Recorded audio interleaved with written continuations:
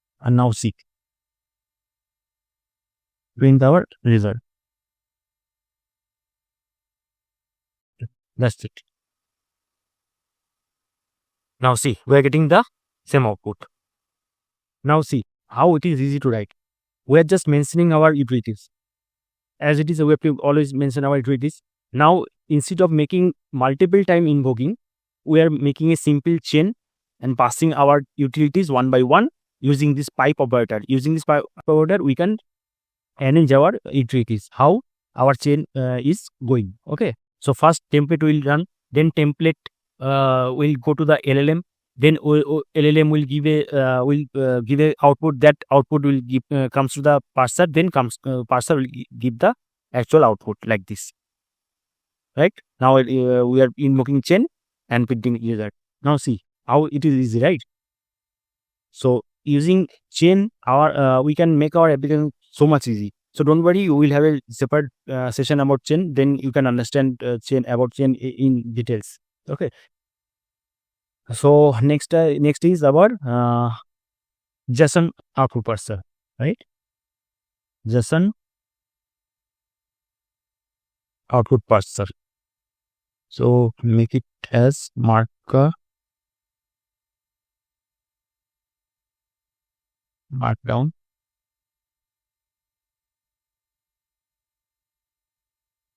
See, so to import our JSON output parser, we have to write LangChain. Okay, to make it Python.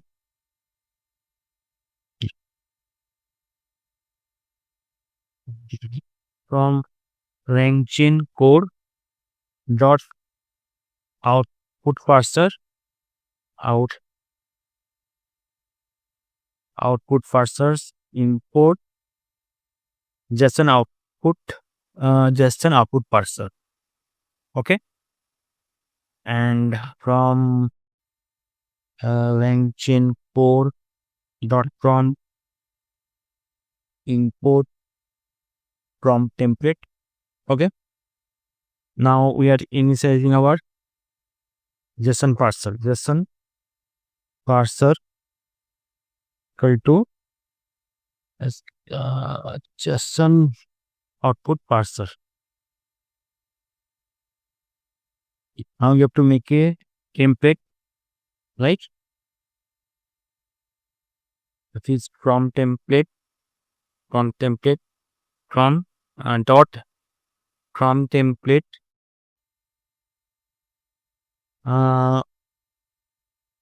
what do you do? We are writing one thing.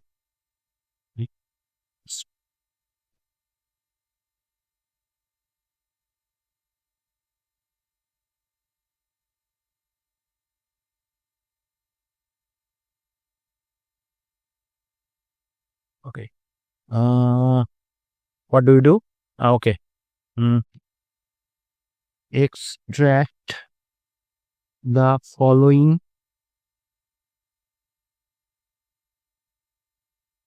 product information from the text and return it as JSON object. As I returned it as a JSON. Okay. And we have to pass what we want. That is one's name. What is happening? Sorry guys. One is price. One is description. No, description is not required. It's I can get category, and last one is feature. Okay, and feature must be list. Okay, so now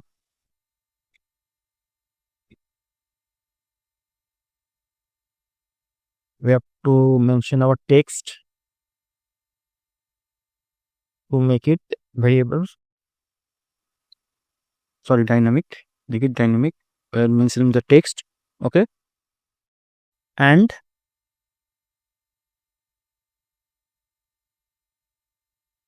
format instruction. Format instructions as format instructions. Sorry, spelling mistake. Instructions.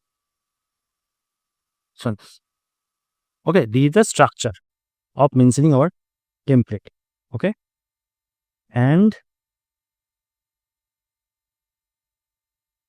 okay, this is our template, and to use our JSON parser, we have to use an constant that is partial variable. Okay, and within partial variable, we have to mention our format. This one, format instruction,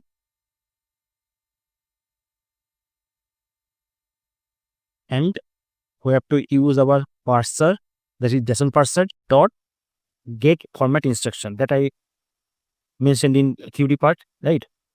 Whenever we have to use JSON output parser, we have to use this function dot get format instruction.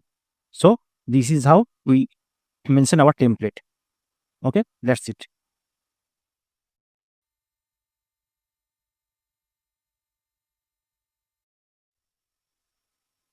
So it is done. Now we have to write our chain. That's it. Chain is first is template. Template will come. Then template goes to the LLM. Now LLM gives the output, and it will go to the parser, right? Parser.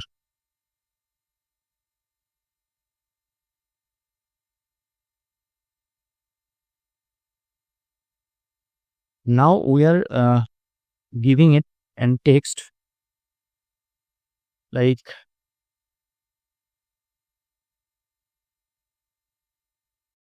we are taking a dummy product review. Okay, these are our text, and now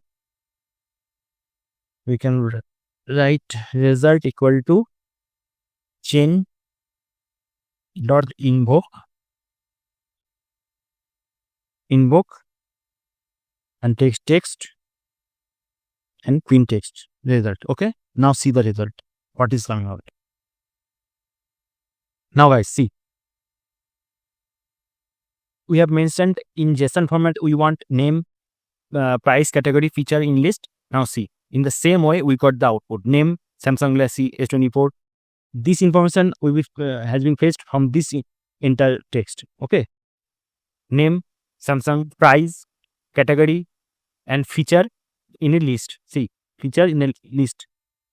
Okay, see, and the output, the entire output is in a JSON format, right? You can see it using there is a starting of curly bracket. That means it is JSON format. So in JSON format, as already we have mentioned in our template that we want a JSON format and we want this information. Now LLM automatically understand our instruction and gives the output accordingly in a JSON format. Name, category, features, everything. Right? So this is the use of JSON output parser. Now third one is Pydantic. Okay, Pydantic output parser.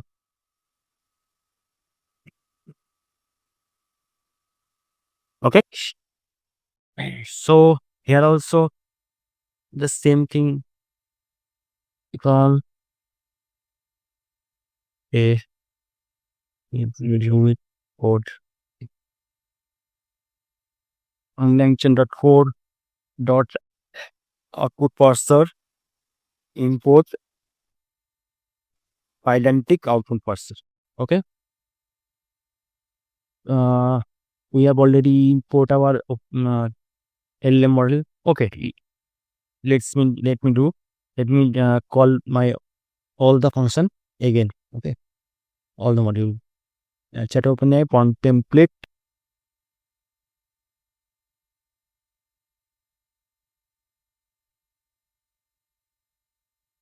no. Now again I am initializing my chat OpenAI, and okay, let me create our identity class. Okay, for that I have to call identity, right? Identity import base model and field. Now create a class that you can use on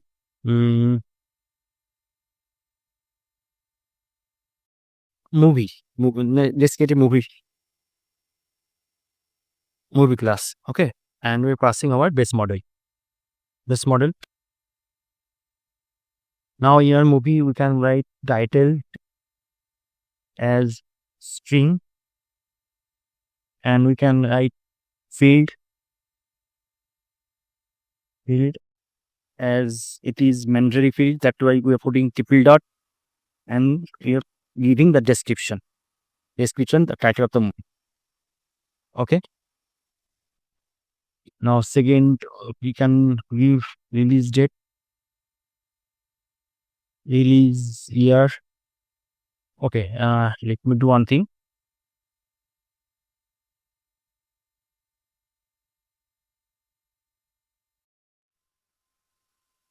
Okay,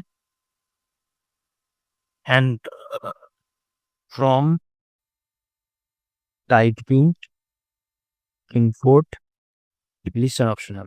Okay, in your previous session also we have I have seen all these things, right? So now we have initiate our movie class. Okay,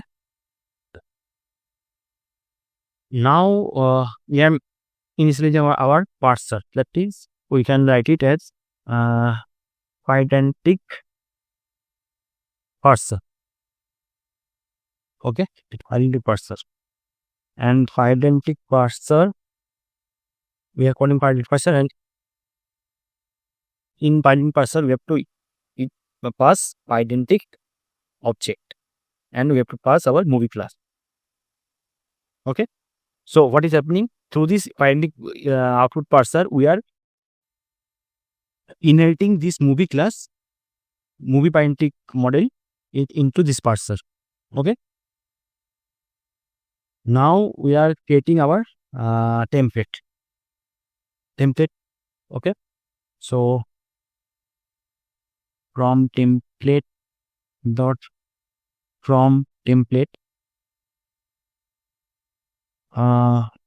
can write extract movie information from the following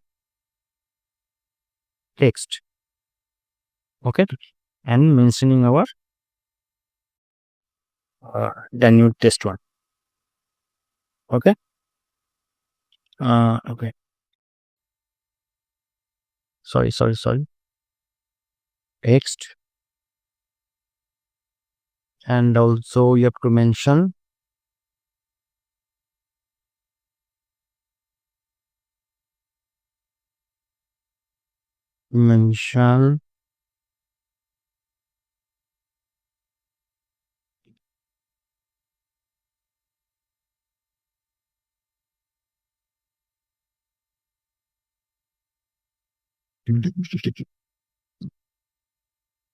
format instruction.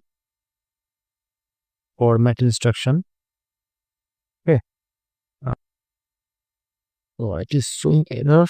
Why it is showing error? Let me check.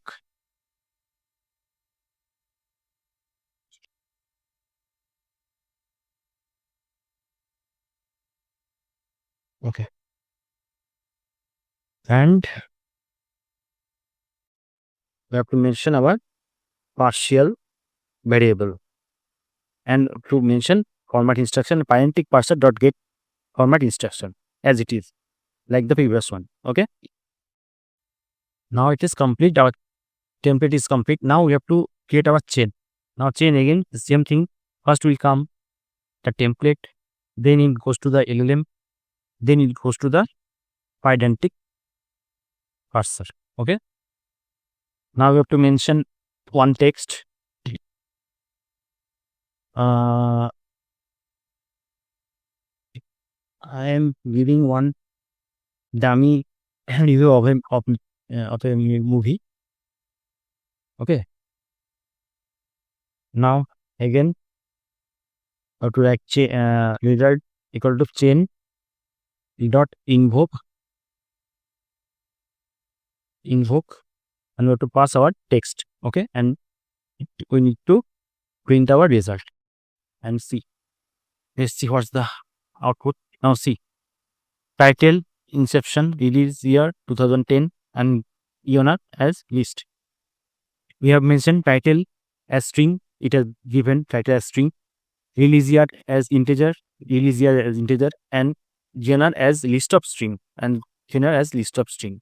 Rating float, offices, that is box offices. This is optional. In box offices collection, and this box offices 8.8.9. Right? So it is clear how we can use our pydantic output parser and our pydantic model to get the structure output, right? So basically these are the three main important output parser, and it is mostly used in various application. Other ones other all also using, but most important, these three are the most important. So if you have any interest on learning all this parser, then definitely you can go and check LangChain documentation. Okay, so now we are ending our this session. So guys, if you are liking my video, please do like, share and subscribe my channel so that I can bring such more videos like this. Okay, so thank you so much. Hello everyone, welcome to my YouTube channel Generative. Okay guys, so in this session we are going to start our next module, that is chain. See, chain is one of the most important module in LangChain. In future, going forward, whenever you build any kind of application, you have to use chain. So try to understand the chain very carefully and don't skip any part of this video. Okay, so let's get started. So what is the definition of chain? Chain. In LangChain, a chain is a pipeline that connects different components like prompt, LLM tools, and output parser in a logical flow. Instead of calling the LLM directly every time, you combine steps together into a structured workflow. Okay, structured workflow, which makes it reusable, modular, and easier to scalar. Think of a chain like a assembly line. Each step process input. Carefully listen this line. Each step process input and passes it to the next step until the final output is ready. Right? So what is basically chain? If you remember, in my last session, I have shown some examples where I am using chain, right? So I hope you have a simple brief idea about chain. So let me do, I'll just give a recap on it. See, normally what happened, whenever we have to build any kind of application, first we have to initialize our LLM, right? Then we have to initialize our prompt template, right? And we have to initialize our parser to get the structured output, right? Once we have mentioned everything, then we have to do? We have to invoke our prompt template dot invoke, right? Then we have to invoke our LLM dot invoke, right? Then we have to write parse dot invoke, right? I have shown you this example in my last session, right? So this is basically our traditional method. Okay, these are traditional method. But to minimize, see, we have to calling invoke multiple times. So to minimize this calling invoke and make this process much simpler, we have to use chain, right? So how do we mention chain? How do you mention chain? Like, see, first we have to call our prompt template, then we have to put a pipe operator, then whatever output is coming from prompt template, that goes to LLM. Then again we have to put a pipe operator. See, with using pipe operator, we are combining all our components. Okay. Then whatever output is coming from LLM, that goes to parser. Then finally we are getting our output. Right, this chain. And finally we have to invoke our chain once. Chain dot invoke. That's it. So we don't need to call our invoke function multiple times. So we make this 3 line of code within this 1 line. So this is the benefit of chain. Okay.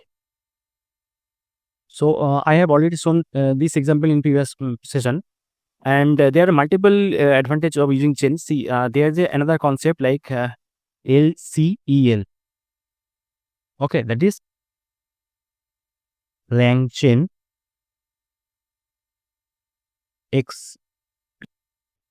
Expression Language. Okay, so what is LCL? See, LCL basically is a declarative way. Is basically declarative way of compose our runnable. So these all are our runnables. Okay. So LCL is a process not process. It is a basically declarative way to compose our each runnable into a chain. This is called LCL. So this is the process. This process is happening using LCL. Okay. And what is the benefit of using LCL? See, if we using LCL and we use this chain, then it automatically see, basically whenever we are creating any kind of chain using LCL, using pipe operator. Okay. So then this chain automatically constructed in such a way that it supports sync method. Okay. Async method, batch method, another is stream method, all these things. Okay, so whenever we required anything based on our requirement, we can use in any function over here. So whenever we are creating any chain using LCL, we can invoke any kind of function. Okay, this is another advantage of chain that is creating by LCL. Okay, so this is a brief introduction about chain. Okay, now types of chain. See, there are multiple types of chain. One is normal chain, another is sequential chain, parallel chain, conditional chain. These 4 are main type of chains. Okay, so what is normal chain? See, a normal chain is the simplest form of chain. It usually consists of a prompt template, an LLM, and output parser to clean or structure the response. Okay. Example is ask the LLM to a question and parse the response into plain text. Example, summarize the text below in 1 sentence. Right. So as I given you the example just right 1 minute back, that is whenever you are user input. Just a minute.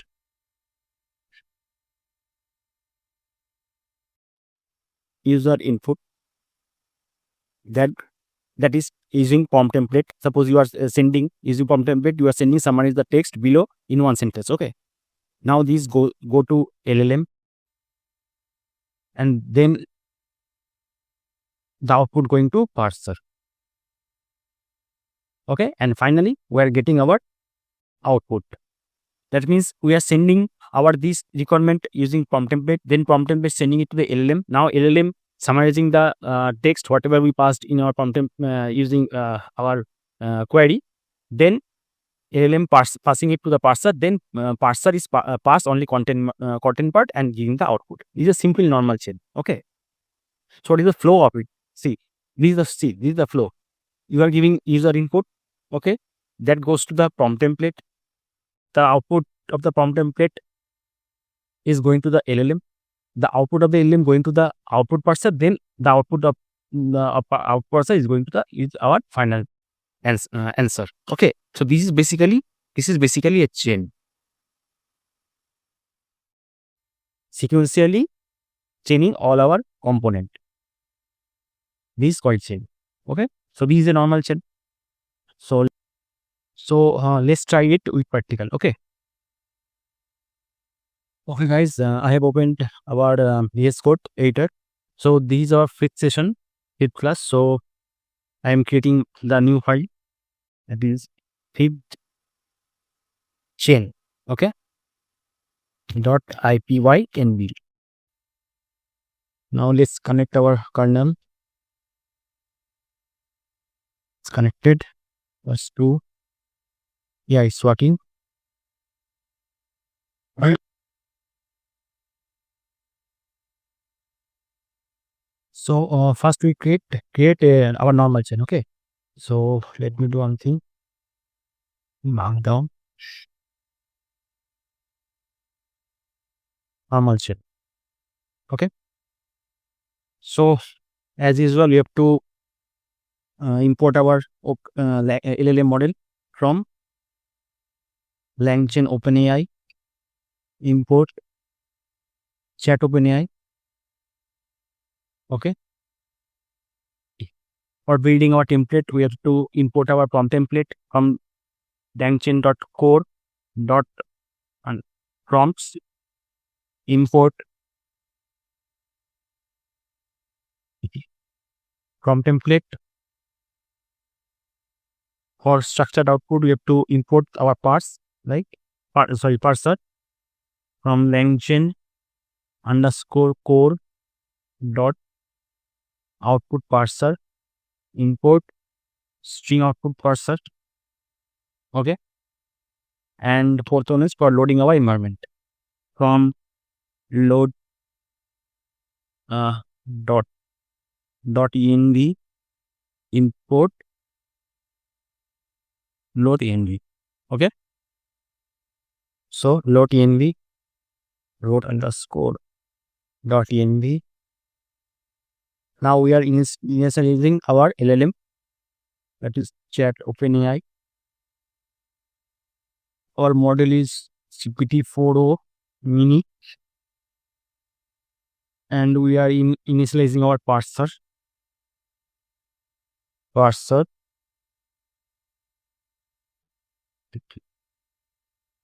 string output parser, and now we have to create our template. Okay, so using prompt template we are creating our template. Suppose I'm writing you are a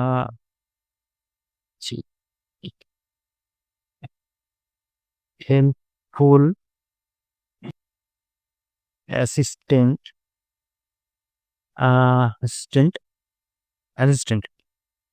answer the question. Okay, answer the question. That's it.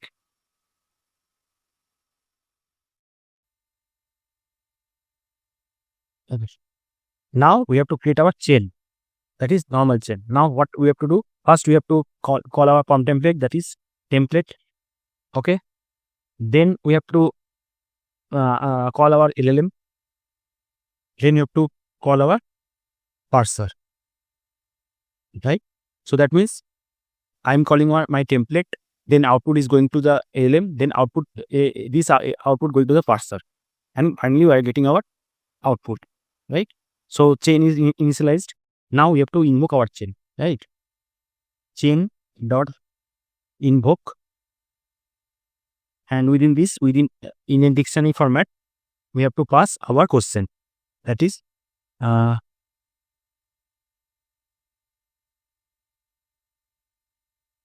question. See, I can write what is the capital of France. Okay, Okay, we have to put inverted comma. Okay. What is the error?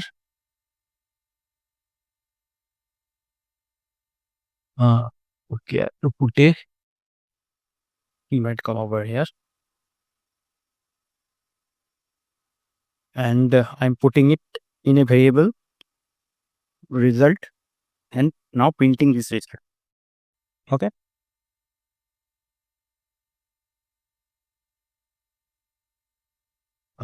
Estimate what is the error? Base modular.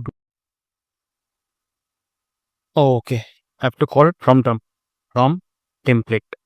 I have to call from template. Okay. Now let's run. See, I'm getting the output. The capital of France is Paris. See, this is normal chain. Nothing we have mentioned in much. We have initialized our LLM. We have initialized our parser. We have to create our template using from template, and we have put it in a chain format, one by one using pipe operator. Okay, this is a basic simple chain, and lastly we are invoking this as output. Now we are getting our output. Okay, this is a simple chain. So let's move to the next one. Anyway, so second is sequential chain. A sequential chain connects multiple steps one after another, where the output of the one step becomes the input of the next. Okay. Example is detect sentiment of a review, and another is generate a short summary based on the detected sentiment. Okay. So let's see the flow first. Now see. Now understand what is happening over here. Okay. Just a minute. See. In sequential chain, user is giving an input over here. Now this input goes to the prompt template. Sorry, prompt template. Okay. Then that is going to LLM. Now LLM is detecting the sentiment from the input whatever user has given.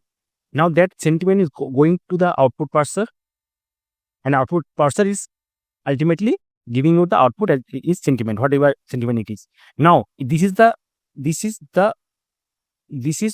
chain number 1. Okay. Now we are getting a output from here. Now this output is become this is chain 2. Now the output of this chain becomes the input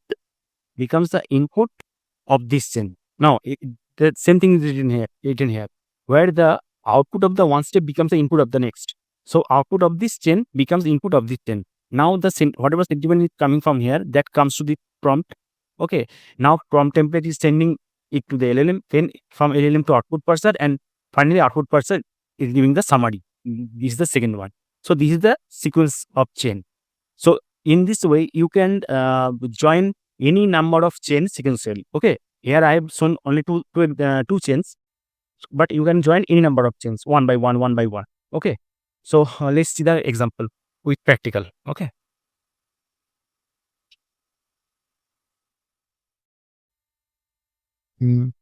So this is the what? Okay, let me make it lockdown.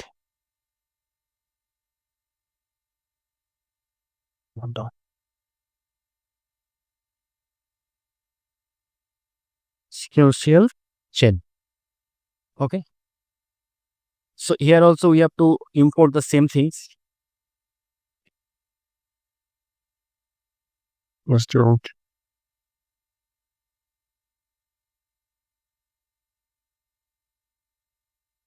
Effect. Now load env. Load env says our LLMs, the same thing. LLM parser, everything I have to copy. Okay. Now what I have to do? I have to now create our template. Template. Okay, let me name it like this. Parallel. Sorry. sequence template, ACQ, template 1 from template dot from template, and I'm mentioning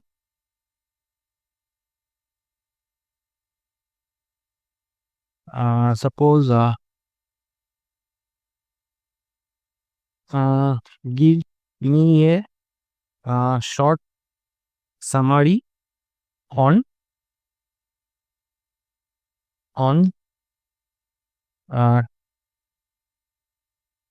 topic. I have to mention my topic here. Okay.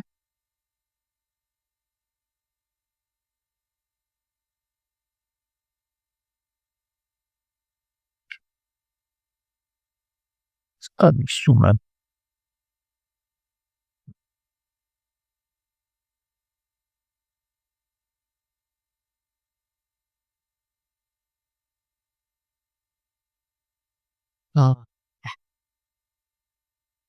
Let me do like this.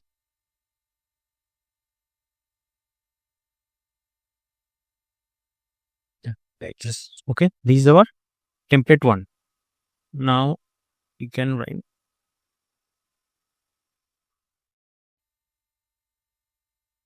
this is our sequential template 2.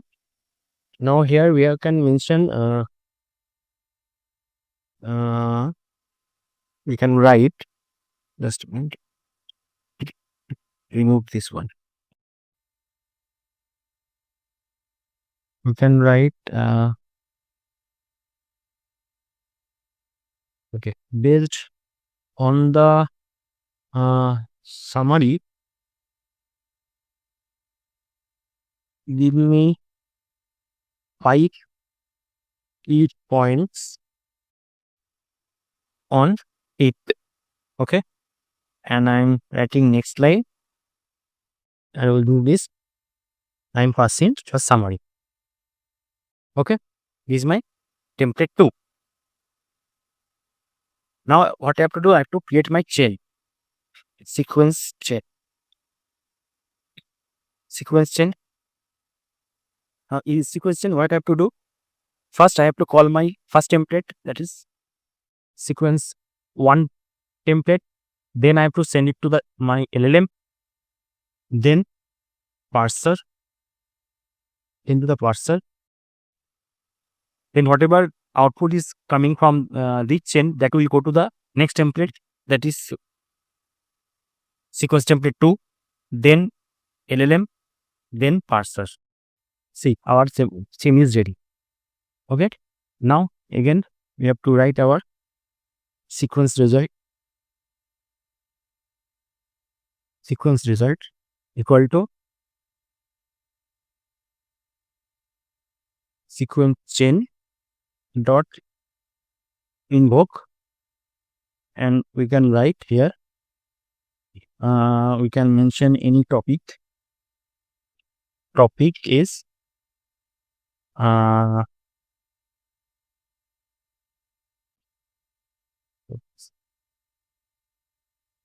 generative AI.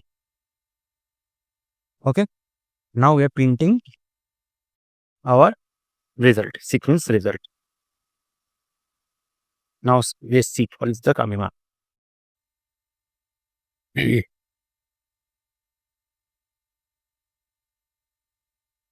Now see what you have got.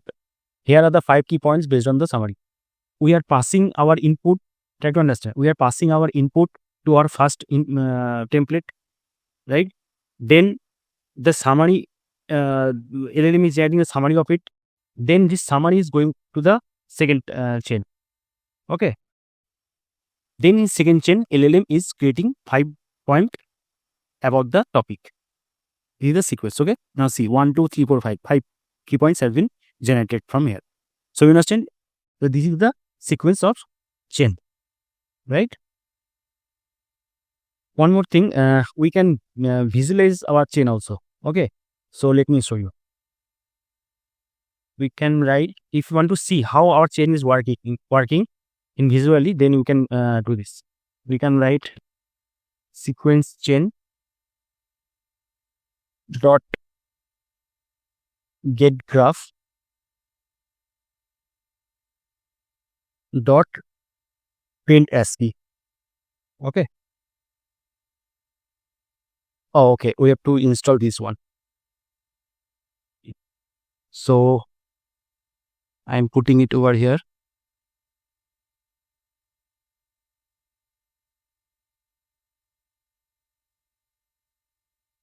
Let me active my virtual environment.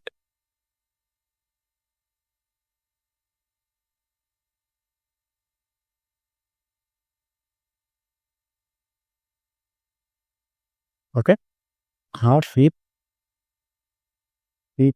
install -r requirements.txt. Now see, Generative, it has been installed. This library has been installed. Now let's run it again. Now see, this is the visualization of your chain. Now what is happening? Try to understand over here. First, you are sending your input through COM template. Okay, this is the input. Then it goes to the COM template. Then from template, it goes to the LLM, right? From LLM, output is going to the output parser, and output parser is giving the output, right? So basically here, our summary got generated. Now summary goes to invoke. Summary got inject into the POM template. Now, that means the second template, POM template 2. Okay, second template. Then that goes to the again LLM.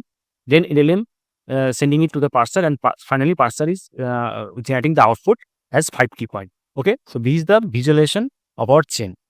Okay, so the previous one we can also see in the normal chain. Let's do it. This is the chain dot get graph dot print ASCII. See, from input going to from template, then LLM, then string output, then output parser. This is a normal chain. Okay, and this is for the sequential chain, right? So move forward with our next chain. The third one is parallel chain. What is this? See, a parallel chain runs multiple chain at the same time on the same input. Okay, on the same input, and then combines their output into one structured result. Example of use: on a product review, chain A is working on extract sentiment, chain B is working on to summarize the review, and chain C is working on extract the key themes. Okay, let's see the flow once first. See, this is the flow. Here, user is giving an input, suppose product review. Suppose the user has given a product review input over here. Now this input goes to this chain, at the same time goes to this chain, and at the same time goes to this chain. Okay, this chain LLM is extracting the sentiment, that is result 1, that is sentiment. Okay, using chain B, LLM is generating the summarization of the review, and using the third chain, LLM is extracting the key themes. Okay, key themes. So see, these three chain, this chain number 1, this is the chain number 2, and this is the chain number 3. These three chain are working parallelly. Okay, 1, 2, 3. So, and finally, once this chain got his output, this chain got its output, and this chain got its output, then we combine these three output in a single output, right? This is the parallel chain concept. We are sending a single input. This input goes to the different chain. How many chains we have mentioned, and each chain will generate its output, and then we are combining the whole output in a single output. Okay, now this is called parallel chain. Now let's understand with practical. Okay. So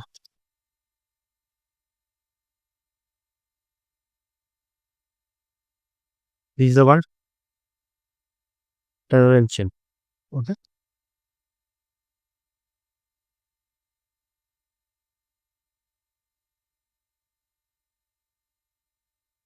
So again, I have to copy the same thing.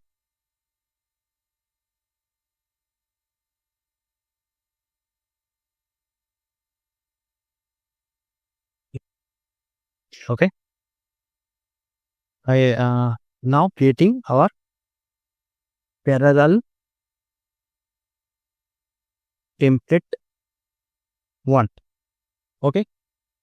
Now using from template, the same thing from template.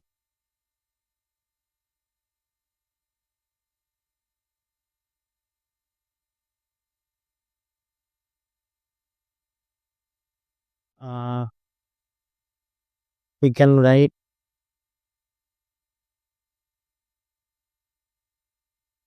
give me a short summary on we're taking the same template. Okay. Now let me copy.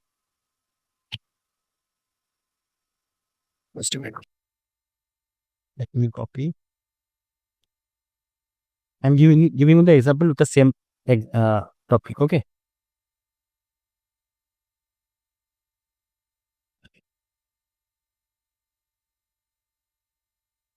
Parallel template 1, parallel template 2.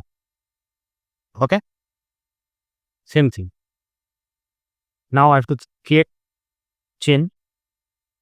So as my input goes to the different parallel or different chain with different templates, so I have to create different chain, right? Okay. So parallel chain 1 equal to what should be my chain? First is first template 1, then it will go to the LLM. Okay. Then it will go to the parser. Same thing. Parser is the chain 1, and the same one, this is my chain 2. Okay. So my chain is ready. Now see, try to understand. We have created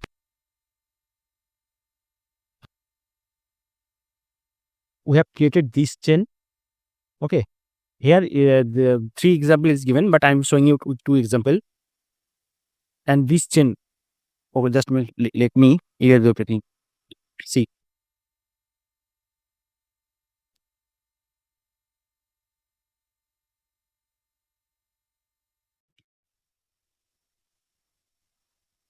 my this chain and this chain has been created. Okay. But I have to run this chain parallelly, right? This is my concept. I have to run these 2 chain parallelly with the same input.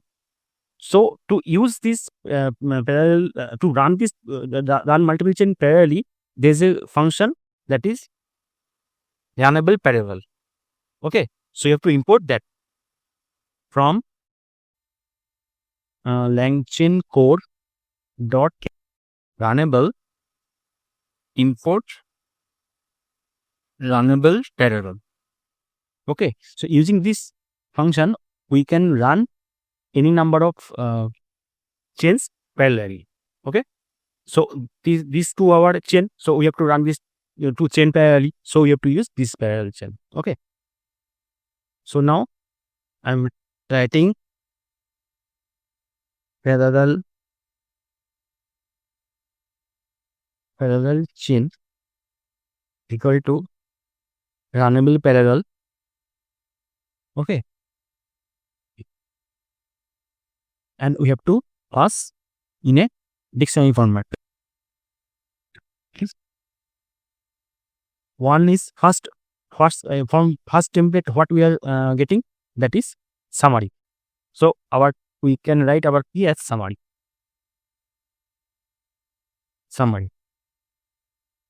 Okay, and in this and for this summary, what which chain we have to run? The chain number 1, right?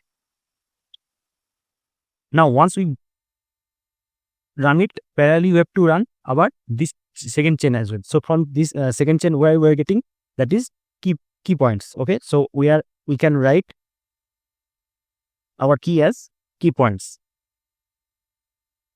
and for that we have to run our second chain. That's it. So understand, right? This is our 2 chain that I have to run parallelly. Okay, try to understand. We have a input. That input goes to this both chain, and I have to run this both chain parallelly. So to run this 2 chain parallelly, we have to use runnable parallel. Here we have given a dictionary from key and value pair.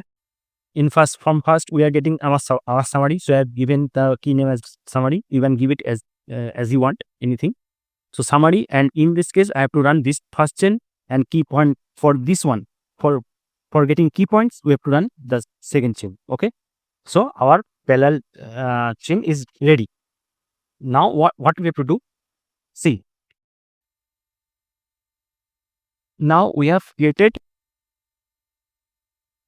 estimate. Now we have created the these both Parser. Now whatever output is coming from here in this chain and from this chain, we have to combine it, right? We have to combine it.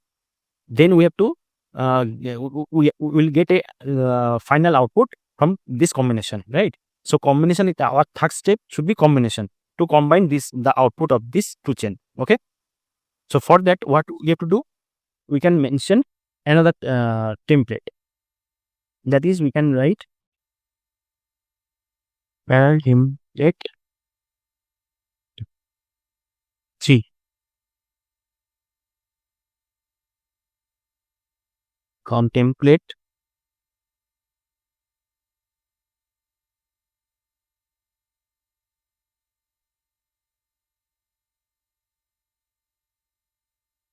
So what we have to mention in this template?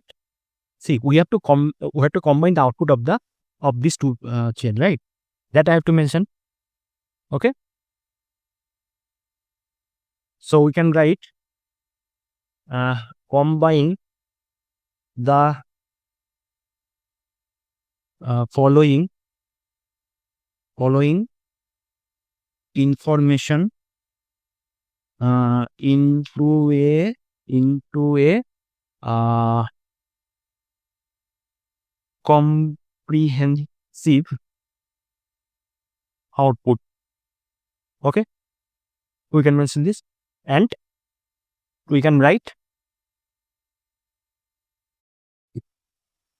summary and key point. Okay, so we have mentioned our final instruction in this from template, that you just combine these both information and give a comprehensive output. Okay, so our final template is also ready. Now for that, now we have to write our final chain.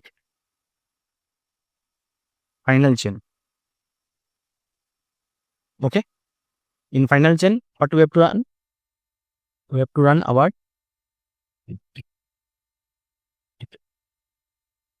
the final template, then LLM, then Parser, and we have to invoke this final chain.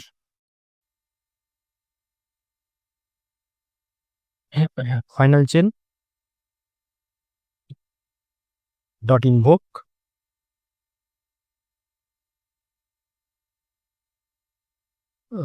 okay, before invoking we have to merge the both chain. So do one thing, let me write it merger template.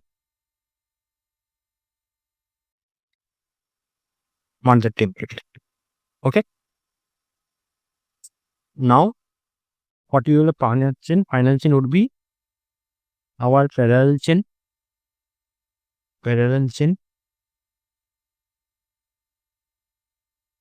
and the merger chain.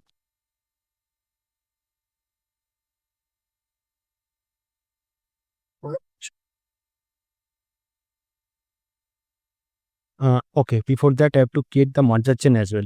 Merger chain. In this merger chain, merger template not required. Merger template, then it goes to the LLM, and then it goes to the parser. So this is our merging chain. Now final chain will be parallel chain and then merger chain. So do you understand, guys? First, see, let me explain once again. Initially, we have created this two chain, then we have run this two chain parallelly. So we have created this parallel chain. This is what one parallel chain. Okay. Now again to merge we have to create an instruction. That's why we have created this template, and where we have mentioned our instruction. Using the instruction, we have to create another chain, that is merger chain, where this template LLM and parser will run. Then we'll get an output. Now finally when all the chain is ready, then we have to finally run this parallel chain and sequentially this parallel chain. Okay, these are final chain. So whatever output is coming from this chain, that is go to the this chain. Okay, now finally we have to invoke my final chain. Okay, final chain dot invoke, and topic is generative AI. Okay, we can put it in a result variable. Okay, let me write it parallel result, and I'm printing the output. Okay, now see the result. Okay, there is a issue. What is the input template is unexpected. Okay. Sorry, we have to pass my topic over here because it's a parallel chain. Na? We are sending my same input in both chain. So let me run it once again. FBC.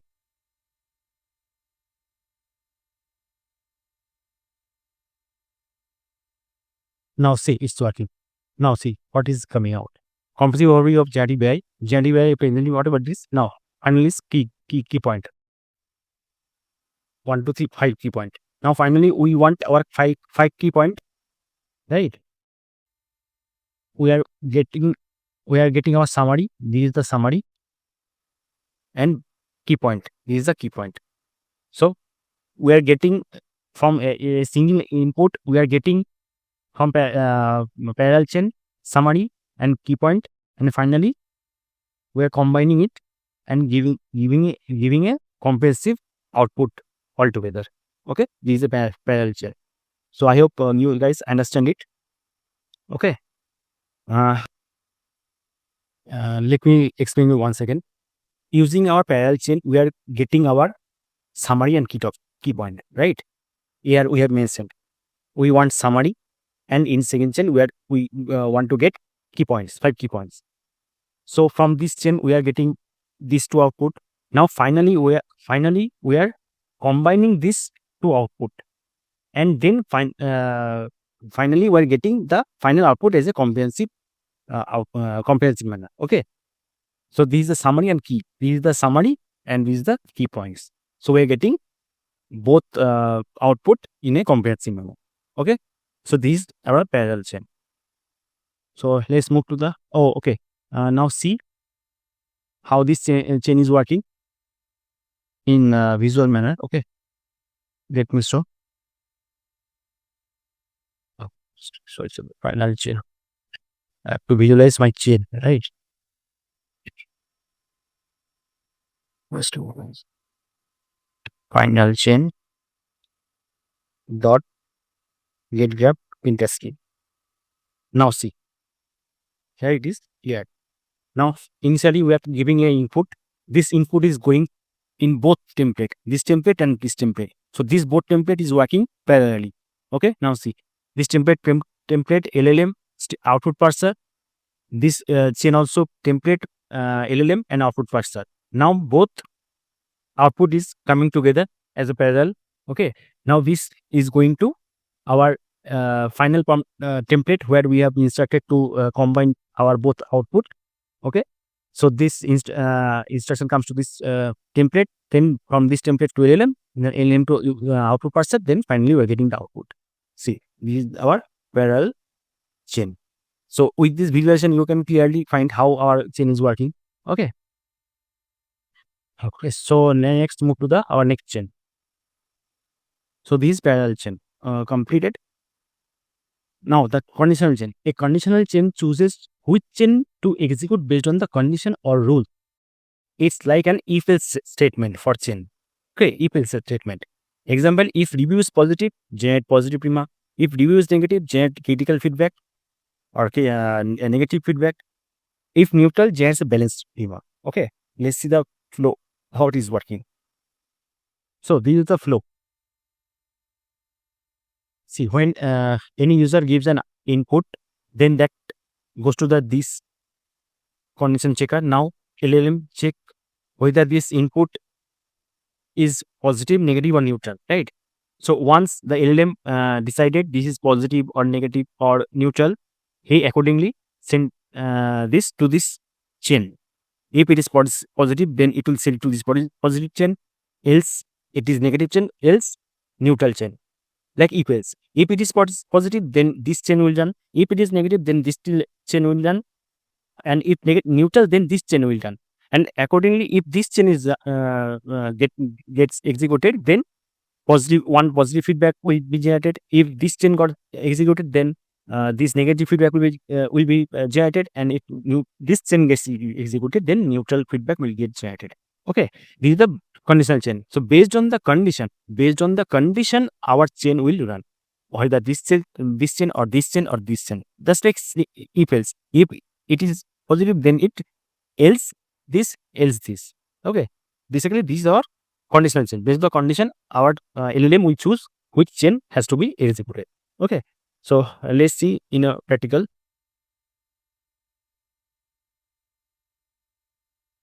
Okay, so these are conditional chain. Conditional chain. Okay. Now again, I have to copy the few more same things.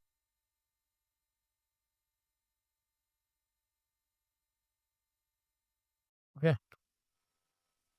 But that's is not required.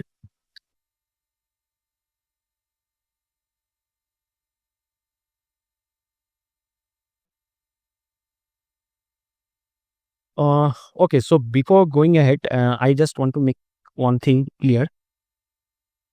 Suppose here, just a minute. Okay, let me erase everything. See, when user is giving any input, then input comes to this here to check.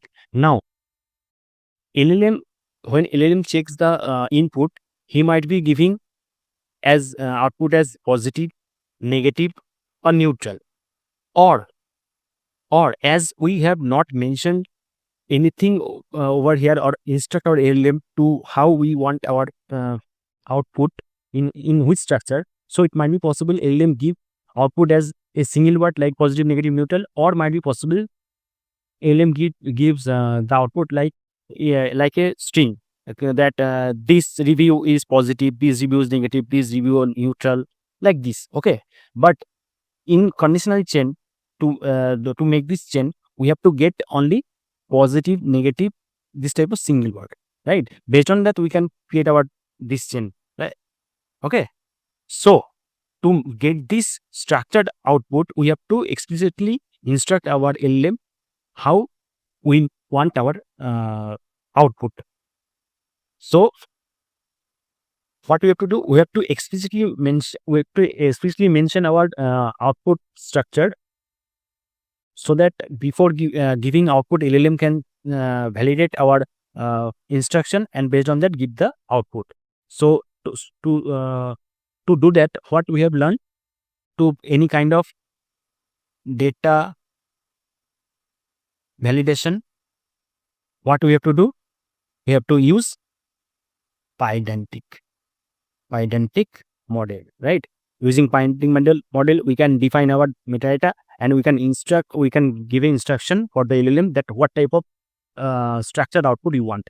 And when LLM will giving the output, before that he will check everything, and based on that he give the output. If our instruction matches, then it will execute, else it will fail, right? So that is why we have to use pydantic model. So in this conditional chain, we have to get our positive, negative like this single word. So that is why we will pydantic model to get this type of output, right? So we have to import our pydantic model from pydantic import base model and field. Okay, and when we use our pydantic model, then we have to use our pydantic output parser. Okay, so now let's create our pydantic class. Okay, so we have to mention a class, and this is would be like review sentiment. Okay, suppose we create this class, and we have to mention our base model. There we can mention our sentiment, and we have to pass ETL. Okay, I have to make it from typing import literal. So what is the use of literal? Using literal, we can explicitly mention what type of output you want. Okay, so using literal, we can mention our output should be either positive, like this, positive, negative,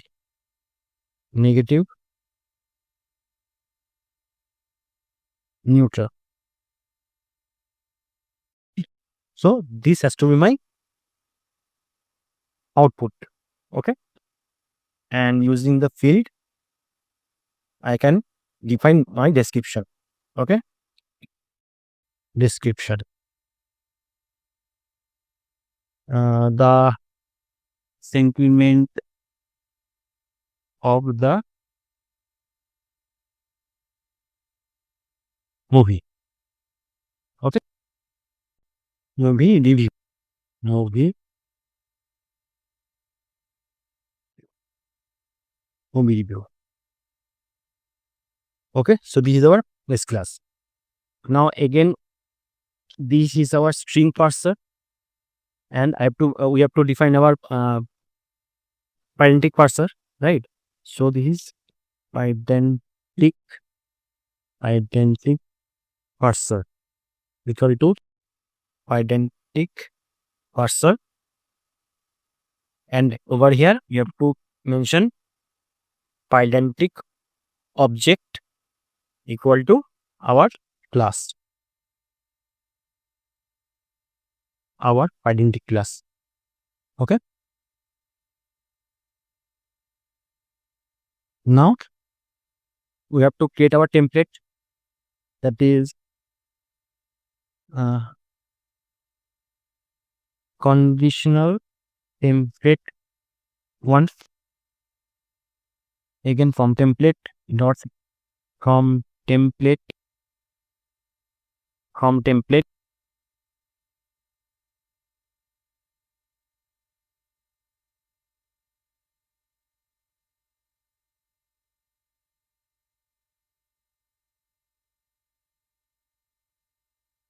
what we can write, give me sentiment of the movie review, and mentioning our review. Okay, and the next line, what we have to mention? We have to mention our format instruction.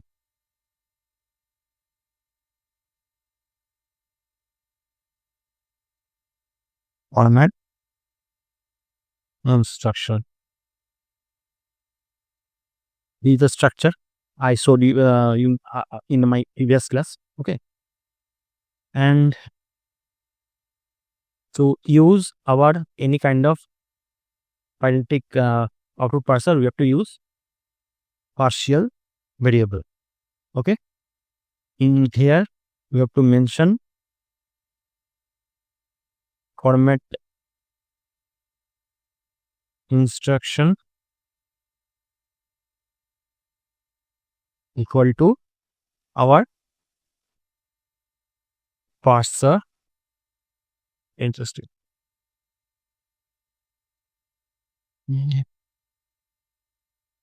Identic parser dot get formatted instruction. Okay. Now we have to create our review chain. Review chain. Now here first our template will come. This is template 1, then LLM, then identic parser. Okay. Now if we check our chain, just like review chain dot invoke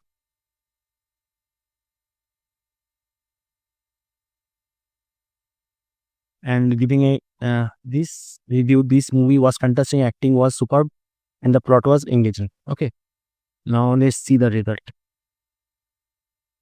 I'm painting it directly just to show you what is the output is coming.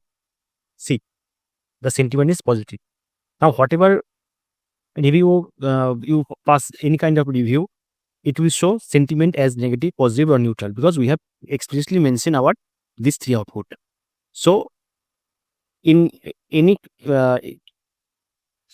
in any case, it won't show any string formatted output, like this is positive, this is negative, something like this. It always show positive, negative or neutral, this single word. Okay, so let me comment it down. This is not required. Now our review chain has created. Now see,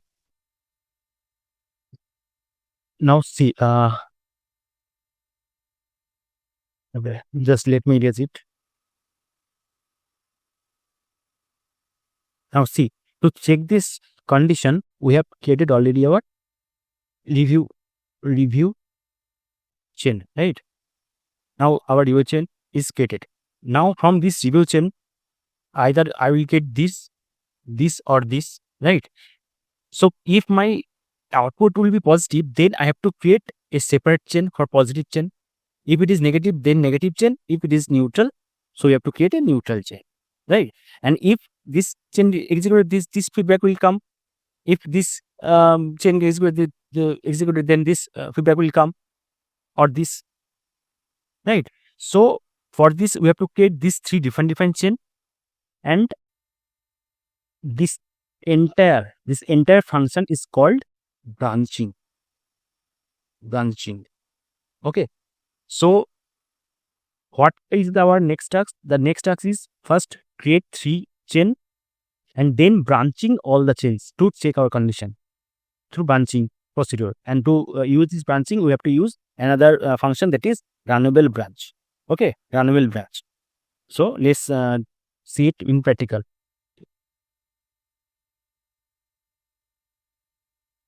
Now, if my output is positive, then I have to create a positive template. Okay, first template, again from template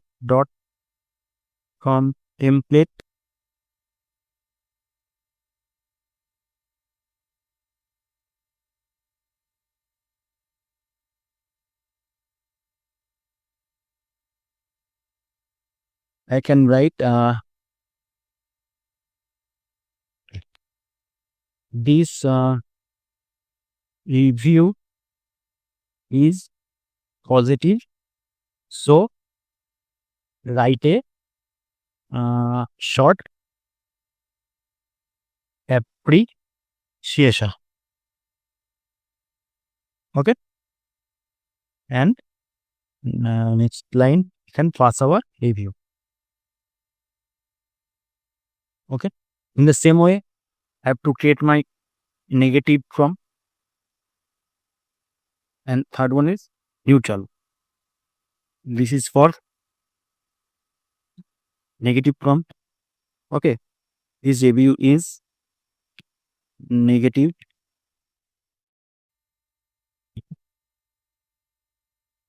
so write a short critic. Okay, and this is neutral template. So this is our, this review is neutral, so write a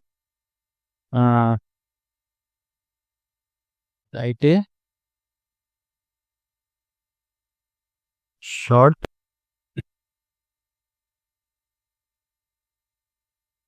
balanced remark. Okay, now our tree template is created. Now to branch it, I have to use runnable branch.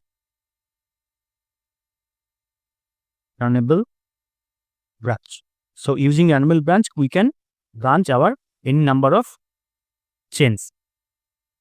So in case of conditional checking, we have to use our runnable branch. Okay. So what we have to do, we can write branch chain. Okay, runnable branch. And in this runnable branch, what we have to do, we have to pass tuples. How many chains we have, that many tuples we have to pass. And in these tuples, we have to mention what we have to we have to check whether my output is positive, negative or neutral. Okay, so to do that, what we can write, we can write a single line function, that is lambda function. Okay, lambda x dot sentiment. Okay, x dot sentiment equal to positive. Okay, then what we have to do, we have to run this chain, positive first template, LLM and string parser. See, let me explain. This function means lambda x dot sentiment means whatever output is coming from our previous output, whatever input is coming to be here, x dot sentiment means the last output that I shown you, this one. So whatever output I am getting, from that output I am fetching only sentiment part. Now this sentiment is positive, this sentiment part. So whatever output is coming, I'm fetching only sentiment part. If this x dot sentiment, if it is positive, then run this chain. If it is negative, then run another chain like this. Okay, this is the main concept. So let me copy.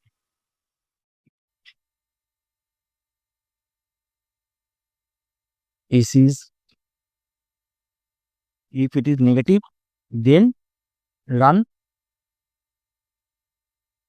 negative template, LM and string parser. Why string parser? Now this is our normal text. Okay, right?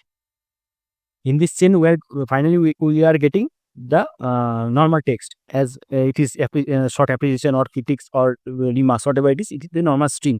That is why we are using string parser. Previously, from this chain, we are getting positive, negative or neutral. That is why we have used pydentic parser, and in this case we are using string parser. Okay.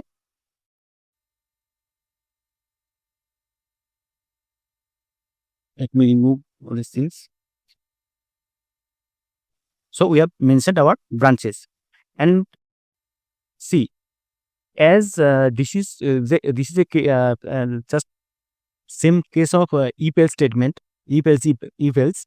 So in case of granular branch, how many branches branches you are creating, I mean chains you are creating, you can mention within this tuple, and finally you have to mention one default, that is else part.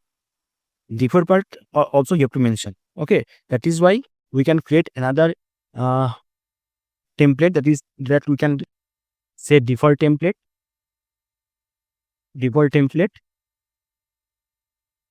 com template, com template,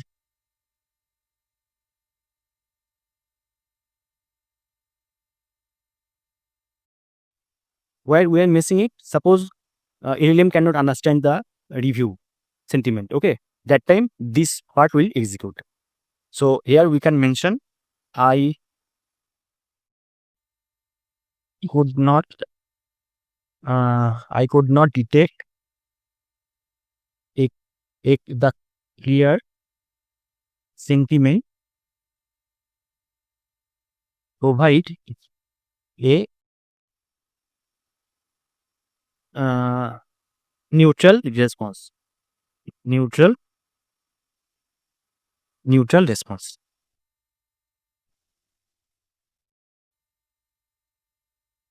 And in next line, I'm passing my review. Okay, and here I have to pass my default template,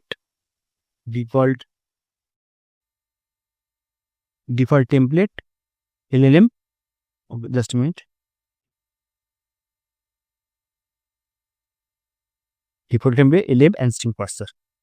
So how it is working in this branch? If my output sentiment is positive, then this chain will run. Basically, it will write a short appreciation. If my output is negative, if my output sentiment is negative, then this chain will run. That means it will write a short critique. If my output sentiment is neutral, this would be neutral. Okay, then my neutral team, this chain will run. That means a balanced remarks will generate. And if nothing is I mean LLM cannot find any review from any sentiment from the review, then it will by default will execute this chain, and in this chain we can given an instruction that provide a neutral response. That's it. So if elif in Python case, if elif and else. Okay, this is the function of runnable branch. Now our branch is created. Now finally we have to run our final conditional chain. Now what we have to do? We have to run our review chain, and then branch chain. That's it. You understand? In first review chain will run, then whatever sentiment will comes.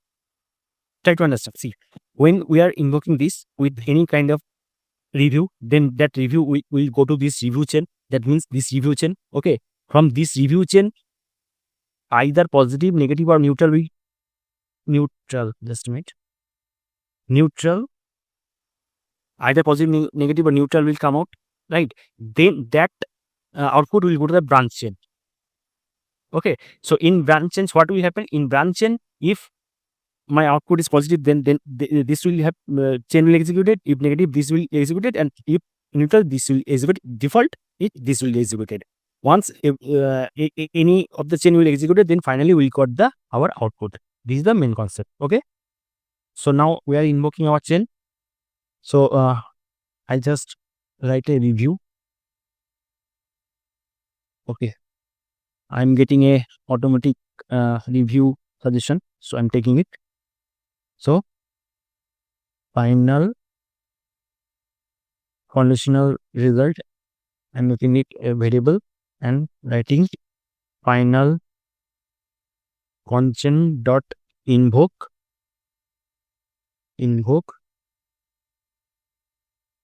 review to review. Okay, and now printing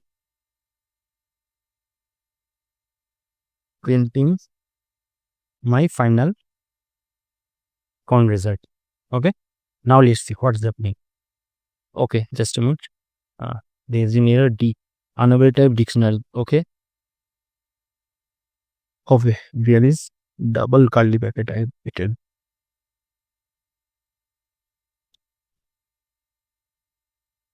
Now see, this is the output. It seems that sentiment is identified as positive. If you have any specific question or need further clarification, feel free to ask. This if now the LM got the sentiment as positive, so it has written a short positive appreciation. Okay, so if you want to see the actual output of the sentiment, let's do it. Let's do one thing. I'm invoking here review chain as well. Okay, review chain dot invoke issue review. Okay, and I'm printing this. Now let's see. Now see, sentiment from this print, sentiment is positive. That's why it is given a positive appreciation. Okay. Now let me give one another review example.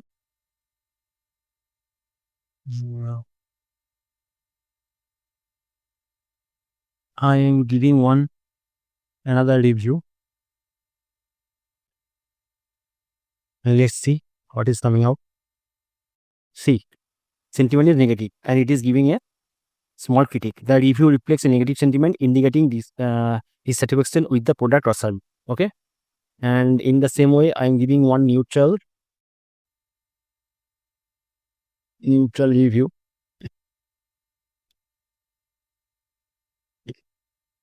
Oh, see, I am giving a neutral review. Let me check LLM can find it or not. See, LLM is getting the correct output. It is neutral. And based on that, it will give a balanced feedback. Okay, let me see.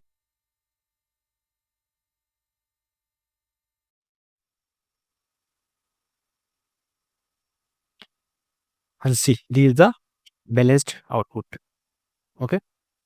So we have seen positive, negative, neutral, everything. Okay. So this is basically our condition. Based on our condition, LM will generate the reading. It will give the output. So guys, so basically this 4 type of chain is there.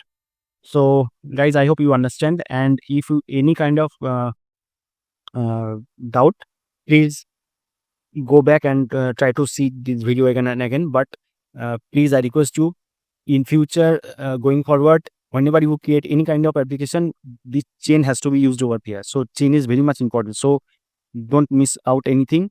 Please try to understand this chain very carefully. Okay. So with this session, we are ending our this session. So guys, if you are liking my videos, please share, like, and subscribe my channel.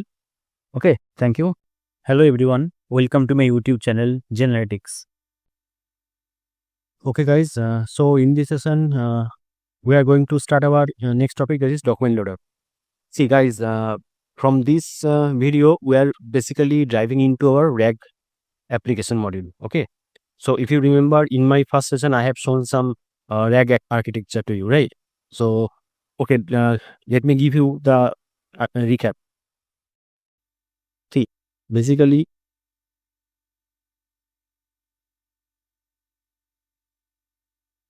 to RAG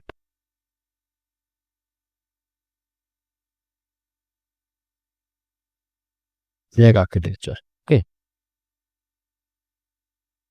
So in RAG architecture, what is happening?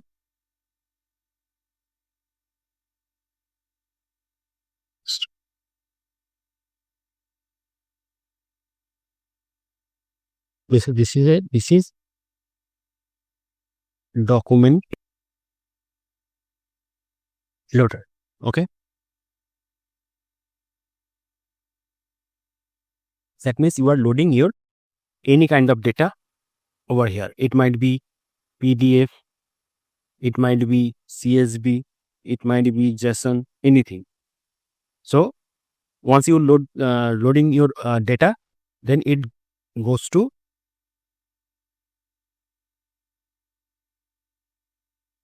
text splitter. That is also called chunking. Okay, so basically when you are loading your data, it comes to text splitter and it gets chunked in different document. Okay, now is when it is get chunked, then it goes to embedding model. Okay, that is also called vectorize our data. Okay, so once you vectorize your data, then it goes to vector database. Okay, this is also called as knowledge base. Okay, these are our backend of our application. Now what is happening in red, here is user. Okay, now whenever user is giving any query, now user is giving query, now this query getting embedded. Okay, this also becomes embedding. This query become also vectorized. Okay, vectorized. Then this goes to this vector database for semantic search.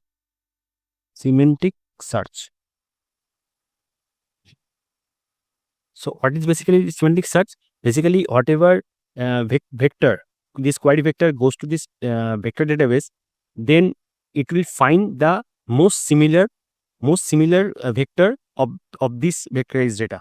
Okay, so once it is found, this process is called semantic search. Okay, it will find best cosigned similarity vectors and it will return as a output. Okay, so here basically semantic search happen. Now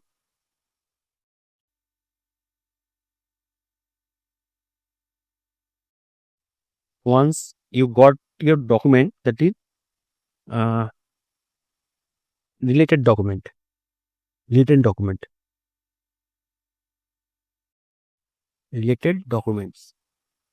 After semantic search, it will get some related document and it will here retriever. Just a minute.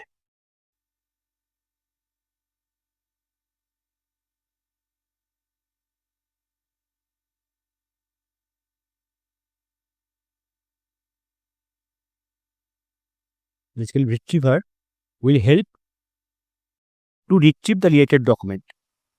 Okay, from vector database, and this related document will go to our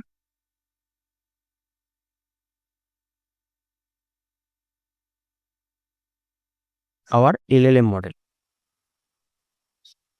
So once LLM will get the document, then LLM will reply a response, create a response. Okay, and then this response goes to the user finally. So this is the front end work. So this is the back end work. So once you upload your document, then document get chunked and it be using text splitter, then it will get vectorized, then it will store in vectors database. Now once user given any kind of query, then query also get embedded and it goes to the vector database and it will perform the semantic search. Once the related document find out by the retriever, then it will retrieve the related document Then related document comes to LLM, and based on the document, LLM will generate a final response, and that will goes to the user finally. Okay, so this is called this is the entire RAG architecture. Okay, so basically in RAG, these 4 is the main module. The number 1 is document loader, number 2 text splitting, text splitter, number 3 embedding, and 4 is vector database. These 4 are main module for RAG. So one by one we will cover all this module. Okay, so today in this session we are discussing about document loader, right? So document loader. So what is the definition of it? That a document loader is a LangChain is utility that helps you ingest data from external sources like files, API, databases, web pages, etc., and convert into a LangChain document object. And when you got the document, then this document consists of 2 parts. That is, one is page content, the second one is metadata. Page content, the actual text information from the source. So whenever you are asking any kind of query to the to your application, then once LLM gives the output, then the actual output comes under page content, and under metadata, whatever page name, file name, row ID, URL, every information is stored under metadata. So once you got your output, then it will get these 2 files. I mean these 2 documents. So one is page content, one is metadata. So why it is important? LLM needs takes a standardized format. Document loader act as a bridge between raw data source and the LangChain ecosystem. So when you are building your RAG application, then you might be uploading any kind of document, right? So in this case, document loader acts as a bridge between this raw data, whatever you are uploading, and that helps us to convert in actually LangChain ecosystem. So basically, document loader converts your uploaded document into LangChain ecosystem formatted. Okay, so this is the example. Whenever you got the output, as I told you, you get page content 1 like this. Here is the output of your query, and metadata like this: source, file name, page number, everything. So this is the format of document loader. Okay. So what are the categories of document loader? One is file-based loader, PDF loader for loading any PDF files, text loader for loading a plain.txt files, CSV loader for CSV files, JSON loader for JSON files, and unstructured file loader or generic loader for many file types. It helps us to load any kind of formatted files. Okay. Second one is web-based loader for scripting or API-based ingestion. So whenever you are working with web-related data, then you have to use web-based loader. Like web-based loader, load web pages using request and beautiful soup. Okay, sitemap loader.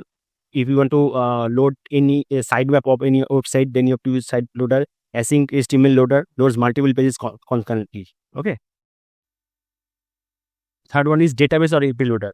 If if your data is in pandas data frame, then you have to convert it document. Then you have to use data frame loader. Okay. SQL loader. Whenever you are working with SQL database, then you have to use SQL loader. Fairs loader for using working with vector database. Fairs vector database. API response loader for parse API response into a document. Okay. And structure file loader. Structure file loader, advanced CSV JSON Excel with schema. Excel loader for working with .xls file. Markdown loader for extract text and header from MD files. Markdown file. Okay.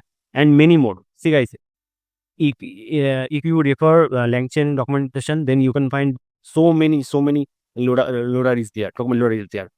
But see, in our AI industry, each and every day new things are getting involved. But as a human being, it is not possible to learn everything on regular basis, right? So what should be your approach? So always, whenever you are starting any kind of topic, then you should acquire the basic knowledge of that topic and the functionality of that topic. So once you are master of that basic of that topic, then you can use any functionality of that topic, any functionality based on your project. Okay, so suppose you have the basic knowledge of document loader.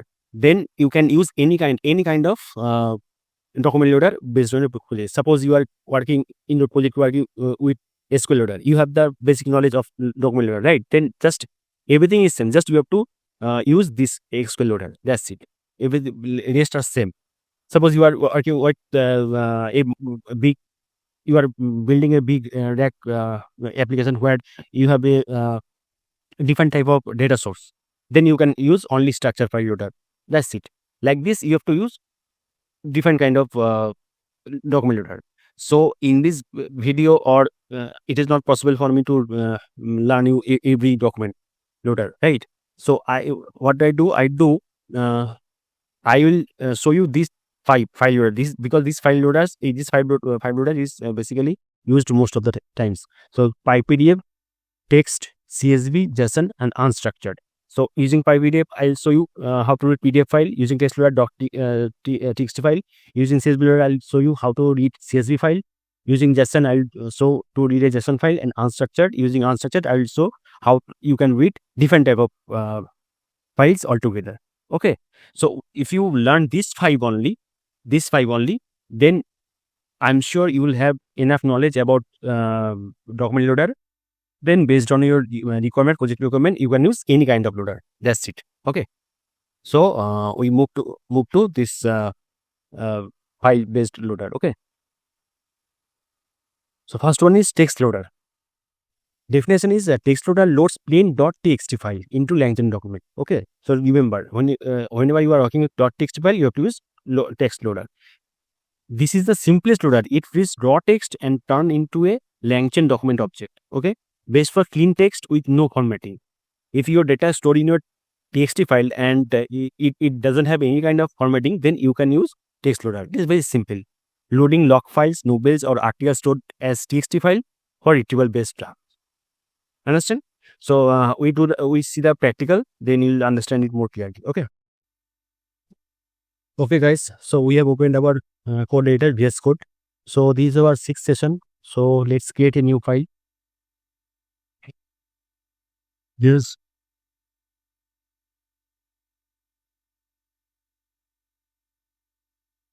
document loader IPynb. Okay. Now let's select our kernel. Let's check. Yeah, it's working.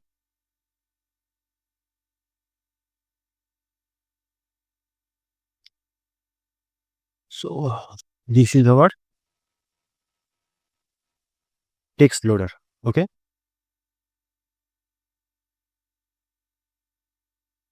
So to load our text loader, we have to import it from LangChain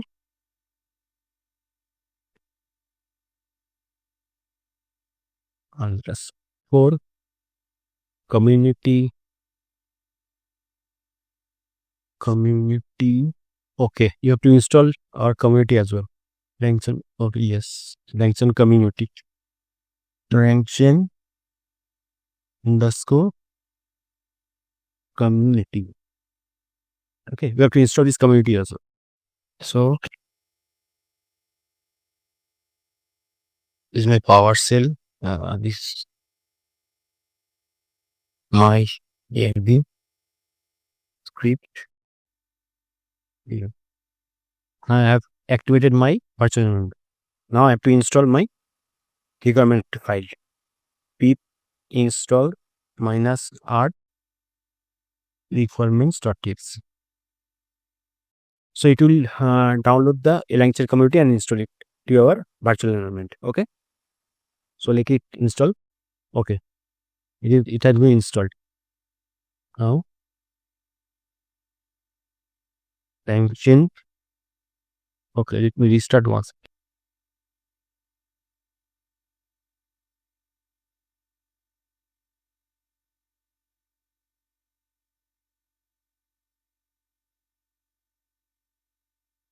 Customer.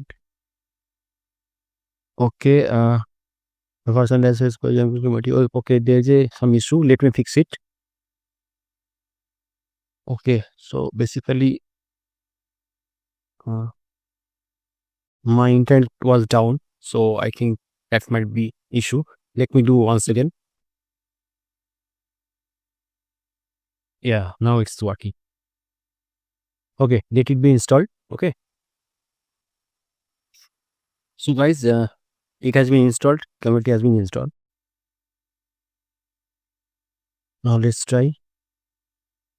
Now let's see. Community is there. So from LangChain.community dot document loader import text loader. Okay.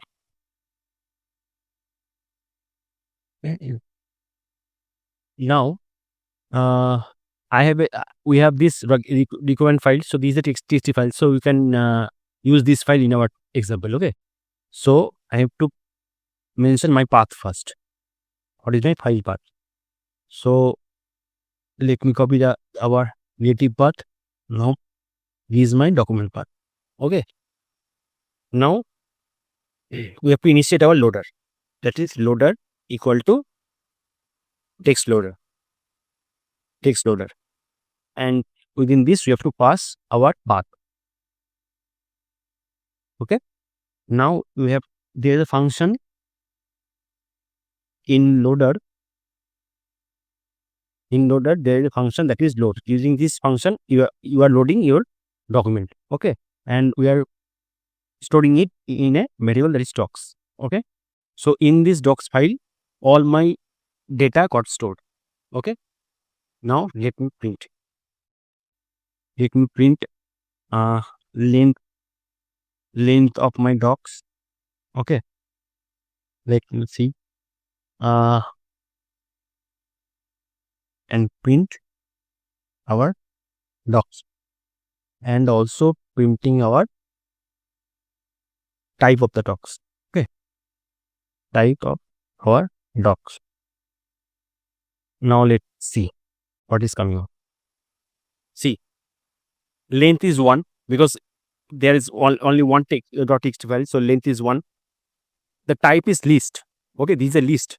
Once you load your document using document loader, then it becomes list. Okay, and this is your file. See, once your document is loaded, now you are getting the metadata as source. Source is local, and the name of the file is requirements.txt, and this is the page content. And in this page content, whatever is mentioned over there, it is mentioned. So once you print, then you got page content. One is page content, one is metadata, right? And as it is list, so you can read it like this: .0, because there is only one file and our list starts from 0. So we are reading 0, and from here we are extracting only page content. Now see, let me uncomment it. Now see, only the text whatever is mentioned in our .txt file, this .txt file, that is printing over here. Okay, so this is basically text loader. Using this text loader, we can read any kind of .txt file. Okay. Okay, now see the next one. Okay, so the next one is PyPDF loader. So what is the definition of it? PyPDF loader is a document loader in LangChain that extracts text from PDF files page by page. Okay, it's useful when you are working with research paper, contracts, or any PDF where you need to split and process content page wise. Okay, unlike simple text extraction, PyPDF loader ensures that each page becomes a separate document, making downstream chunking and embedding easier. Use cases: summarizing PDF, extracting keyway from textbook, or analyzing invoice.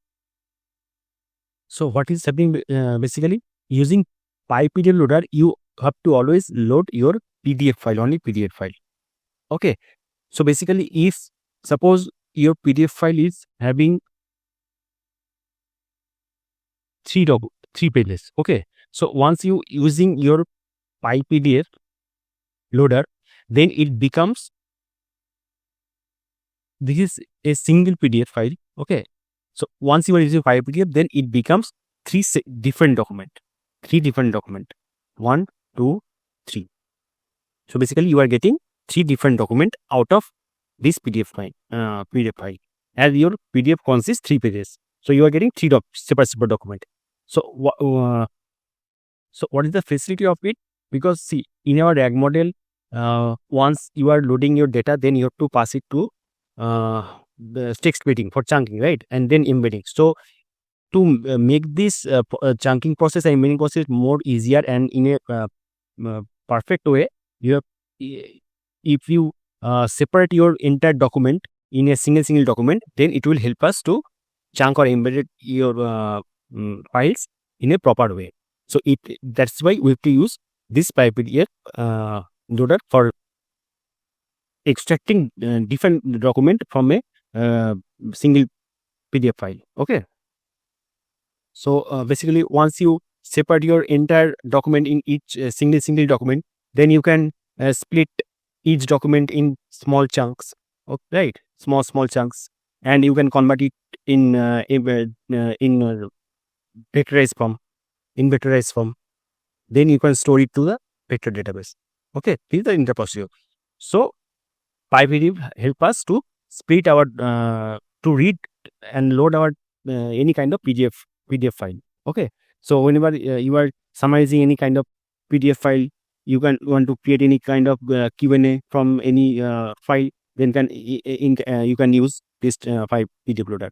But remember, using PyPDF loader, you have to use only .pdf file. Okay, nothing else. Okay, so let's see the practical. So now we start our PyPDF loader. Okay, PyPDF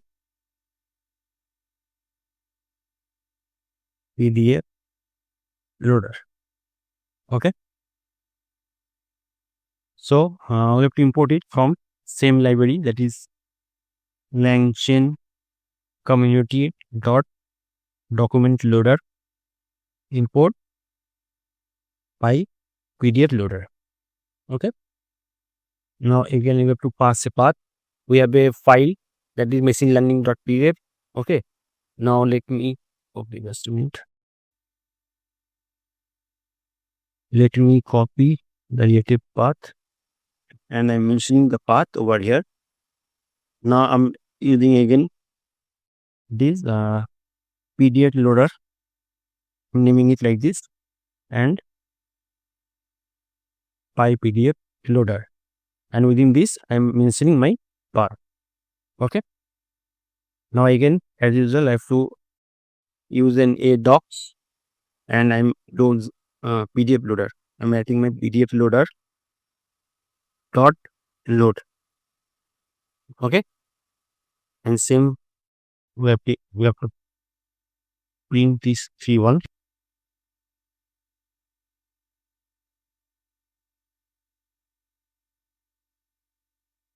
This is not required because, as you know, document loader always it has a list.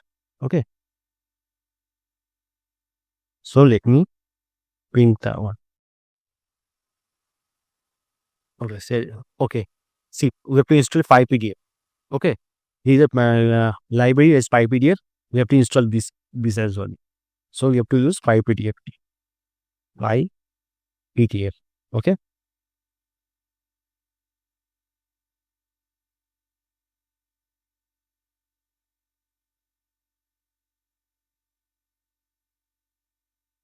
Okay. Now it is done. Now let me run it again.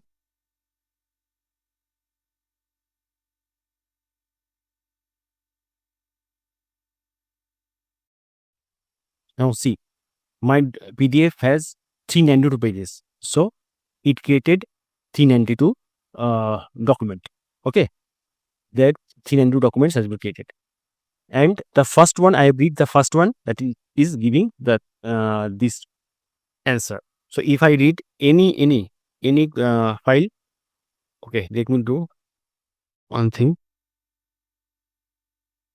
I am printing it in separate file so that it will not reload the document again and again. Okay, now I'm printing 15 number document. Now see, these are 15 page text, whatever you mention in 15 number page in my PDF file. Okay, so this is the PyPDF. So using PyPDF, we can read any kind of PDF file. Okay, and I'm giving you another example. suppose you have a multiple PDF file. Suppose in a directory you have a multiple PDF file. So what we can do, we have another class that is from LangChain community dot document loader import PDF PDF file PDF directory loader, this one.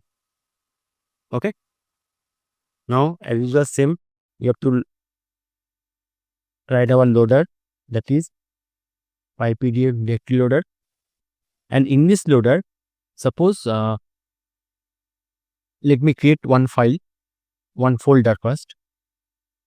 Okay, that is the PDF files. Okay, this is document, and let me copy this one. Just a bit. Okay, let me copy. Okay, now I have copied the same file twice in my PDF file folder. Okay, this is my directory. Now, what I have to do? I have to mention my path as usual, and the path is, let me copy the path, and this is the path. Okay, and whenever you are loading multiple files, then you have to put a globe function is there. Okay, here you have to mention that you want to read all your PDFs, whatever present in my directory. Okay, so what is the syntax of it? You have to pass ** /* dot PDF. This is the syntax. So using this, you are telling that you read all the files whatever present in my this path, in this directory. Okay, so this is my becomes loader. Now again I'm using my docs, and I'm loading my loader dot load, right? And again I'm reading the same thing. Okay, reading the same thing. Now let's see. Please, sorry for something's wrong. Okay, there must be conflicting the name. So let me do multi PDF docs. Okay.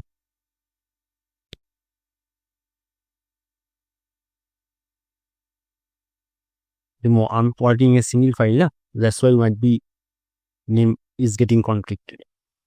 No, there might be something error. Just wait. Let me check. Okay, let me rename this loader as well. Multi PDF loader. Okay.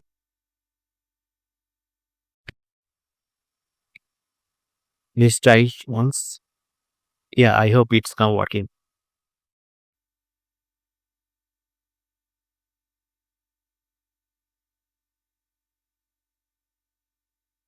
Now see guys, as in my PDF file having 302 pages, right? So in this directory I have copied twice, so it becomes 784. So total length of this document is 784, and I'm printing the first one. And as the same, like I can print in the same way, I can print any number of any document. This is the 20th document. Okay, so using this pipe PDF directory loader, you can load multiple PDFs from your directory. Okay, so using pipe PDF, you can read any single PDF file, and using pipe PDF directory, you can read multiple PDF file from a directory, right? So let's move to our next loader. Now the third one is CSV loader. Okay, so using CSV loader, load structured tabular data from .csv files into LangChain. Okay, so using CSV loader, you can read only .csv file. explanation is each row of the CSV becomes a separate document with columns stored as metadata. This is great for question answering or searching across dataset since metadata like columns names remains intact. Use case: analyze product catalog, financial transactions, CSV, HR employee list. See, just in our previous loader, if my PDF file has 3 pages, then the output is 3 separate document. Okay.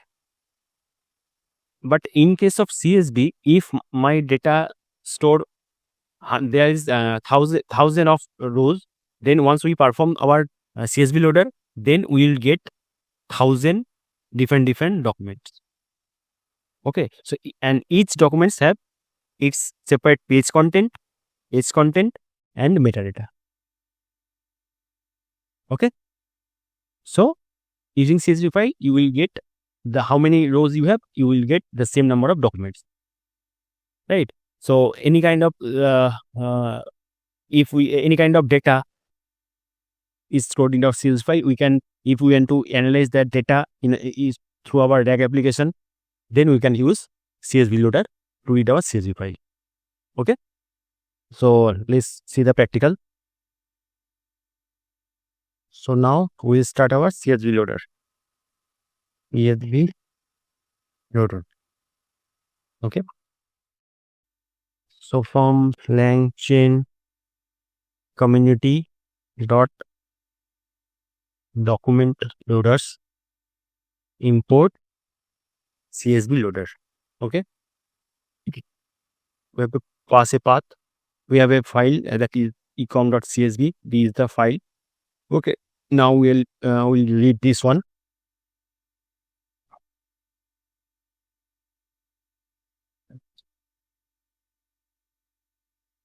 Okay, then you have to again mention our loader, CSV loader equal to CSV loader, and we have to mention our path. Okay, now CSV doc, everything is same, only we are changing our loader, that's it. Everything are same, everything is the same. Now CSV loader dot load. Okay, now again printing the same thing.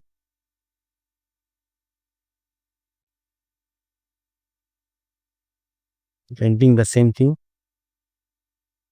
Now see, again there is a conflict in the name.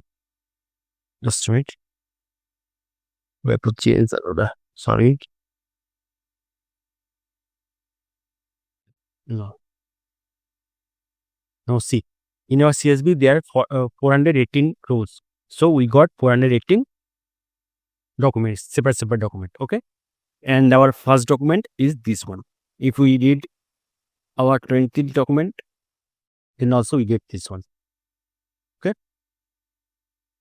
so using this CSV loader, we're reading our CSV file, right? I hope you understand.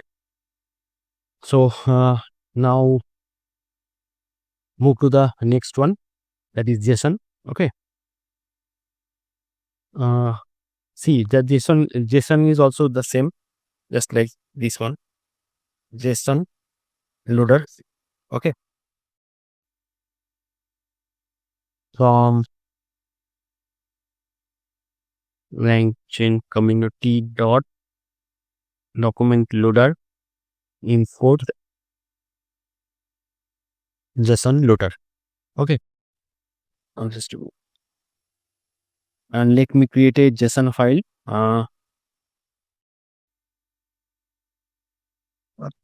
Okay, I'm creating a sample.json.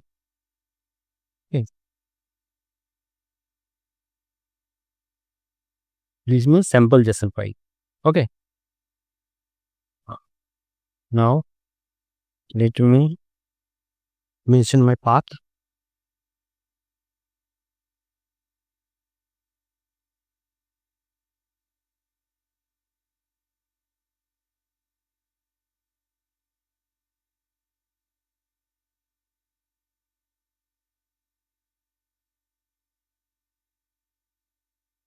and I have to define my loader,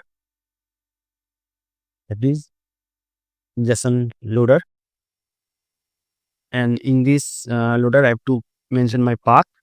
Number one is path, and another option is JQ JQ schema. JQ schema means want to read everything dot. Okay, and we can mention text content. Text content as false.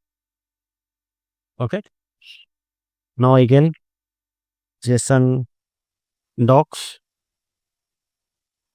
that is JSON loader dot load, and we can print the same thing.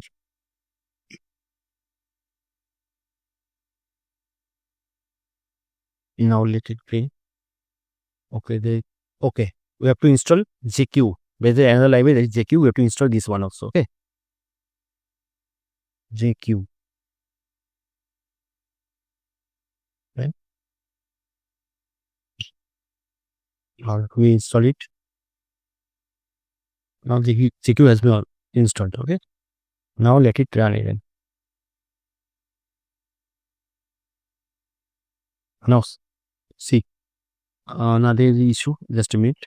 Okay, I have to change. I am forgetting to change the name. Extremely sorry.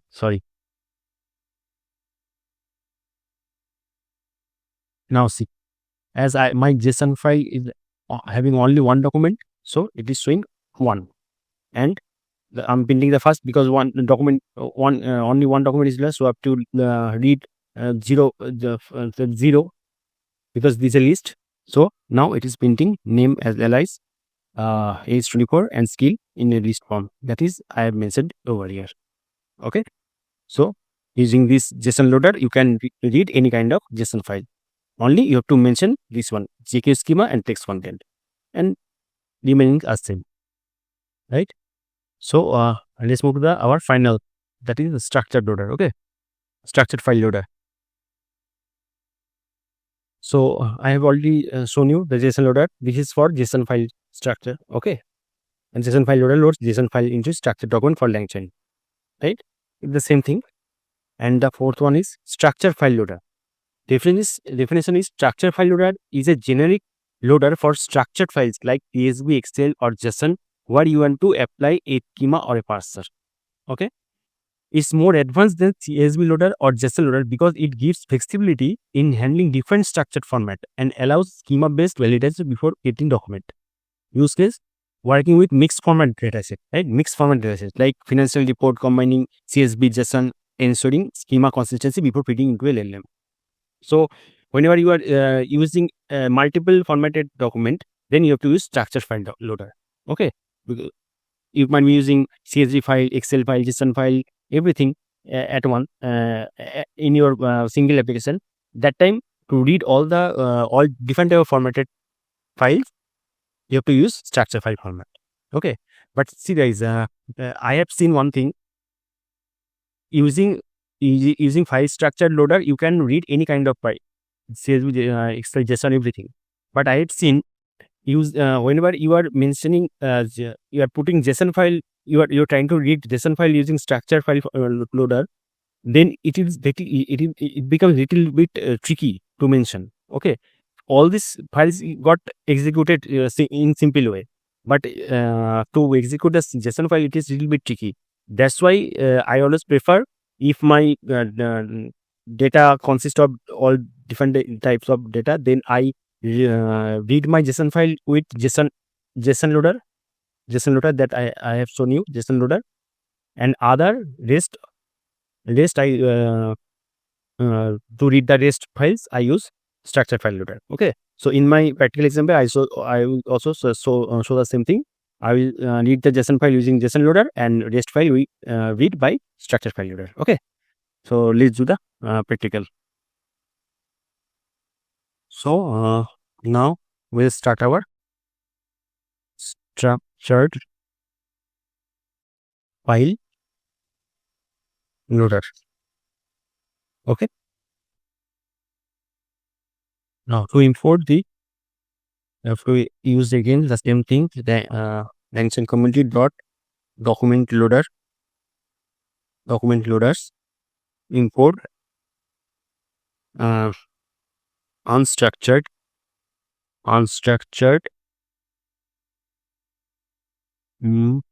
file loader, unstructured, this one, unstructured file loader, this one, unstructured file loader. Okay. And to read our JSON file, we have to use JSON loader. Okay. Now I have to mention our path. See, let's create a directory. Okay. Let's create a directory and then read all the files. So I'm creating a directory as data where I want to keep all my different type of files. Okay. Let me copy it. Now I have copied these 4 files: CSV file, PDF file, TXT file, and JSON file in this data folder. Okay. Now let me copy the path. Okay, not required. I'm reading in different way. I'm importing from pathlib, import path. Okay. Now using path, I will read my directory. Okay.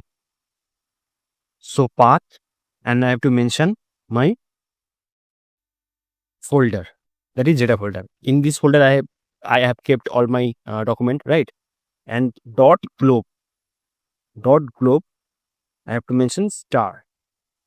That means I want to read all the file that is present in my data directory, data folder. Okay. So this is the syntax. Using path, I'm reading my path folder, and from there I'm reading all my files, that is star. Okay.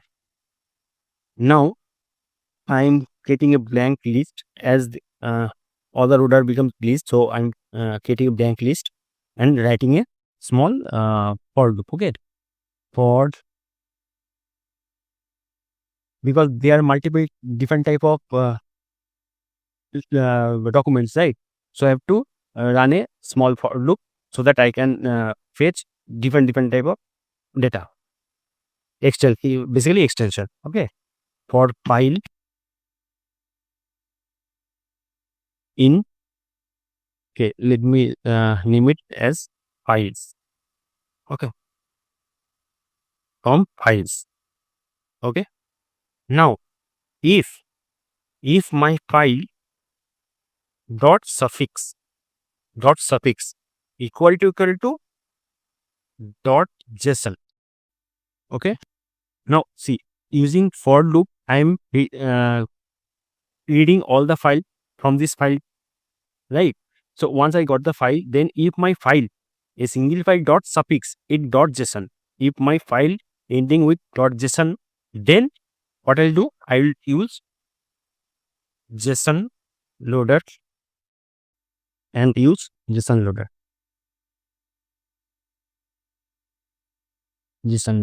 Okay. And here I have to pass my file, right? And as usual, JQ schema that I have shown you, that JQ schema is dot and text content false. Okay. Text content false. That's it. Else, that means if it is not JSON, then if it is any other file, any other extension, then we'll use our unstructured loader. Okay. Unstructured loader, unstructured file loader, and we have to pass our file. Okay. And once we got our file, then we have to basically append using extend. We're not appending, we are extending all our files in our docs. Okay. Loader dot load. Understand? See, we are initially we are creating a blank doc list. Okay, now we are creating our running our for loop. From this loop, we are getting separate file. Okay, so if my file ends with .json, then we are reading this loader, and if it is not JSON, then we are reading we are using this loader. Okay, and so once we got all our document, then we are appending, basically extending our all files in this doc list. Okay, so now let me print length of docs. Okay, let me run it like name it as all docs. Okay, all docs, all docs, print all docs 0th file, first one dot page content. Okay, let me print it. Let's see. Now see, we have to install unstructured. Okay, so remember one thing: whenever we have to use any kind of unstructured file using unstructured file loader, then we have to install unstructured, and also you have to install our CSV, PDF, PPT, which is line into unstructured library. Okay, so how do you mention that? We can mention it like this. You have to mention unstructured. Okay, unstructured, and in a square bracket you have to mention all the different type of extension that you want to read. Suppose I want to read PDF as my directory consists PDF file. Okay, CSV file.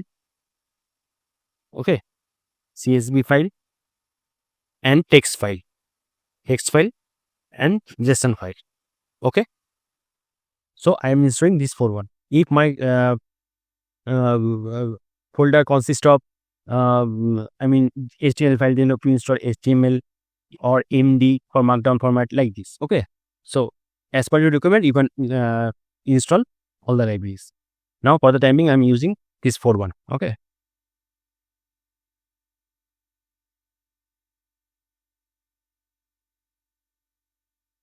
guys, it will take some time to install, so let it be installed. Okay, well guys, so our library has been installed, so I let it run once. Let it die once. Text loader, no load, just a minute.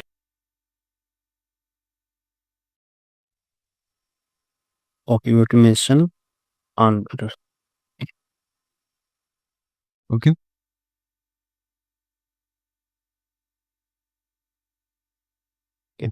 the spelling mistake.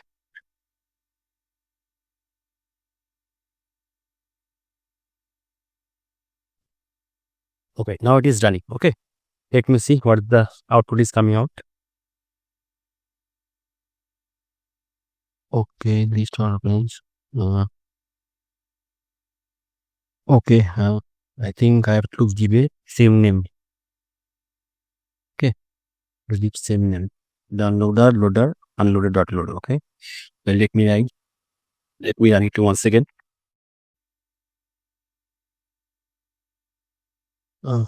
Okay, I made a silly mistake. I have to extend all docs. Okay, so let it run once again. Let's see. Now see, we got there's some extra information always comes when we use unstructured file loader, but now see the actual output. Now we have 4 documents in our directory, so it is showing document length is 4, and we are reading the first one, so it is reading the .css file. Okay, this is the header. Now if we read the second document, then let's click.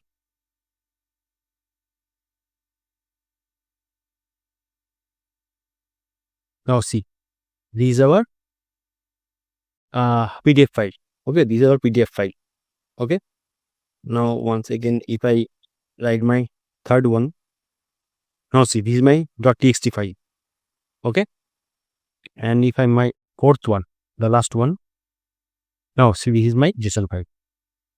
Okay. So you see, you got to know how we can read our different kind of formatted document using file structure, unstructured file loader. Okay. So in this single library, we can read any kind of documents for our project purpose. Okay. It might be CSV, Excel, PowerPoint, PDF, anything. You can also read the JSON file, but in case of JSON, it is little bit tricky. That I told you, little bit tricky to mention using unstructured. That's why I always use this one, like this. Okay. If you want, you can try with unstructured file loader, no issue. But I'm personally using this one. Okay. So I hope guys you understand all the loaders. So by this unstructured file loader, I'm ending my this session. And guys, if you try to understand more file loaders, then you can definitely refer the LangChain document loader. But trust me guys, you don't need to learn all the all the file loaders. If you learn these 5 file loaders properly, then I believe you have the proper base knowledge about the file loader. Then just use this base knowledge whenever you require any kind of based on your project requirement. You can use any kind of file loader because you have the base knowledge, right? So thank you so much guys for being with me. And guys, if you liking my videos, then please do share, like and subscribe my channel. And friends, welcome to my YouTube channel Generative. In this session, we'll discuss about text splitter. As we have already entered in our RAG architecture, so text splitter is the second most important component of RAG. Okay, so let's get started.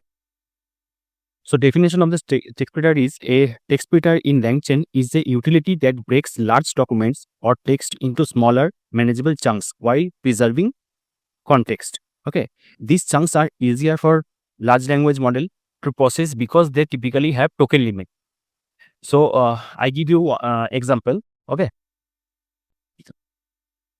Now suppose in RAG architecture, what has happened? I have already shown you, but I give you one small recap. This is document loader. Okay. Suppose we have uploaded one of our document as PDF document. Now once that our document got loaded, then we have to perform text splitter. This is text splitting. Okay. Now we have to perform this text splitting. In text splitting, what happened? We have to break our entire document in different chunk. Suppose this is chunk 1, this is chunk 2, this is chunk 3, and so on. This is chunk n. Okay. So once we got our chunks, then we have to store these chunks into our vector database, right? This is also called as knowledge base. I have already shown you everything in our RAG architecture example, right? So now why we are performing this text splitter, right?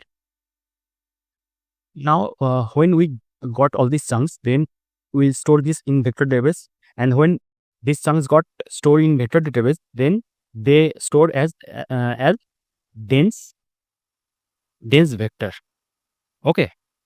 So suppose this is 0.1, 0.10, 0.12, and like this chunk becomes 0.45, 0.42, like this, and so on. Okay. So in dense vector, they have stored in our vector database. Suppose, for example, in our document, we have 2 chunks. One is,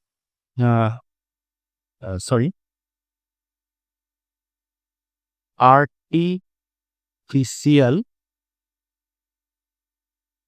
intelligence in data science, and another is machine learning in data science. Okay, so we have these two chunks. This chunk, suppose these chunks got stored in our vector database like this: 0.12, 0.22, 0.48, 0.16. Okay, and these chunks got stored as 0.10, 0.20, 0.47, 0.15, like this. Right? Now, suppose user has asked a question, what is AI? Okay. Now this question also get embedded. I have already told you, when your customer user asking any question, that also get embedded. Okay. Now suppose this got embedded like this: 0.13, 0.23, 0.49, 0.17, like this. Okay. Now when user asks this question, then what does Retriever do? Now Retriever perform a similarity search in vector database. Okay. Now Retriever performs similarity search operation in vector database. So how they perform this similarity search? There are three types of methods. One is cosine similarity. Okay. Second one is Euclidean distance. The third method is dot product. Okay. So using these three methods, Retriever perform this similarity search. Okay. This is the in bracket this operation are performed in order to perform the similarity search. So in similarity search, what's happened? In similarity search, Retriever will try to find out the most relevant document from vector database. Okay, most relevant document whose vector representation is most similar to this query's vector representation. Understand? Retriever will try to find out the most relevant document. Which one is the most relevant document whose vector representation is most similar or nearest to the query's vector representation. Right? So in our example, this is our query's vector representation. Okay. So try to find out which is most similar. See, here is 0.13. So among this, between these two, one is 0.12 and one is 0.10. So which is most relevant or nearest? This one. Okay. 0.23, which is most nearest? This one. For 0.47, which was is most nearest? That is this one. This is 49. Okay. And for this one, this is the most nearest. Okay. So now Retriever got this chunks as output because it is most relevant to the user queries. Okay. Now Retriever retrieve this document and send it to LLM for further querying. Okay. Now this is the basic operation Retriever performs in the backend. Okay. Now suppose if we don't perform our text splitting operation, then what happens? If we load our entire document at one go, then our matrix will be huge matrix. Okay, because our document is huge. But when our user asks any question, that vectors is very small. Now when Retriever will try to find out the most relevant document based on the query in the entire document, then it will take time, and most of the time it will fail because he has to search in the to the entire document. So most of the time it will fail to perform the operation. Okay. So this is why we need to perform our text baiting, because so instead of searching over on entire data, now if we chunk all our document, then retriever will go and try to find out which is the most relevant. That's it. So it will be most faster, right? So that is why we need to perform text better. This is the number one reason. The number two reason is, suppose every chat model, LLM model has their token limit. Okay. For example, ChatGPT has 128k token limit. Okay, token means character. There is a little bit difference between character and token, but for the time being, you just try to understand as a character. Suppose ChatGPT can accept 128,000 character. Now our document is suppose 500k. So if we send our entire document to ChatGPT, then definitely ChatGPT cannot accept because it doesn't have that much of capacity, so it will fail. So basically our application will get failed, right? So instead of sending, but suppose our document is 100k. So ChatGPT will accept this one, right? But each and every time for a single query, each and every time we have to send the entire document to our ChatGPT. So it will take time to retrieve that answer, and it will slow down our entire system, right? So that is instead of sending the entire document, if we send our only related document, because this token size is very less. So if we are sending, instead of sending the entire document, if we sending this relevant document to our chat model, then it will perform faster and it will give the accurate result, right? This is the second reason. And the third reason is, see, every high model in ChatGPT, Google, Gemini, all the high level of model, we have to pay charges as per our token limit, token uses, right? So if we sending each and every time for a single query, we are sending the entire entire document to our model, then every time we have to pay for total, we have to pay for entire document, right? We have to pay charges for entire document. For example, we are sending 100k to our model every time. So you have to pay 100k token amount for every time. So it will charge us more. But instead of doing that, if we are sending only 11 document, then we will be charged less, right? So this is the basic three reason. That is why you need to perform our text better. Okay. So we will understand why we need to perform text better. Okay, and we have seen the definition as well. So see why it matters. LLM have a maximum token window that I have already shown you. ChatGPT can handle 128k token, smaller models even less. Okay, I have already told you. Splitting makes Retrieval-Augmented Generation, that is RAG, semantic search and summarization more efficient. I have already shown you. Reduce cost and speed up inference because you send smaller chunks to the model. That also I told you. So these are the main three reasons that is why we need to perform our text better. Okay. So the key goals are: feed text into model context windows, preserve meaning, avoid breaking sentence in weird place. Okay. Optimize retrieval, makes vector database search better, and reduce hallucinations, gives LLM more focused context. Okay, these are the key goals. Now, types of text better. LangChain provides several text better. Let's cover the most important ones. Okay. So first one is character text better. Character text better speech text by character count. The prose is simple and fast. It is very simple and very fast. And conserve can break sentences midway using some context. Okay. So let's jump to the practical so that you can get more idea on it. But before giving you the practical, I am showing you one very good website where you can get more clarity on text better. Okay.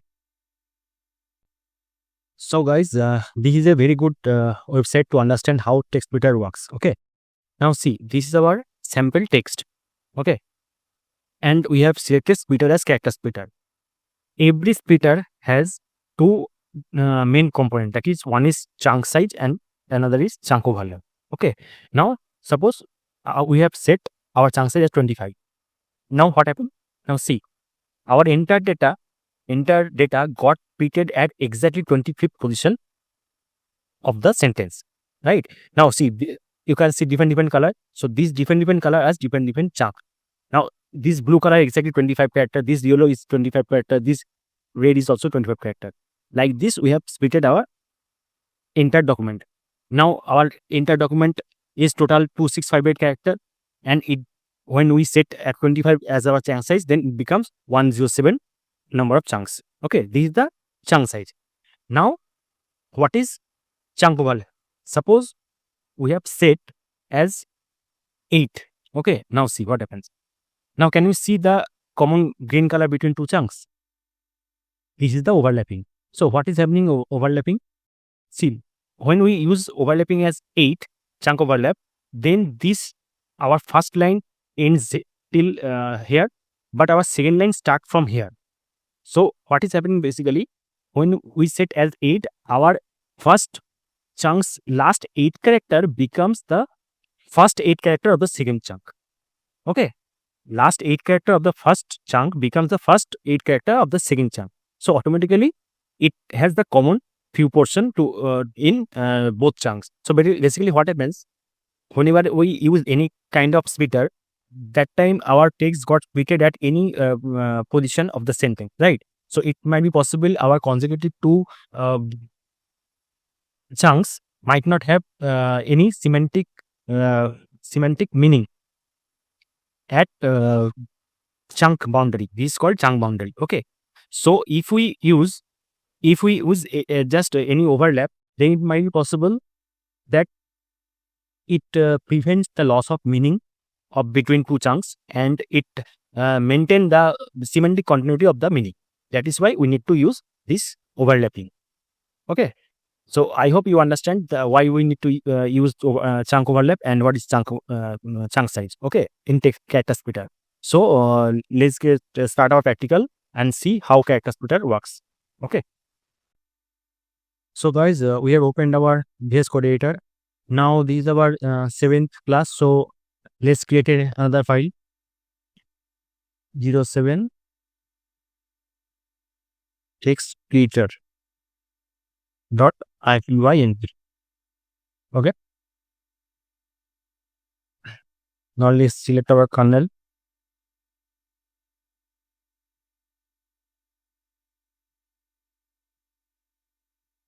It is asked for install. So let me install it.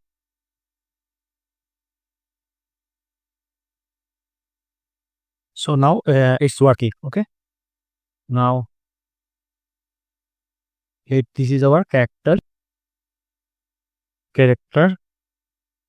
text splitter. Okay.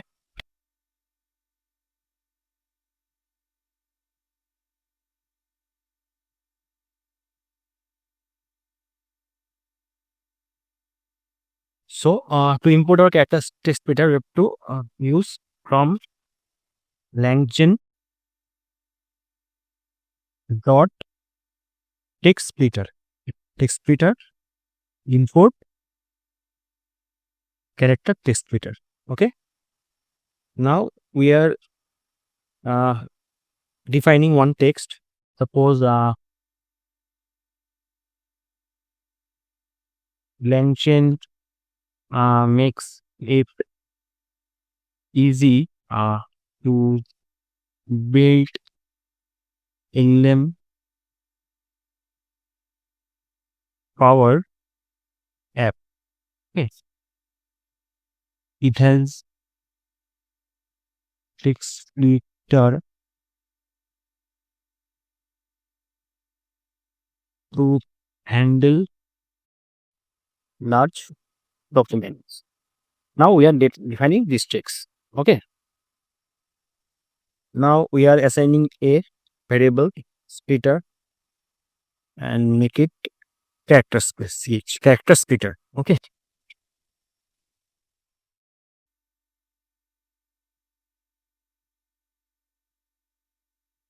Character splitter, and within this we have to mention we have to mention few things. That is, one is separator.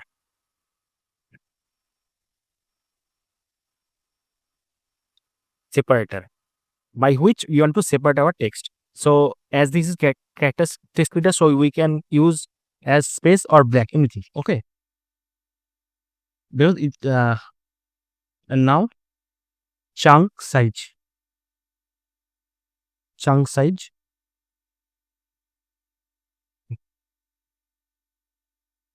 chunk size as suppose 20, and chunk overlap equal to maxi 3. Okay,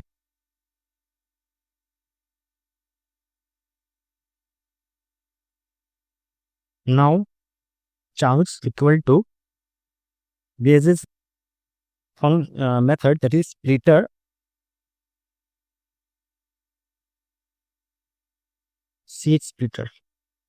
csplitter dot split text. Okay, this is the method. Using this we can split our text document. Okay, split text, and we have to pass our text over here, right? Now let's print.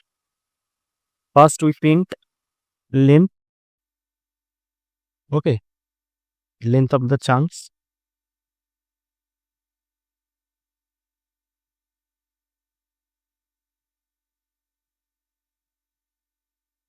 Then print size of the chunk.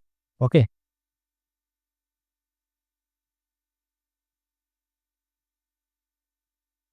and last we print our chunks. Okay, let's see. Now see, from this text, as we have mentioned chunks as 20, so it got splitted in 6 chunks. Okay, this is a list. Type of the chunks is list, and this is a list format. So as this is a list, so we can view our data like this. Okay, now this is the first text, this is the first chunk, this is the second chunk, like this. So we can do one thing, we can make it loop for I in chunks. Okay, sorry, print I. Now see, these are our 6 chunks. First one, second one, third one, fourth one, sixth one. Okay, these are all of the chunks. So these are 6 chunks. So this is character splitter. It has been splitted at exactly 20 position. As we have mentioned 20 chunk size, so exactly at 20 position it splitted our text and make 6 chunks. Okay, so this character splitter. Okay, so we have completed our text splitter, character text splitter. Now the next one is recursive character text splitter. It is the most commonly used. Okay, recursively tries to split text at natural boundaries. Okay, that is paragraph, sentences, words, characters. Best for long documents like PDF, research paper, books. See, in our real world cases, most of the time we use recursive character text splitter, because see, it is first split our entire document first in paragraph, then in sentences, then words, then character, like this in a sequential way. So that is why we most of the case we use recursive text splitter. Okay, so let's see this example in that website. So okay,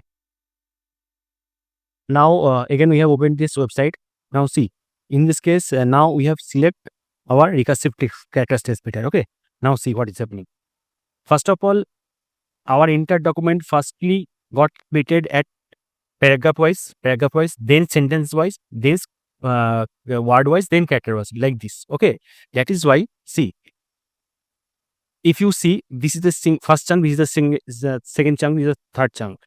If you count, the first chunks is exactly 25 character, because we defined 25 character, but second chunk is not 25 character. Third one is also not 25 character, like this. Because what happens in recursive text character text splitter, in this text splitter, it doesn't split our text here and there. Always it split at a particular position where it makes some meaning. Suppose, see, first our chunks got ended at important. The second was didn't. The third one is the. So like the previous one, it is not splitting our entire text in here and there. So in between any word, okay, whenever any words gets ended, then only it get splitted, otherwise not. Okay, so that is why it carries all the chunks carries the semantic meaning to each other. That is why the recursive character splitter is most important in our case, in most of the cases, in real world scenario as well. Okay, so let's see the practical how it is work. Okay, now the second one is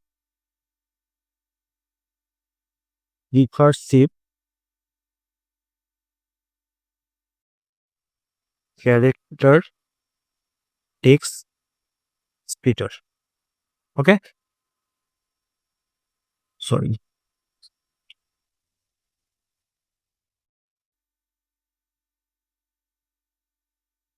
Now, in this example, what we do, we use our one document or one PDF document. See, in our RAG model, first we have to load our data, then we have to split our data, right? So we use in that same way. Now, for loading, what we have to do? We have to import our loader, right? So from LangChain community dot document loaders import PDF loader.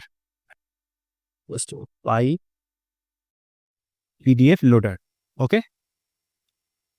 And for splitter from LangChain dot text splitter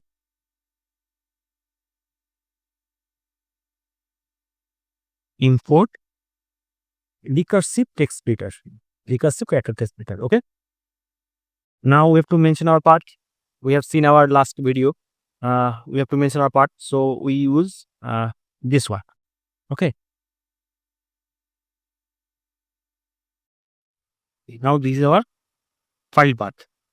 Then we have to use our loader.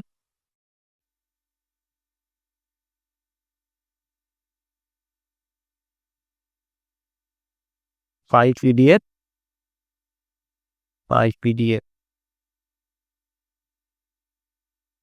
loader, and within this we have to mention our path. Okay. Now PDF PDF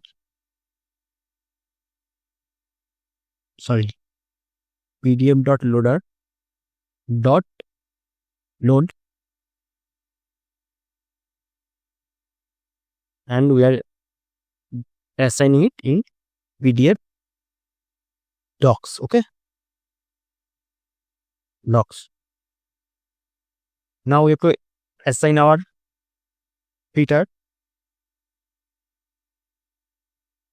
Okay, and we are making a variable recursive filter. Okay, and within this filter we have to mention again our separator. Now, as recursive text splitter split paragraph wise, sentence wise like this, so that is why we have to mention our information in a list format. Okay, so in this list we have to mention first we want to split by paragraph wise. /n means paragraph, then sentence wise. Okay, now dot, whenever dot is there, then we want to split over there. One is we want to specify space, and we can specify blank. Okay, so this is how we want to split our entire data sequentially. Okay, these are separated. Now we have to mention our chunk size. Suppose these are big documents, so let's make it 500. Okay, and chunk size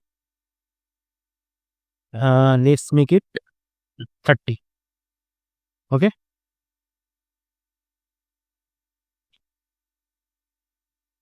Now PDF chunks equal to recursive splitter dot split document. As we are using our document, so that is why we have to use split document method. Okay, split document, and we have to pass our document, that is PDF docs.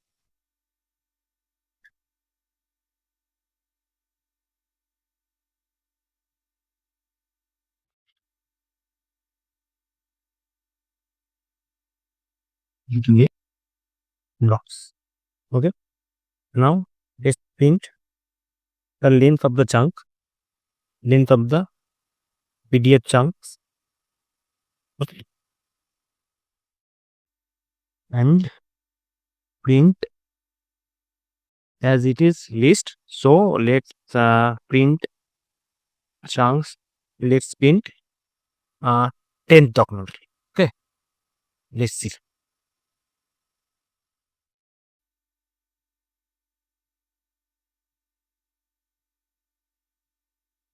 Okay, we have made some mistake. It would be overlap. Okay, chunk overlap. So let's start it again.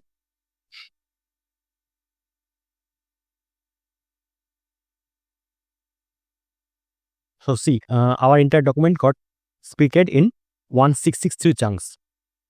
Okay, and the 10 document page content is this, and this is the metadata. So let's do one thing. Now print our PDF chunks. Suppose 20 chunk, and we are going to print our page content. Okay, let's print it. Now see,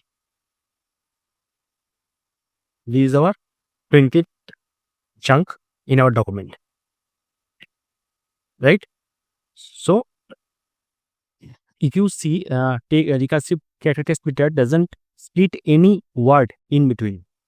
Okay, whenever any word gets ended, then only it's split, otherwise not. Okay, this is why we have to use recursive text character splitter most of the time in our real world application. Okay. Okay, do one thing. Now if we want to see our entire chunks at once, then we can run a loop. Okay, in MD chunks. Okay, now let's print live. Now see. Okay, let me print dot page content. Now see, this is the first one, second one, third one, like this. This is the entire Markdown document that has been splitted in 9 chunks. Okay, so I hope guys you understand the Markdown file text splitter. So we have covered our recursive character splitter as well. Okay, so the next one is Markdown header text splitter. Specialized splitter for Markdown files. This splitter only used in case of Markdown file. Okay, split based on the headings H1, H2, H3 like this. Okay, so let's see the practical. Now this one is Markdown header text splitter. Okay. Now to use this splitter, we have to create one Markdown file. Let's create one Markdown file. Suppose we create as text.md file. Okay. I have a one sample MD file. So let's copy it. Now this is my sample MD file. Okay.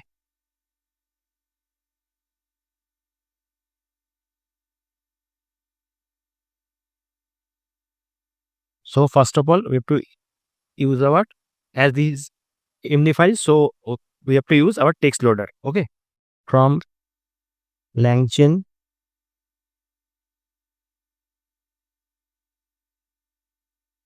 underscore community dot document loaders import text loader.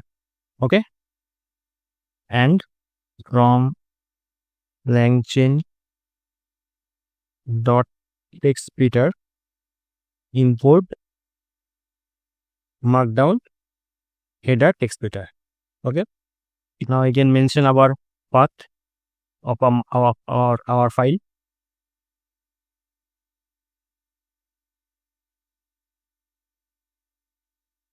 Now write md loader equal to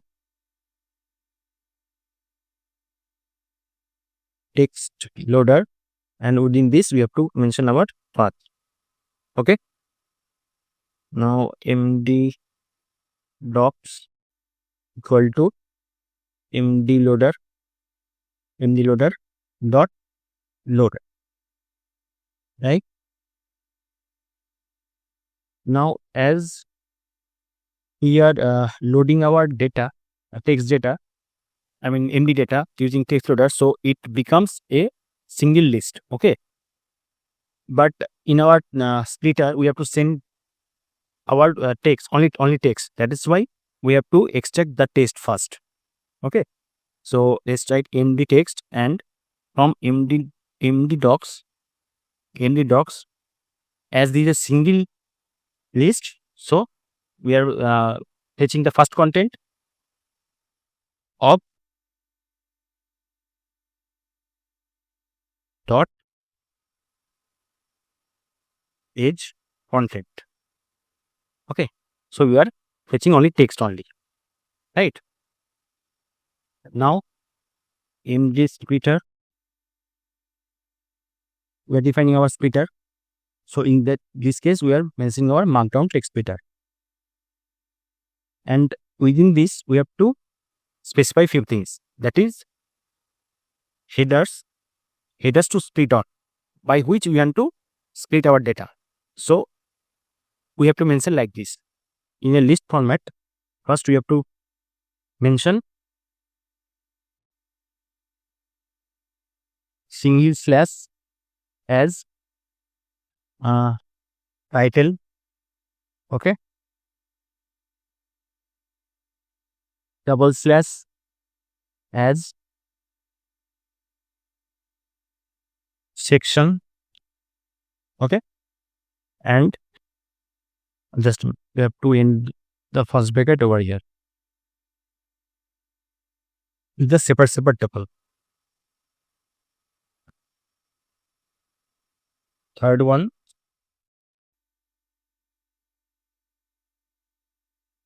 tuple slash is subsection. Okay, like this. So that means whenever in our markdown file, whenever there is a single hash that is title, double slash that is section, and triple slash is subsection, and this is how we want to split our data. That information we are providing. Okay, now md chunks, md splitter,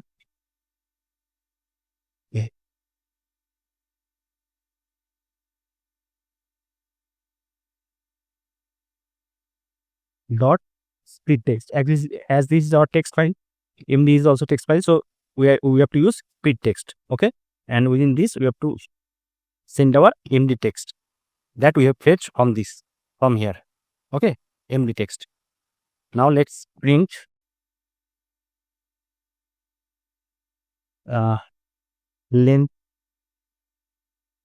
length of the chunks.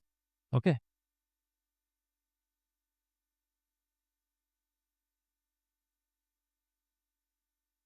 and print the first content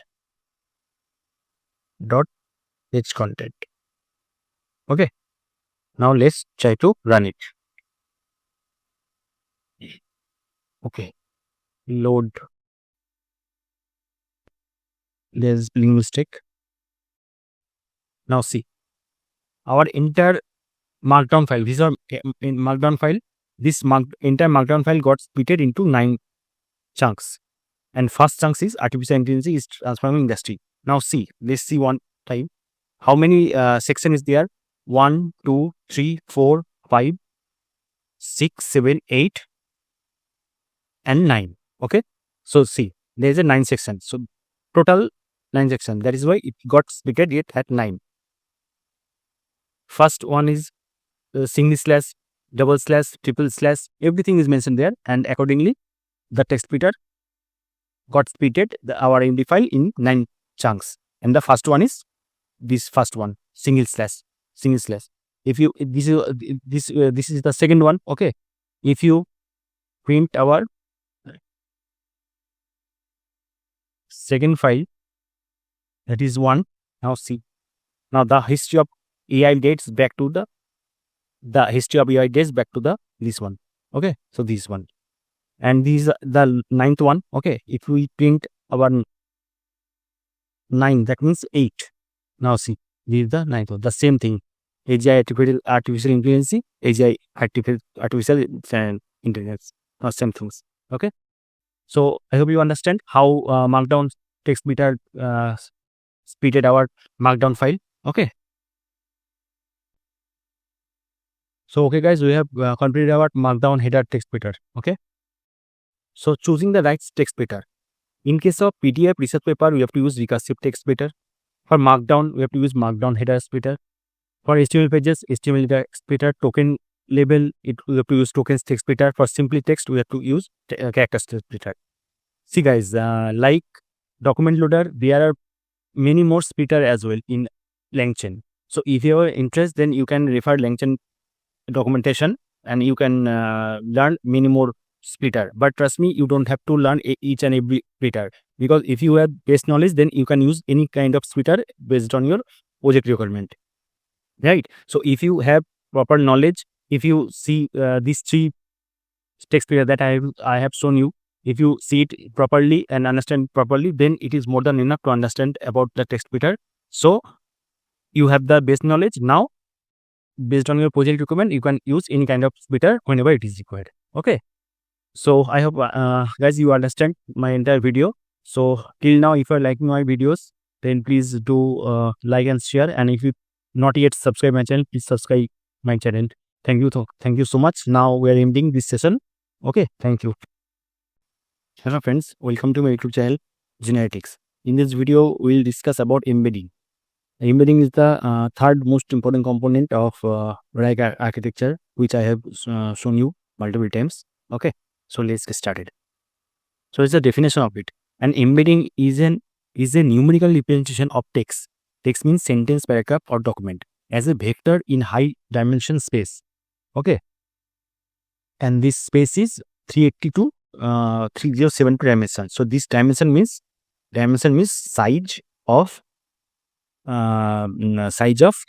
vector. Okay, that means array of number, right? So most of the embedding model lies between this number. Okay, and this number depends on the architecture of that model.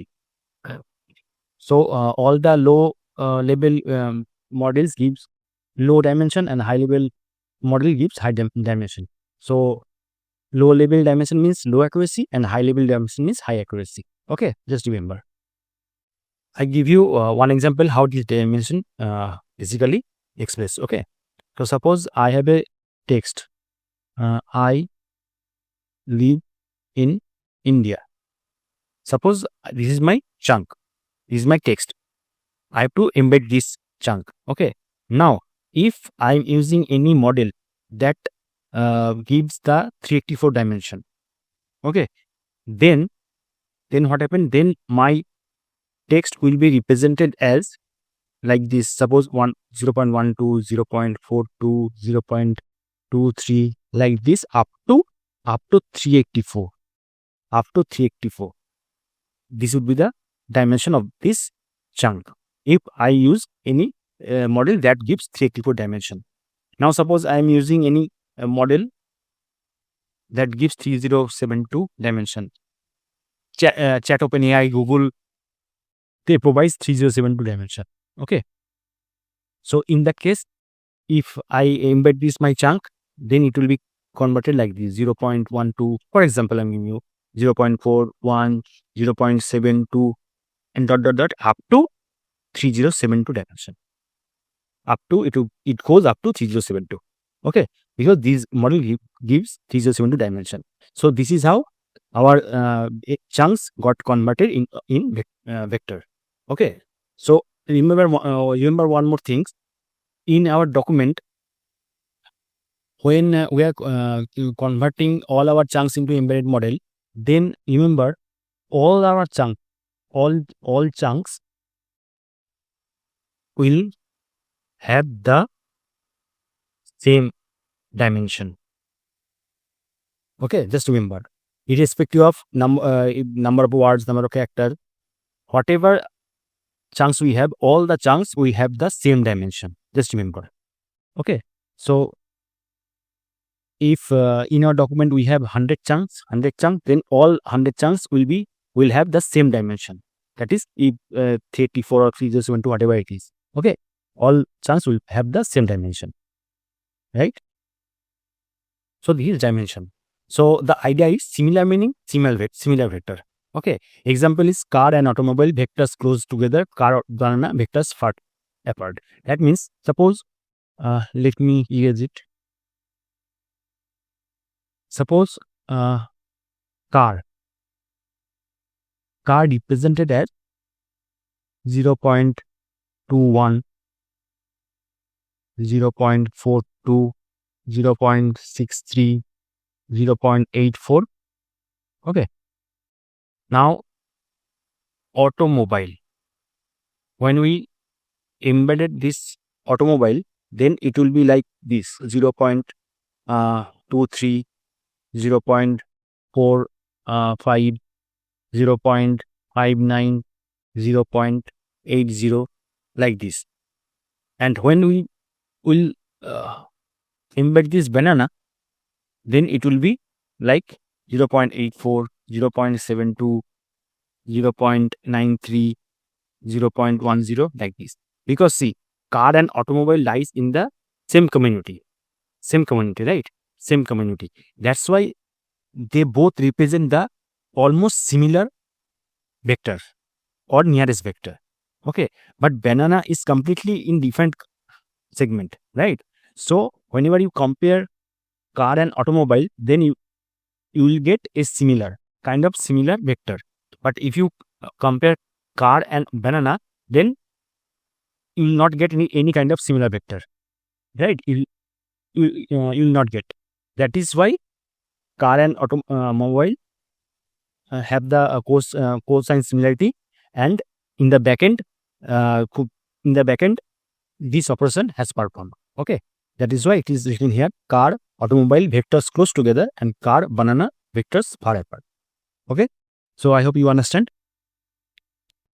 So next is, why do we use embeddings? Okay, so embeddings are the bridge between natural language and machine understanding. They allow models to measure semantic similarity instead of relying on exact word, right? So we have already learned, using embedding, we just convert our natural language to machine understanding language, right? And in the backend, the semantic similarity operation has performed. That's why we got the same related vectors to get our answer. Okay, this is why we need to use embeddings, right? The key uses is semantic search, that I have already told you. Find relevant text even if exact words don't match. Okay. RAG, Retrieval-Augmented Generation, retrieve contextually relevant chunks for LLM. Same thing. Clustering and clarification, I've told you. Group similar text together. Duplication or paraphrase detection, identity near duplicate content. And recommendation is suggest item based on semantic similarity. Okay, so these are the use cases where that is why we need to use embeddings. So let's jump to the practical part and see. Okay guys, so I have opened my VS Code. So this is our 8th class. So I'm creating a new file. Can you 08 embeddings.ipynb. Okay. Now this is my kernel. Now I hope. Okay, now it's working. Okay. Okay, guys. See, in this video, I'm going to use Google embedding model. Okay, Google Gemini embedding model. So everybody do. You can use any kind of embedding model, OpenAI, Hugging Face, anything. But for this video, I'm using Google Gemini embedding model. So if you want to use this Google embedding model, then just go to Google AI Studio and create your API keys. Okay, and you save your API key in .env folder, .env file. Okay, so please everybody do this. So I have already saved my API key in my .env file. So to use this embedding model, we have to install one dependency. That is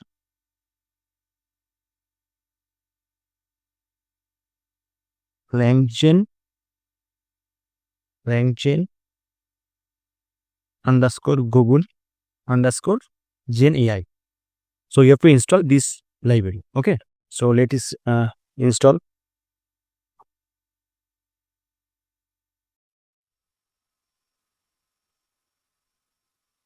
Well, Python, let me check my Python.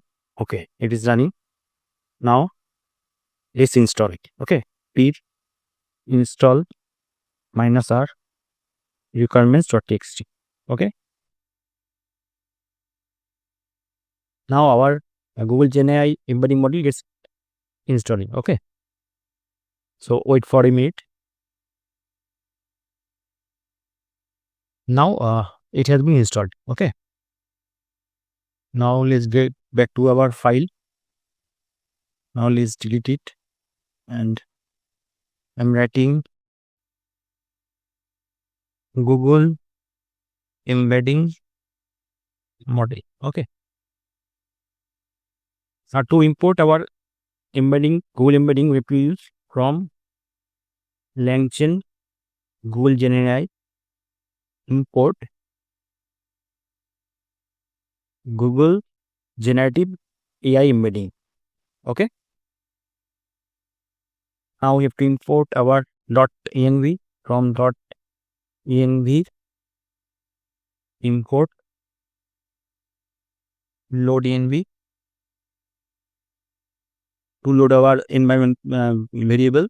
Okay, so let's load .env. Now it's done. Now we need to initialize our embedding model.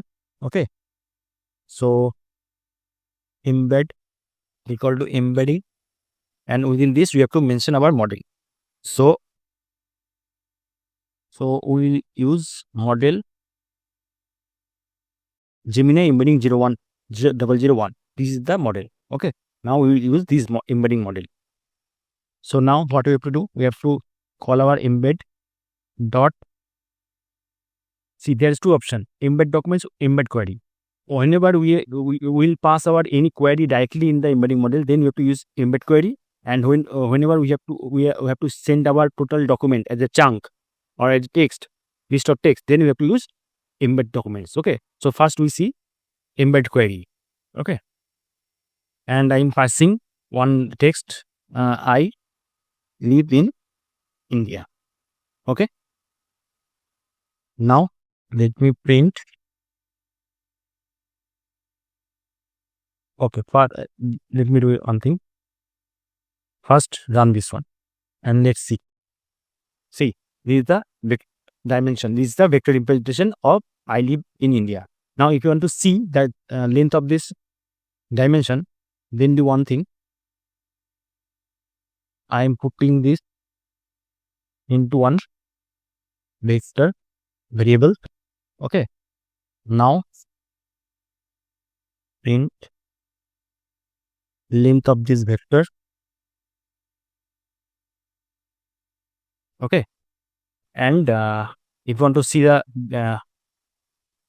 this basically gives the number of chunks. Okay, and if you want to see the dimension, then we have to use length of the first chunk. Okay, first chunk. Then we can see everything. Now see. Okay, just a minute. Okay, sorry.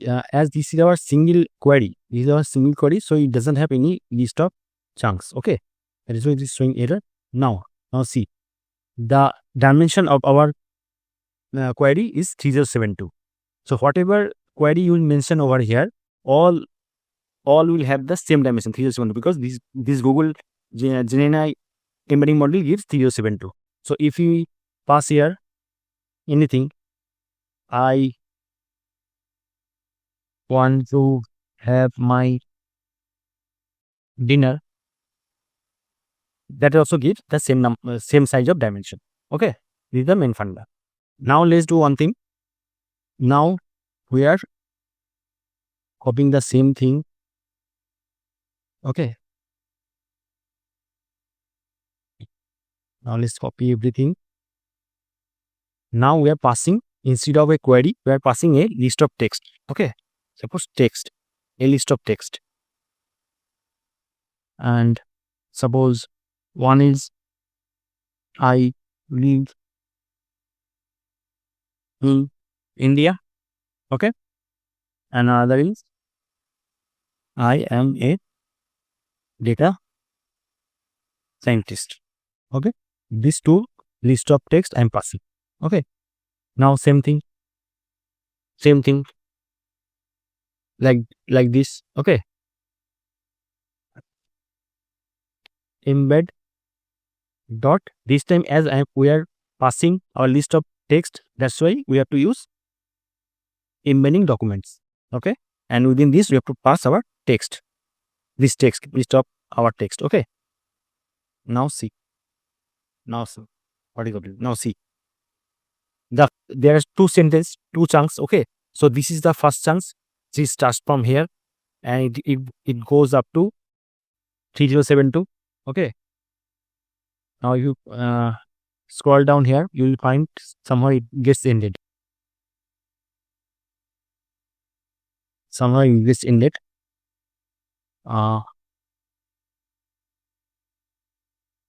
See, here is just ended, the first one, and the second one has been start from here to here. So both chunks have the same dimension 3072. Okay, now check it once. Now in the same way, okay,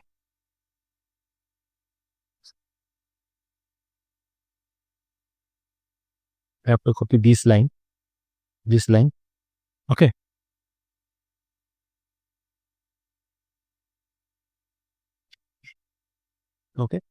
and now we have a list of text that then we can find the length of vector, the first one. Okay, now let's see. Okay, there is spelling mistake. Okay, I have written it twice, sorry. Now see, the length of the chunk is 2, because we have passed two sentence, right? So our chunk size is 2 and our dimension of all the chunks is 3072. As we have passed 0, that means the first one, I live in India, that is 3072. But if you pass over here the 1, that means the second one, I am a scientist. If I pass this one, then also it gives the same result. See, 3072. So I told you na, all the chunks in our document will have the same size of dimension. Okay, so always remember this one. So now we do one thing. We have a we will embed our one of our PDF document. Okay, let's do it. Embed PDF file. Okay,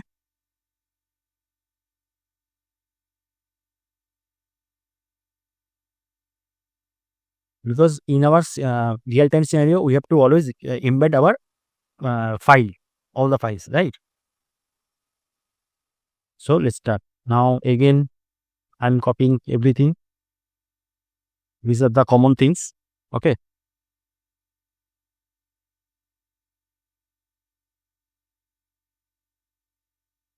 Okay. And to load our document, we have to use our text loader, right? So from LangChain dot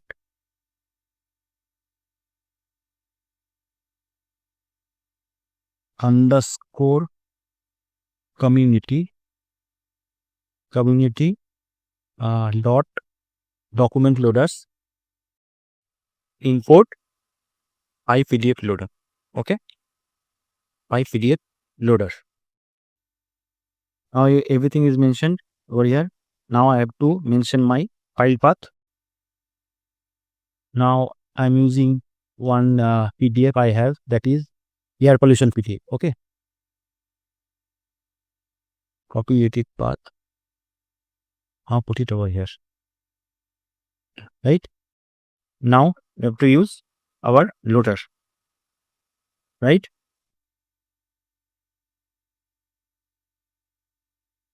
And within this, we have to take pass our path. I hope you are understanding, because I have already shown all this example in our previous class, right? So I have loaded my path, and now loader dot, we have to call load function, right? And this becomes our docs.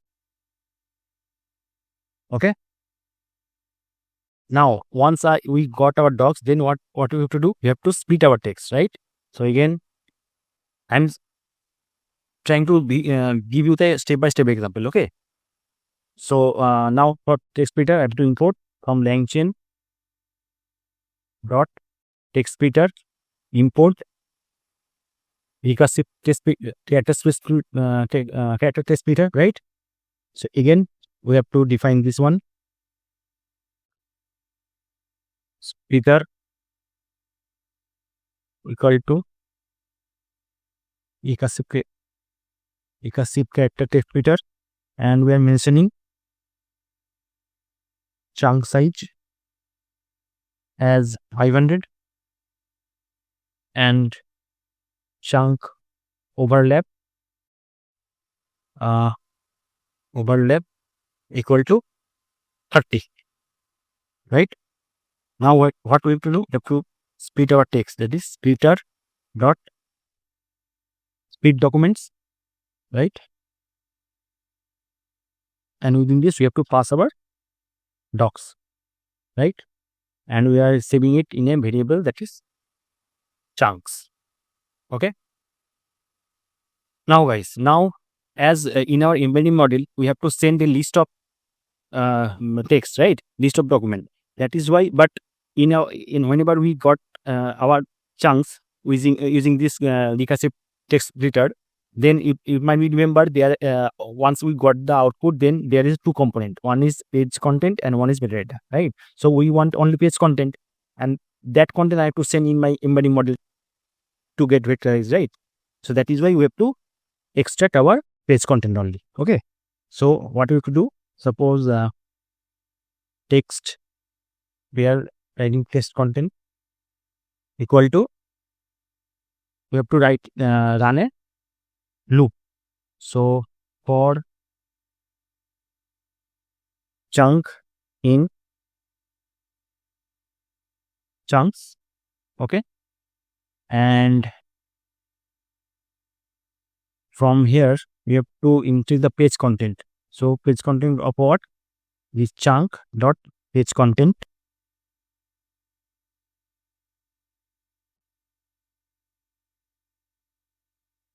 Okay. And we have to give a square bracket over here. Now see. So what is happening? We got the chunks. So here we have multiple chunk, right? So using a for loop, we are extracting all the chunk in single. Okay. So from chunks, we are extracting chunk, and from this single chunk, we are extracting page content. So basically, we are extracting all the page content of all the chunks one by one. Okay. Now we have to send this text content to our embedding model to get vectorized. Okay. So now what we have to do? that will be the same thing, that is embed dot embed documents, and within this we have to pass our text content, right? Now see, now what is the problem?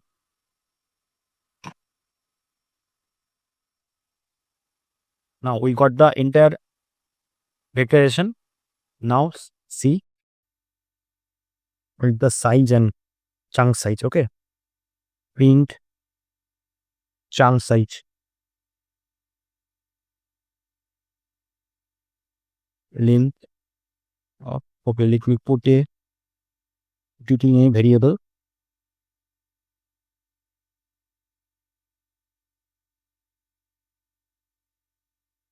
okay, and length of vector, right? This is the chunk size and dimension, chunk dimension. Okay, chunk dimension is length of vector, and we can mention in any number. Okay, now let's see. Now see, our document got splitted into 23 chunks, and all chunks have the same dimension that 0.2. If I provide 23, we have 23 chunks. So if I provide 15, that will be the same. See, 3072 dimension. So this document got split into 23 chunks, and all chunks have the 3072 dimension. Okay, now this is how we embed all our documents before sending it to the vector store. So what happened now? We have vectorized our document. Now we'll send this vector to our vector database to store. So that will be our next chapter. We'll see everything about vector database, everything. Okay. So in this video, we have covered our embedding models. So let it push in GitHub.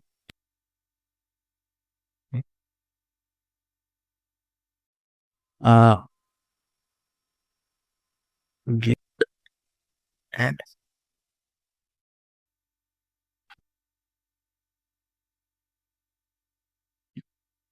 then git commit -m. What should I write? Okay, in there the embedding added. Okay, now git push origin main.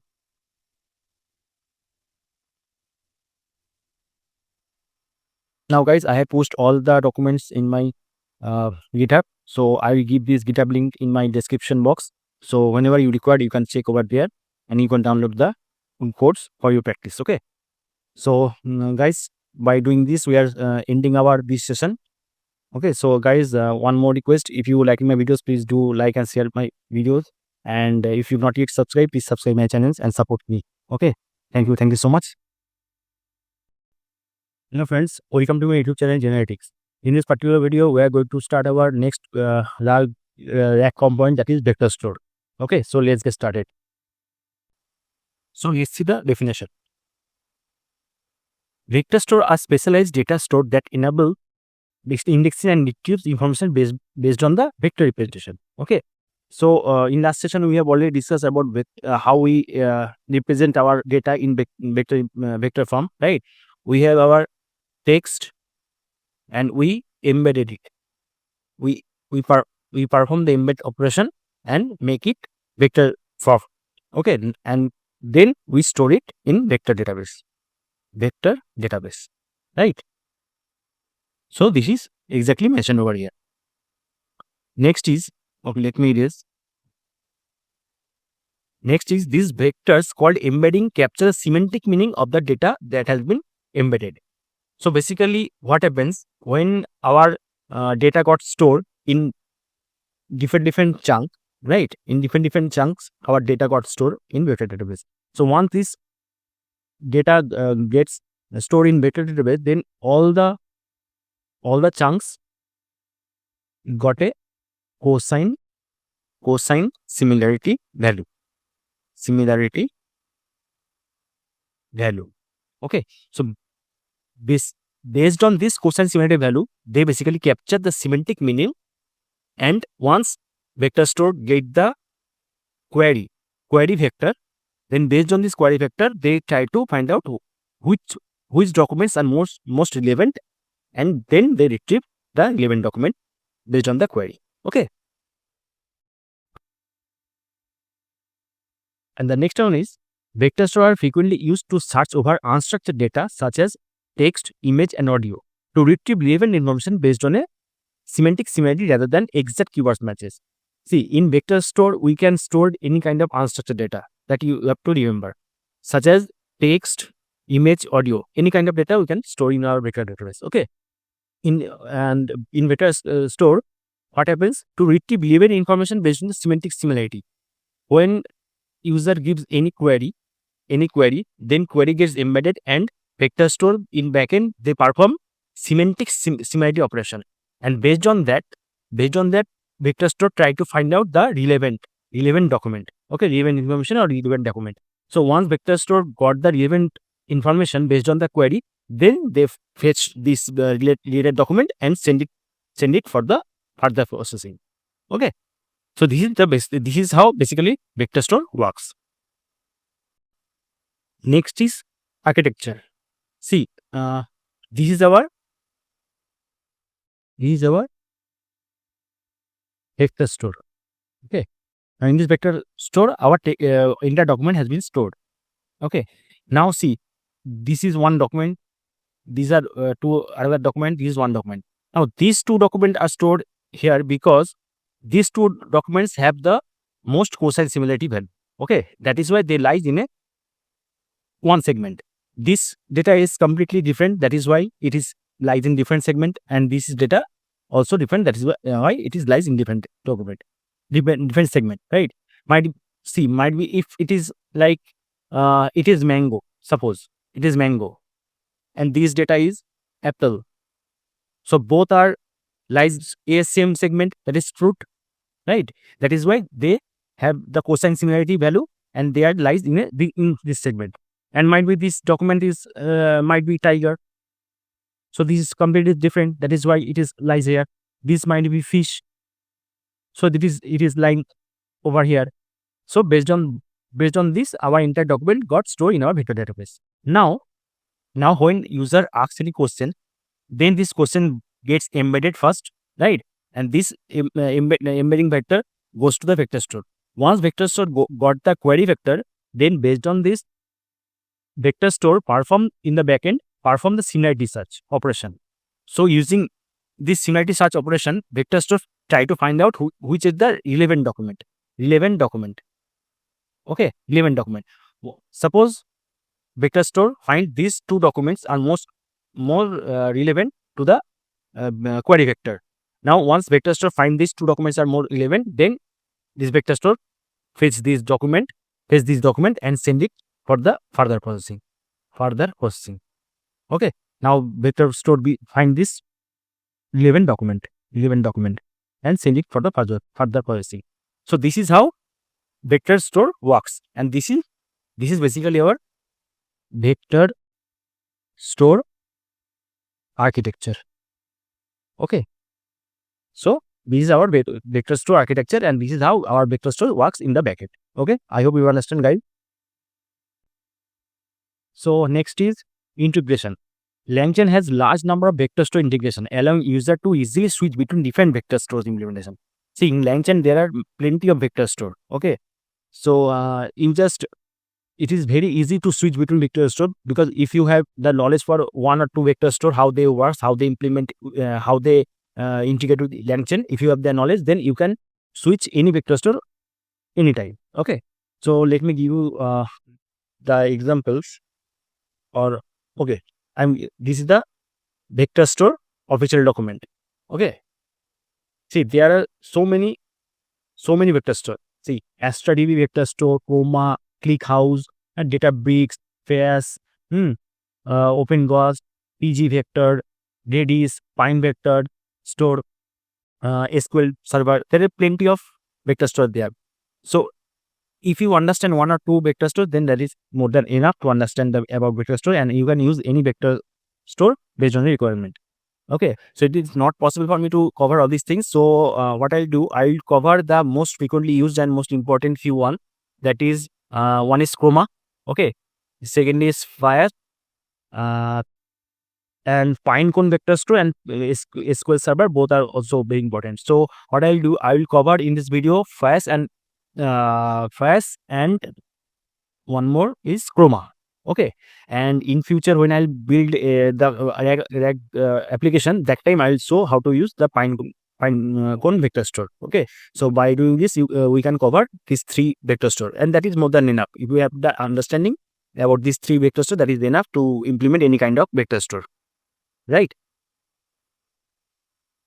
So these are okay. So integration is completed. Now interface. LangChain provides standard interface for working with vector store, allowing user to easily switch between different vector store implementation. Okay. The interface consists of basic method for writing, deleting, and searching for documents in vector store. The key methods are add document, delete, similarity search. See, before add document, there is another method, that is from document. Okay. So using from document, we create our database. So first, using from document, we create our database. Then add document, we can add list of text. Okay, list of document. Using delete, we can delete our list document. As using similarity search, we perform the similarity search operation in the vector store and get the relevant documents. Okay, so this is the basic theory of vector store. Now let's jump to the practical part and see how vector database works. Okay. Okay guys, so we have opened our VS Code editor. So this is our 9th session. So let's create another file, that is 09 vector store .ipyn.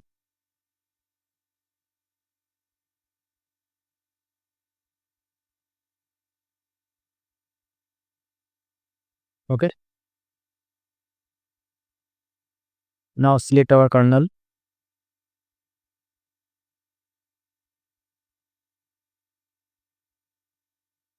Okay, it's working. So first we start with ChromaDB. Okay,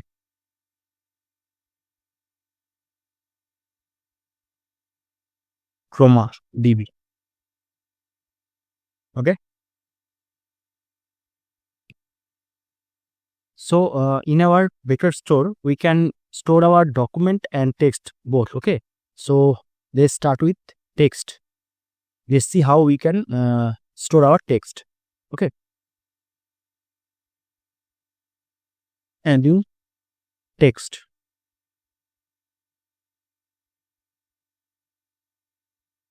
So first we have to import our vector store ChromaDB. Okay, so but for that we have to install one dependency, that is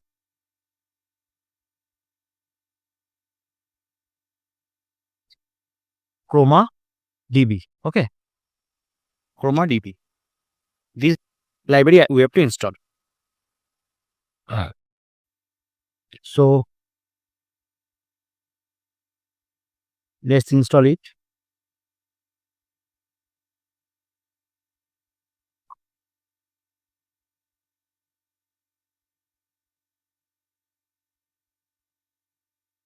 Okay, everything is okay. My virtual environment is already active.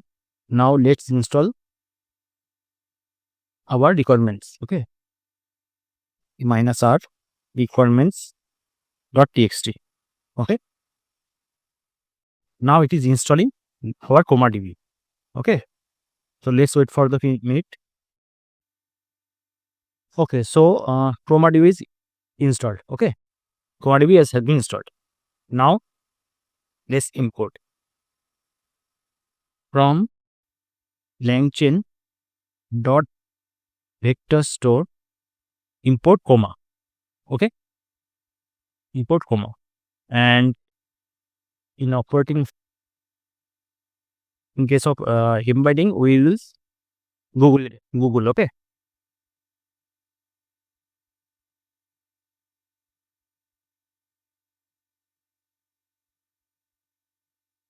And LangChain underscore Google Gen AI import Google Generative AI embeddings. Okay. From .env import load env. Okay. Now load env. Now we mention our embeddings. That is Google Generative AI, and we'll use Gemini embedding 001. This is the model. Okay. Now first we have to initiate our text. Okay. Text. And we have to initialize our text in a list form. Always we have to initialize our text document, whatever it is, we have to initialize it in a list form. Okay. Now suppose our first text is hello world. Okay. Second one is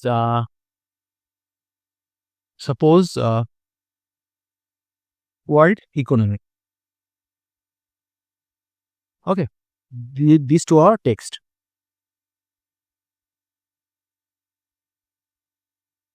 Okay, let's write text docs. It will be easy to read. Okay. Now initiate our database. So this is our Chroma database. Chroma. Now we can write Chroma TextDB. Okay. TextDB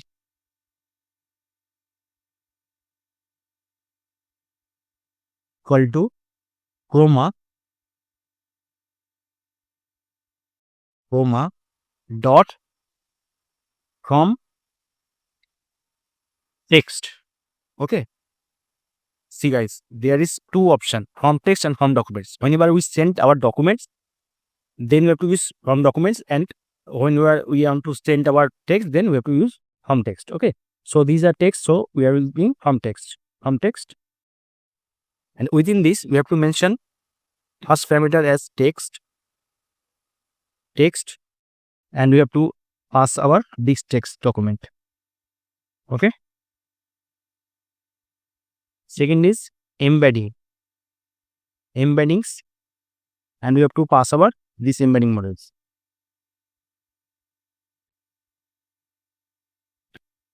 And one parameter is collection name. Okay. Collection name is my text. Okay. And another is Parsist directory. And we have to mention here our database name, clip. Okay. See guys, one thing that in previous class we have seen, once we initialize our embedding model, then we have to pass our text into embedding model to get embedded, right? But the beauty of this vector store is separately we don't have to embed our text. Okay. In our vector store, if we mention this embedding as our embedding, then this vector is enough to handle the embedding, to convert our data in embedding. Okay. In vector representation. So we don't have to do separately the embedding operation. This vector store performs it by itself. Okay. So this is the beauty of vector store. So what is happening? From text, we are passing our text. We are passing our embedding model. Okay, using embedding, and this collection name. See, persistent directory means ChromaDB. This is our folder. Here we are this ChromaDB is our database. Here we want to save our all the data. Okay, and this is our database, and in this database, my first collection name is my text. Okay, just like this is our SQL database, and this is our table name. Okay, just like that. Okay, so this is how we are initially in our database. Okay, so once we initialize this, then we have to do textdb dot persist. So what does it mean? See, in ChromaDB, when we pass this passes directory collection and everything, then automatically our data store gets created in our local disk. Okay, and persist means committing. We use commit in our SQL, Git, right? So using commit, we are updating our changes. So persist is something just like same as commit. So whatever we mention in whatever we have done in our from text or from document, whatever it is in this database, that will commit it using persist function. Okay. Now once it is persist, let's see. Once we run this code, see in left side there is no database. Still there is no database, right? Once I run this code, then automatically you see here one database will be created. Okay. Now let's this code. Now this code is running. Now see. Here one database has been created. Okay, ChromaDB. See, this is the ChromaDB. I mentioned persist directory as ChromaDB, so this is our database. ChromaDB has been created. Okay. Now our database has been created and all the documents have been committed using persist function. All the documents have been committed in our database. Okay. Now let's print our database. So how do we print? We use print, and within this we have to pass our database.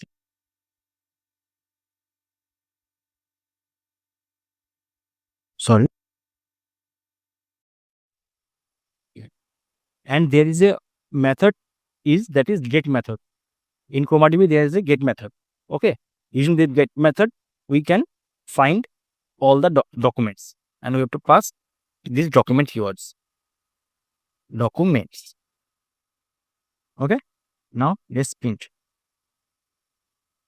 Now see, in our database we have only two chunks or two text, right? Hello world and world economy. Now see, we are getting hello world and world economy. Okay. So this is how we can print. Right. Now suppose these are text. Now suppose we want to add more text. So what we have to do? Now suppose this is our another text. Okay. Text docs 2, and we are mentioning another list of text. Okay. Suppose this is data science. Okay. And another is machine learning. Okay. Now I have to add these two text in our existing database. So whenever data is already created, then we have to use add text method. Okay. So this is our database. Now in this database we have to use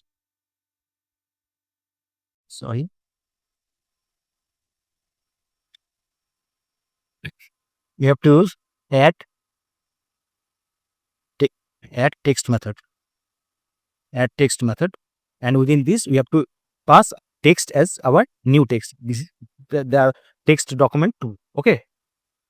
And in the same way we have to print our new list. Okay. Now see whatever.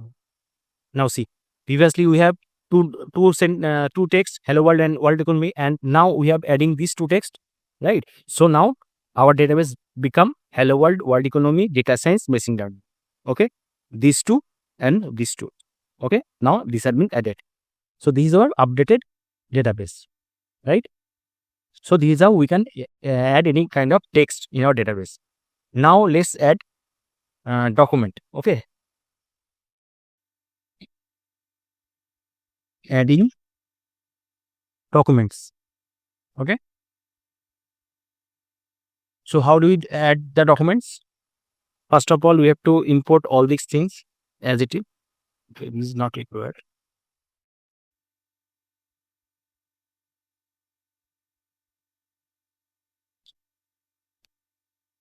So come here to here, all these are same.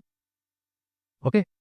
Now whenever we want to save any document, then we have to use one function, that is LangChain dot schema import documents. Okay, using this document we can create any kind of document, and that we can send to our vector store. Okay, so how do we create this document? Suppose this is our docs, and as usual we have to create our list. Okay, and within this we have to create our document. The document. See guys, if you remember in text editor class, I have already shown you, whenever we split any kind of documents using text editor, that time automatically our data gets two element. One is page content and another is metadata, right? So in real time scenario, when we use any kind of data for our application, then automatically after text splitting, automatically our data have the page content and metadata both. But for this example, as we are using in just normal manual data, that is why we have to use this document function. Okay, else we don't have to use anything, any document function or like this, because already in our data already we have page content and metadata. So as this is our manual example, that is why we creating our document as page content and metadata. Okay, so within this document we have to pass two things, that is page content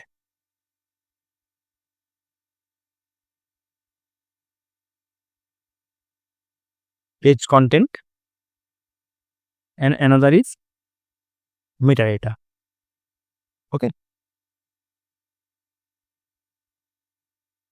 so in page content I'm mentioning same thing, hello world. Okay, and in metadata I'm mentioning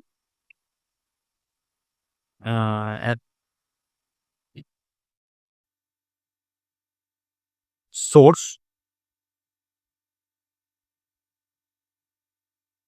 process doc1. Okay, that is document 1.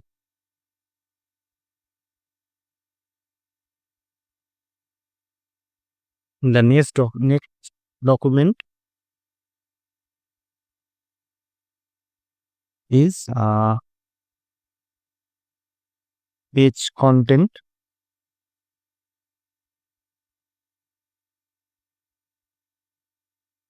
equal to same thing, world economy. Okay, and metadata equal to source doc2. Okay,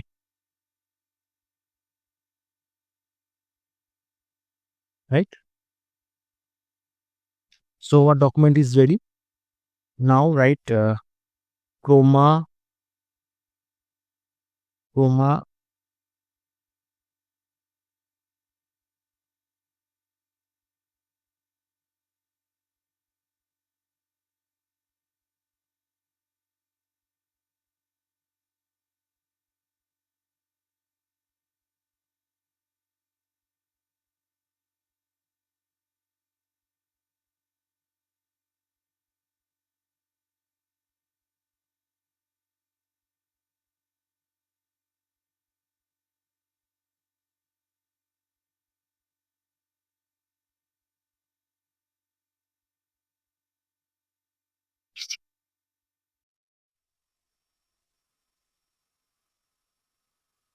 Now this is very important.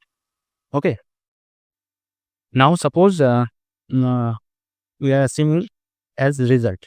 Okay, now what we have to do, this is our database.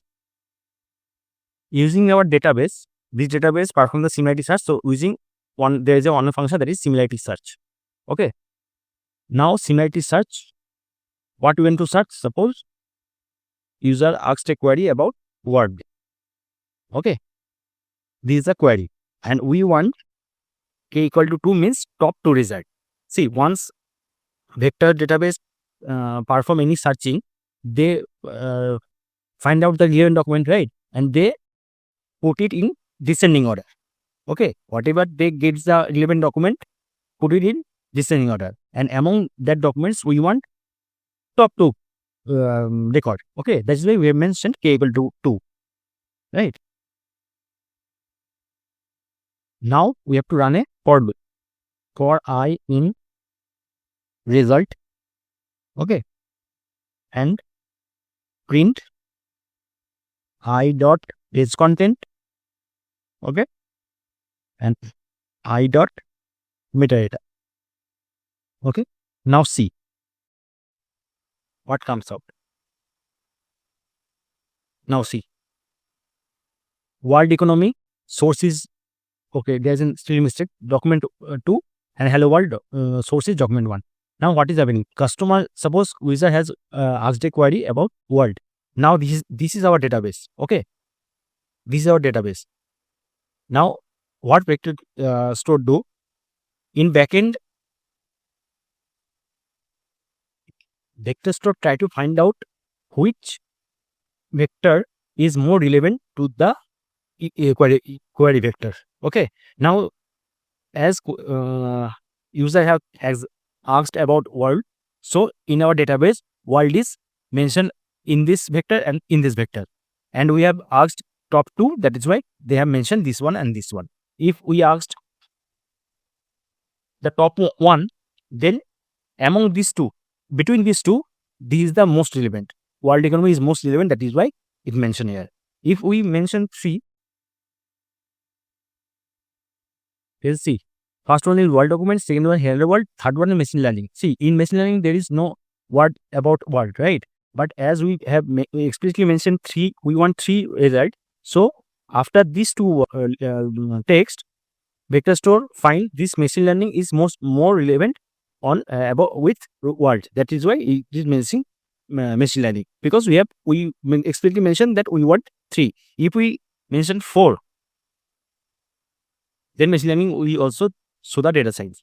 Although it is not related to world, but it is showing because we have mentioned the top 4 and we have only 4 data in our record. That's why it is mentioning all these things. Okay, this is how similarity search performs in backend, right? I hope you understand, guys. Now this is ChromaDB. Now let's start with Fast. Okay.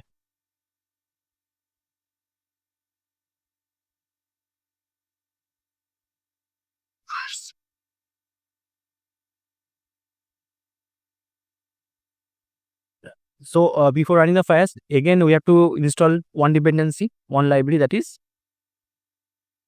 just a minute.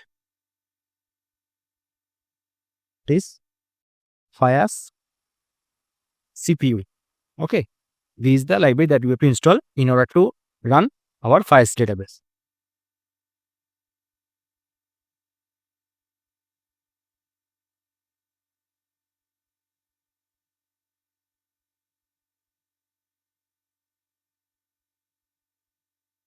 Pip install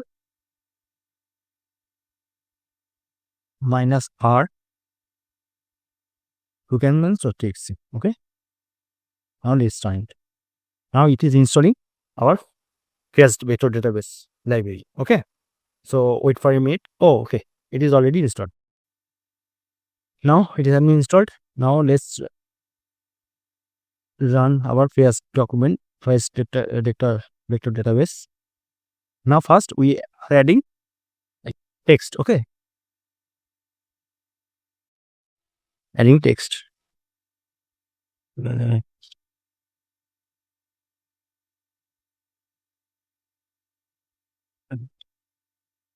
So text is same like this. Okay. Let's copy this one.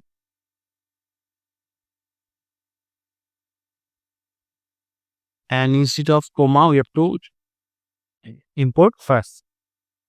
Okay. Now all are same. Now suppose to understand the difference, we write it as 2. Okay. 2.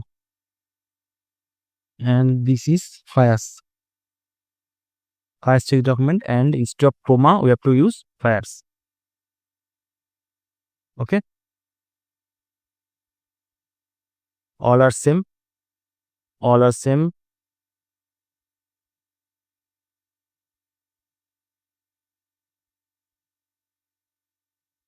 and text embedding. See, here we don't have to use collection name and persistent directory, because see, there's a big difference between fast and comma. In comma, whenever we run our code using persistent uh, directory, okay, that time automatically it saves in our disks. It creates the database and saves in our disks. Okay, but in case of fast, whenever we add any kind of text or document, it is not directly saved in our text in our disk. It's basically it saves in the memory. If you want to save it in our disk, then explicitly you have to save it in different way. Okay, in comma it is automatically get saved using this persistent directory function. Okay, but in case of fare, it is not automatically get saved. We have to explicitly save once we have completed our any kind of invoking performance. Okay, so that is why we don't have to mention anything. We have to mention only text and embeddings. We have to mention our embedding modules. That's it. Okay, now, and as we our database is not creating in our disks, it gets saved in only memory. That is why we don't have to do the commit also. Okay, then that means persist also. Okay, so our database is ready. Now see, if we run this,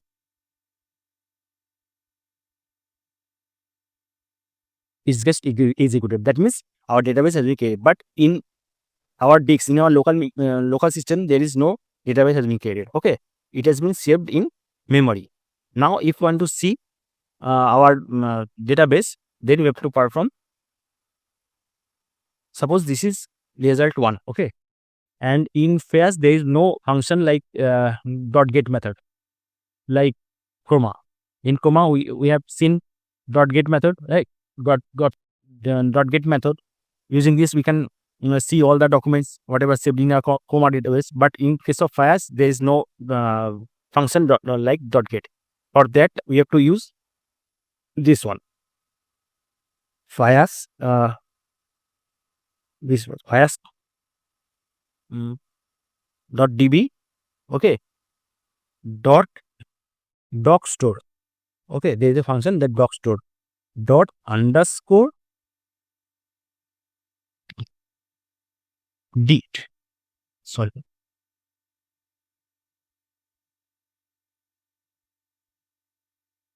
underscore dit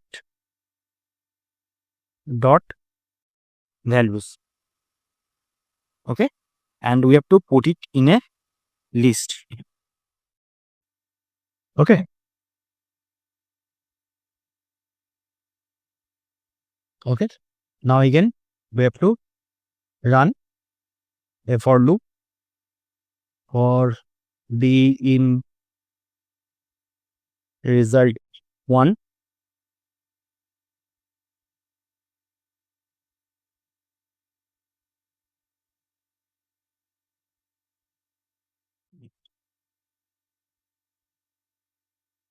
I. Okay,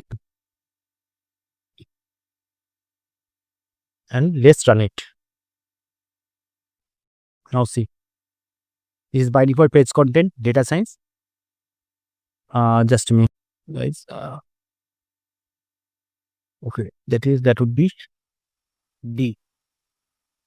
Now see, page content hello world 2 is the hello world 2 and world economy. We can write page content like this. Okay, hello world 2, world economy 2. These are text. Okay. Now suppose again we want to add new text. Okay. Now text docs 2 equal to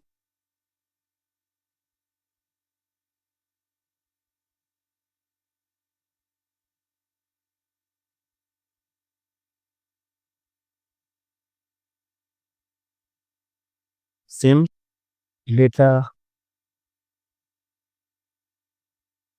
science 2. Okay, and another is machine learning 2.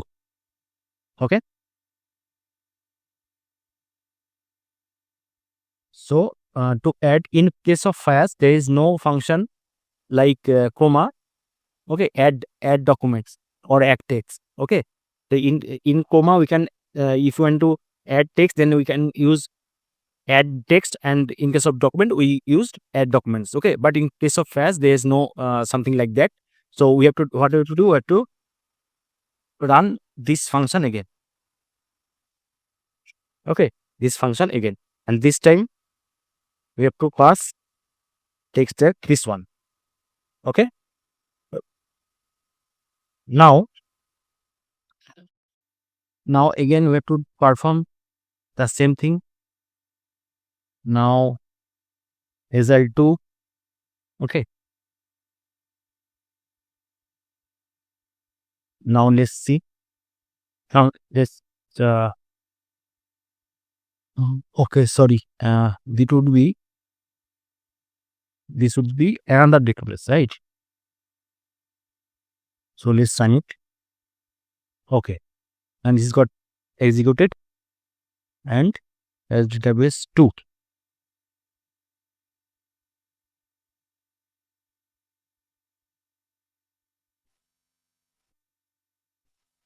Yes. Now see, now we got data science 2 baseline 2. Okay, so basically this is our second table, this is our first table, this is our second table, this is our first table, and this is our second table. Now as these are two table, so in comma, whenever we used add text or add document, so it automatically added the new data in our database. But in pairs, as we have to create we have to insert our data in separately. That is why once we have added all our data, then finally we have to merge our data, because there is no option for add data or add documents in pairs, right? That is why we have to merge this document. So how do we merge that? We can use this data, this table dot merge from which data? The first one. Okay, so the first second table dot merge from the first table. Okay, this is how we can merge our both table in a single database. Okay, now let's run it. Now it got merged. Okay, now let's see the final result. Suppose result 3. Now result 3 is become the final one. Okay, result 3, again the list. We have to use the list. Sorry guys, we have to mention as our first data inserted into our second table, first table data got inserted into second table. So we are printing our final table, the last table. Okay, dot logstore dot dict dot values, right? Yes.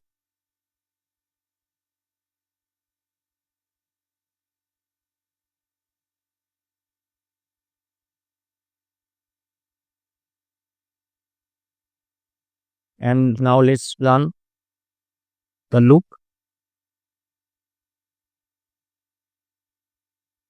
Result 3. And let's print deep dot page content. Okay, now see,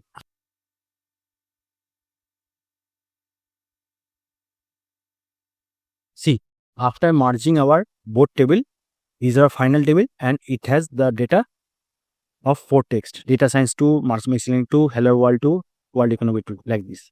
Okay, so this is how we can merge our data. Now in the same way, now let's add document. Okay,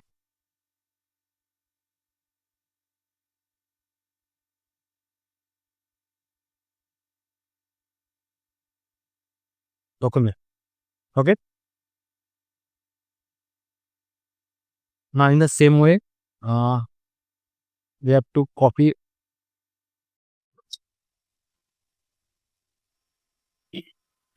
Now see, okay. Now in the same way, we have to initialize our document, all these functions, and then we have to initialize our document. Okay, and in the files we are using from document, we are saving our data. Okay, now let's run it. Now our data has been stored. Okay, now let's print. Now let's print. Now see, world hello world 2, hello world economy 2, both has been printed. Okay, now if you want to add separate document and then print, okay, now we are adding more documents. Okay, now see, these are another document, data science 2, miscellaneous 2. Okay, separate documents, and again we have to create this form document, right, to create different table, and then again we have to merge our both table. This one again we are merging our both table, and finally we are printing our final table. Okay, and running a loop. Now let's see. Now see, data science 2, miscellaneous 2, hello world 2, world economy 2, all are gets printed. Okay, now perform the similarity search. Okay, now perform the similarity search. If we perform the similarity search in the same way, this is the same. Performing the similarity search is the same. Okay, now performing the similarity search, now we are getting that. Now see, here we have mentioning world and top 3, and they are giving world economy 2, hello world 2, and data science. These are the more relevant. That is why these come first, this is the come second, and data science is third. Among these 4, now vector database find this the data science is the third most relevant document of this world. Okay, now if we ask any question about suppose science,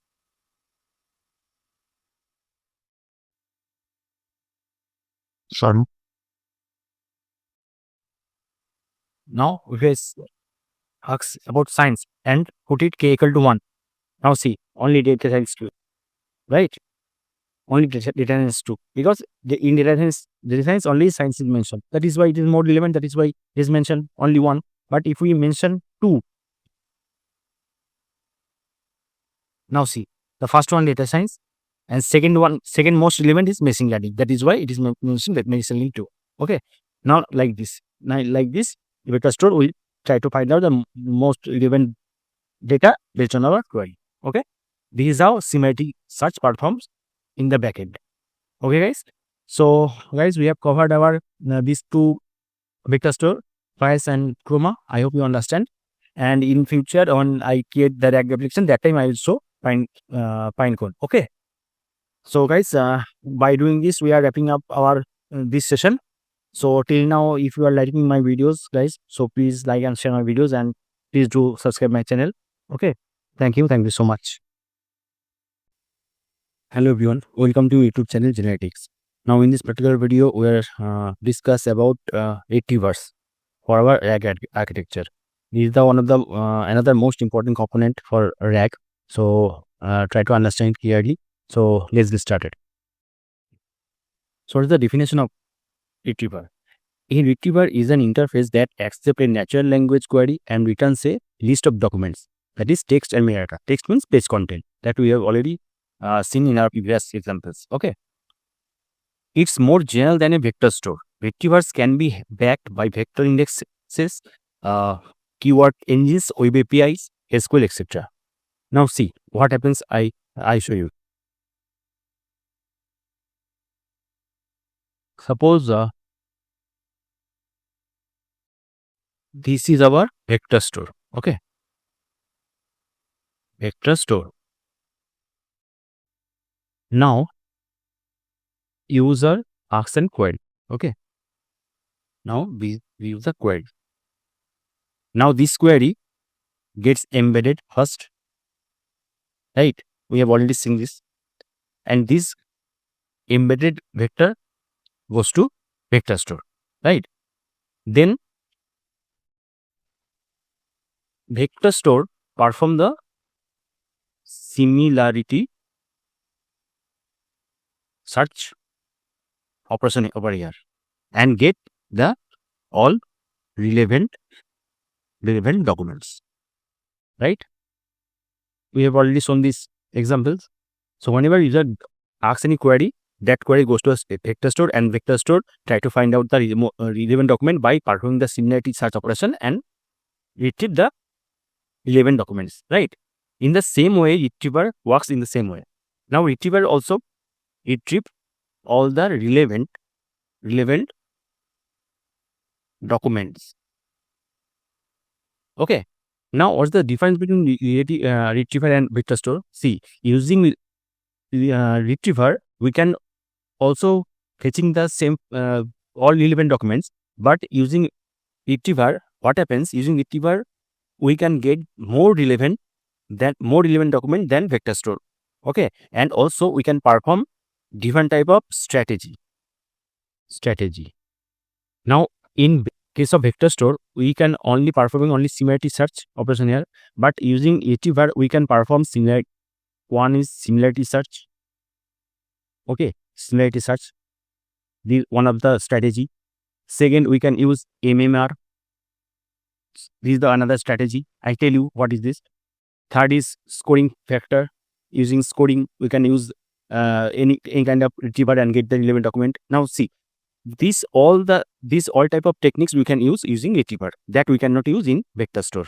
Okay, that is why it is written here. Retrievers, it's more general than a vector store. Okay, and another is retriever can also backed by vector index. Another is using retriever we can suppose this is our vector store. Okay, this is our own data, right? So we are using in RAG. Suppose we want to access the data from outside our vector store. Suppose from Wikipedia. You might be knowing Wikipedia. Suppose we want to get data from Wikipedia. Then what we have to do? We have to use an external API, right? External API. And there is an API is Wikipedia Retriever. This is the one type of retriever. So this type of, if we want to use this type of external data source, then we have to use this type of API retriever, right? So we using vector store, we cannot access any data source outside of our database, right? So that is why we have to use retriever in that case. So there are multiple advantage of using retriever rather than vector store. Okay, so that is why it is written over here. It's more general than a vector store, right? So next is types. What types of retriever are there? See, first one is vector-based retriever. Okay, this is the simple that I have already shown you, that is vector store and performing similarity search. Okay, this is called vector retriever. Okay, second one is sparse retriever, that is BM25. Here, instead of performing similarity search, we perform keyword matching operation over here. And here we do not perform embedding. Okay, so in case of sparse matrix, whatever data we have, we do not perform it embedding, and instead of similarity search, we perform keyword matching. Okay, I'll show you everything one by one with examples. Don't worry. The third one is ensemble or hybrid retrieval. Here we perform these both. We can perform vector or dense retriever along with sparse retriever. Okay, so both retriever perform parallelly in case of ensemble or hybrid retrieval. Okay, fourth one is contextual compression retriever. Here what happened? Once we got our relevant document, then retriever try to compress it and finally give the final output. Okay, this is the another way. And the last one is multi-query retriever. here what happens, here retriever using LLM retriever create multiple query against a single query, and then they find all the relevant documents for all the query.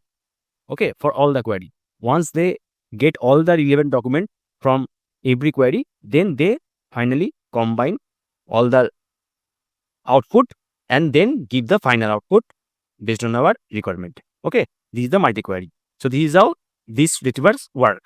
So let's see one by one with example. So first one is dense retriever or vector store retriever. Okay. So a retriever that uses embedding plus vector scenario to find relevant documents. Okay.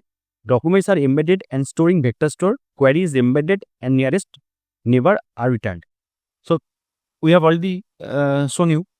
First, our document gets embedded and then storing vector database, right? And once we got the query, then we try to find the relevant document. Okay. So this is the vector store. How it works? Create document object first. That already we have shown you. Use an embedding module to embed each document. Now, first this is our document. Then it's get embedded here. Store embedding in vector store. Now it is stored in vector store. Okay, and this type of store we have already seen the example. Fires, comma. Fourth is at query time, embed the query. Then query gets embedded, right? Now finally compute similarity cosine dot L2. Finally compute a similarity search using cosine dot or L2. These are the techniques to perform the similarity operation between query embedding and store embedding. Between this document embedding and the query embedding. Between these two embedding perform similarity search and finally return top K document. Okay. This is our dense retriever or vector store retriever. So now let's see how it is happening in practical. Okay. Okay guys, so I have opened our VS Code. Now this is our 10th session. So I have already created the file for retriever.ipynb. Now see, this is the first example is vector store retriever. Now this is our example. Now for starting our coding, we have to import our document. For document, for creating our document object, right? Then for embedding model, I am going to use Google Generative AI embedding model. Okay, and as a vector store, I am using Fires. Okay. Now I'm creating this document, this docs, using this document object and creating 5 document. Okay. Now initializing my embedding model, Google embedding model is Gemini embedding J01. Okay. Now I'm creating my vector store. This all example I have shown you in earlier. So using this fires.from document, I am creating my vector store. Now see, once my vector store got created, then there is a function as retriever. Okay, using as retriever, VS means our vector store dot as retriever. Using this function, we are using our retriever and performing our similarity search operation here and mentioning search squared equal to k equal to 3. That means we want top 3 document. Okay, so this is the by default search similarity search operation is performing in over here. So we are putting in retriever equal to vector store dot as retriever and putting k equal to 3. Now we are passing these are query is which animals are domestic pets. These are our documents. Python is a programming language. Java is also a programming language. Cats sleep often during the day. Dogs bark at stranger. Birds fly in the sky. Now we have this is our query. Now we are invoking our query using the retriever that we have created. Okay, and printing our documents, metadata and page content. Now let's run it. Now see.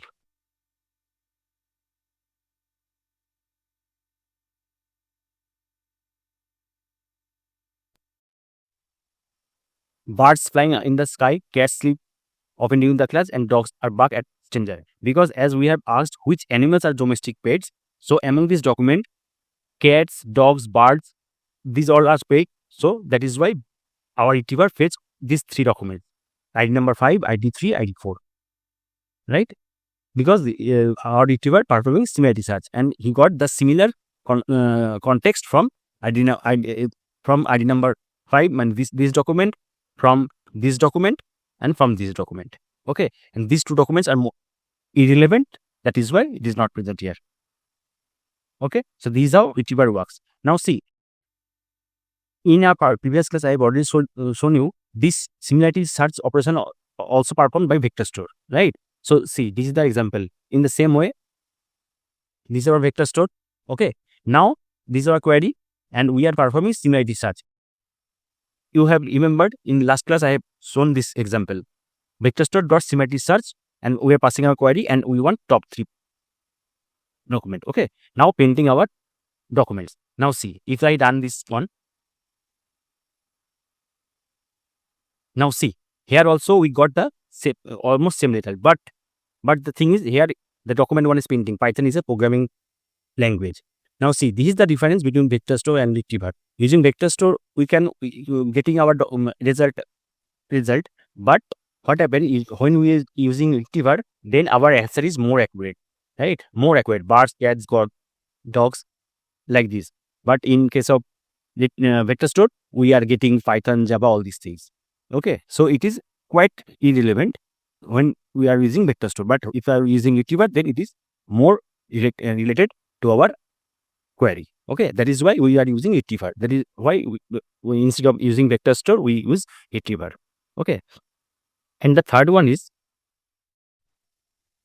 I told you, using retriever we can use different type of strategy.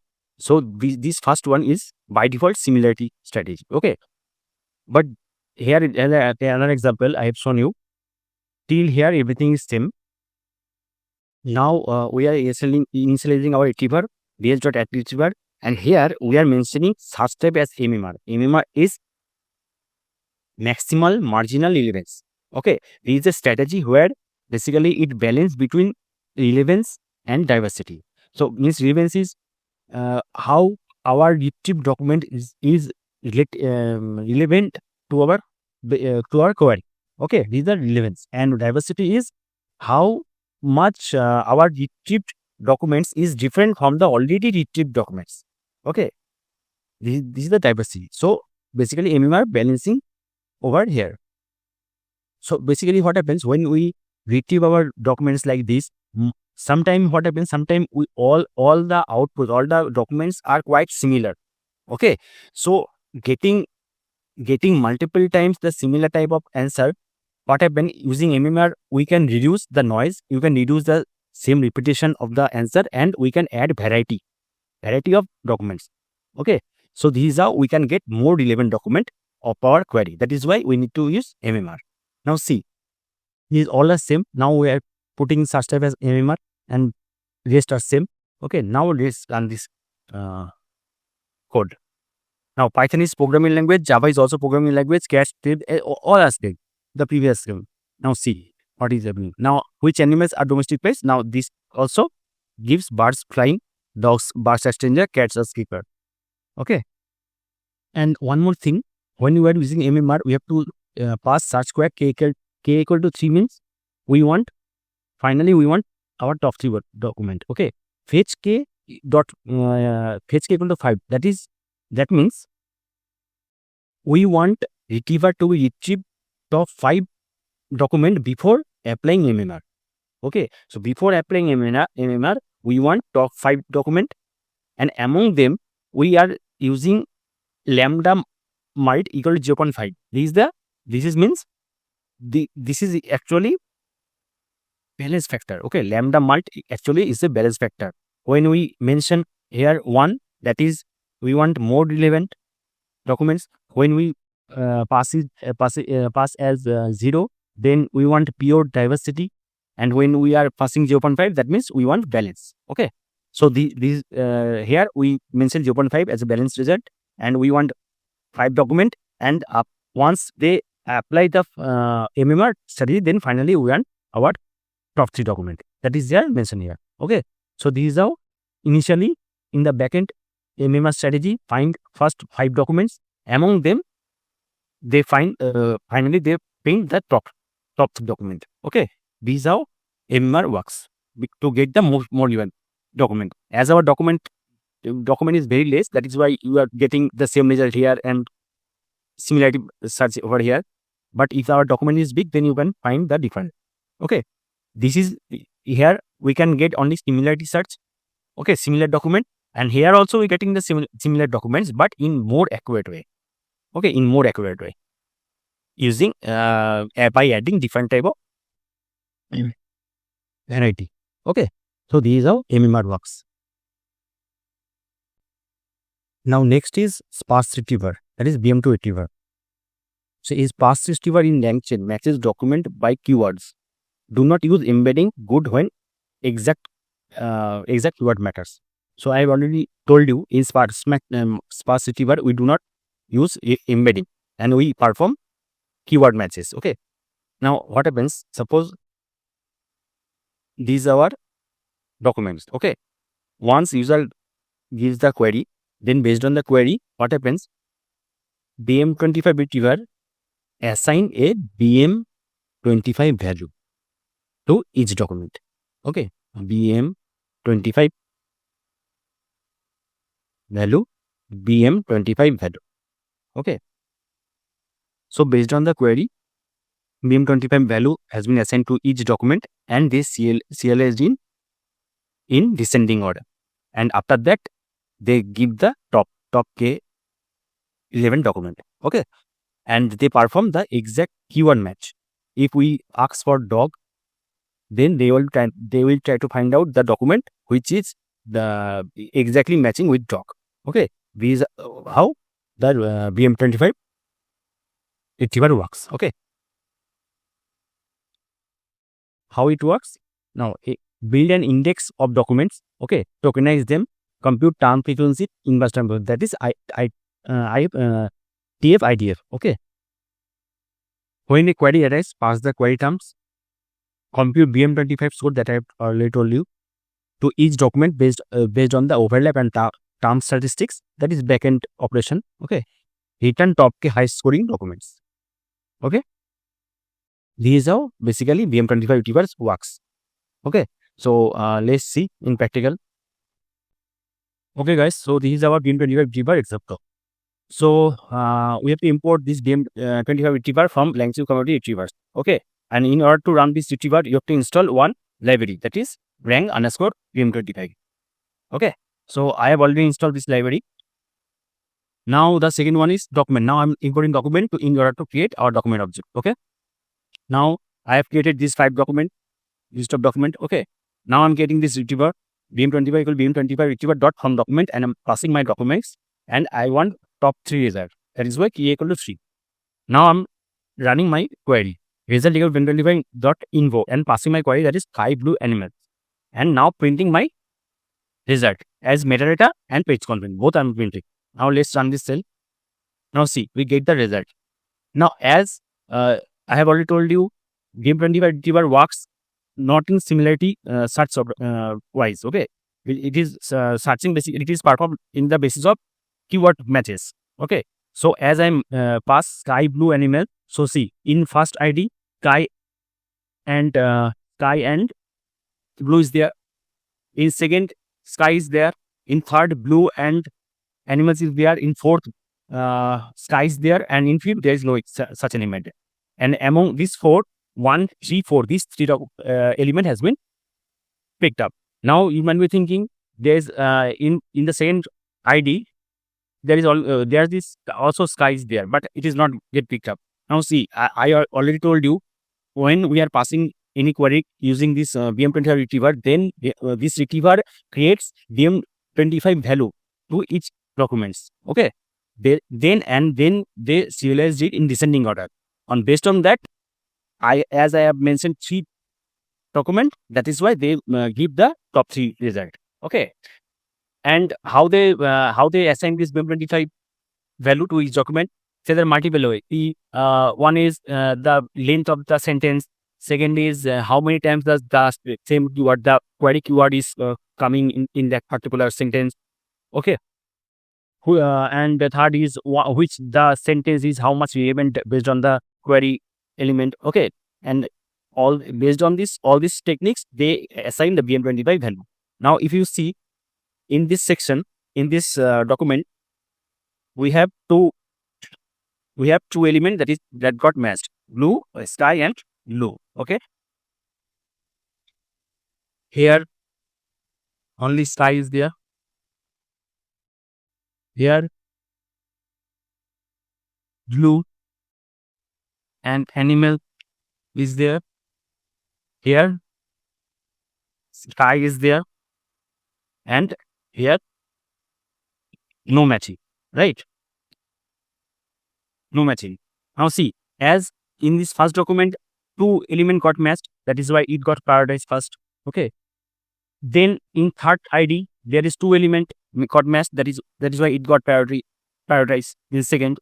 And this got neglected because there is no matching. And between this ID number 2 and 4, in both sentence only single element got matched. But why did this sentence got picked up? Because as per retriever, this sentence get more relevancy based on the query. Okay, that is why this sentence has been picked up. Okay, so this is how BM25 retrieves our relevant document based on our query. Okay, I hope guys you understand. The next one is ensemble or hybrid retrieval. Okay, use multiple retrievers in parallel, sparse or plus days. Combine result to the improve recall or precision. Okay, how it works? Run each retriever separately. There, suppose first is vector store and second is BM25.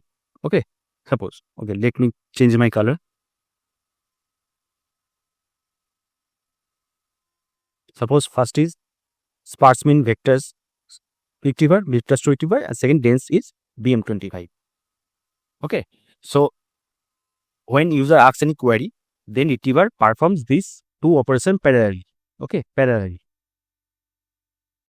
Run each retriever separately, but it is performing parallelly. Okay, each gives ranked list of document. Both of retriever gives separate document based on the rank. Okay, combine result using weight or method. There are multiple different type of method is there. Using that, they assign the weight and they combine all the result. Okay, combine all the result, and finally gives the final output. Okay. Okay, so basically this is how hybrid retrieval works. Hybrid is calling because it is using both sparse and dense retriever all together in parallelly, and they combine all the result from both retriever and finally give the output. That is why it is called ensemble or hybrid retriever. Okay, now let's see the practical.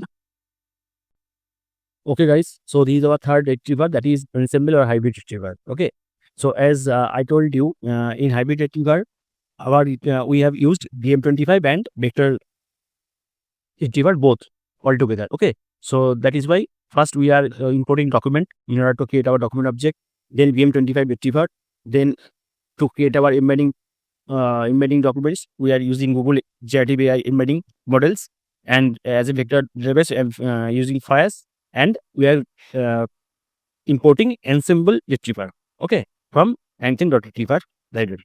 Okay, now I'm creating this document. The first document is AI research is going first. Machine learning models perform many tasks. Cooking and baking are arts. Dogs are loyal animal. Software engineering with a discipline. Okay. Now first I'm creating my BM25 retriever. Okay, BM25 to BM25 retriever.found document, and I'm passing my document and I'm putting k equal to 2. Okay. Now this is my BM25 retriever. Now I'm creating my vector retriever. Okay. Embedding model, I'm passing my embedding model. Then I'm creating my vector store files.form document and passing my document, embedding equal to emb, this variable, and then creating my retriever as bs.as retriever as such quack equal to k equal to 2, top to result. Okay, now my BM25 retriever and vector retriever both are ready. Now I am calling my ensemble retriever, and within this retriever I'm passing my both retriever. Okay, as retriever equal to BM25 and vector retriever, and putting weight 0.5 for both. Okay, so using this ensemble retriever, I am passing both retriever, and I am giving the instruction to run these both retriever parallelly. Okay, Now this is my query. What are the models in AI? And creating result, ensemble, this one, ensemble.ebook, and passing my query and printing my result, metadata and page content. And let's run this cell.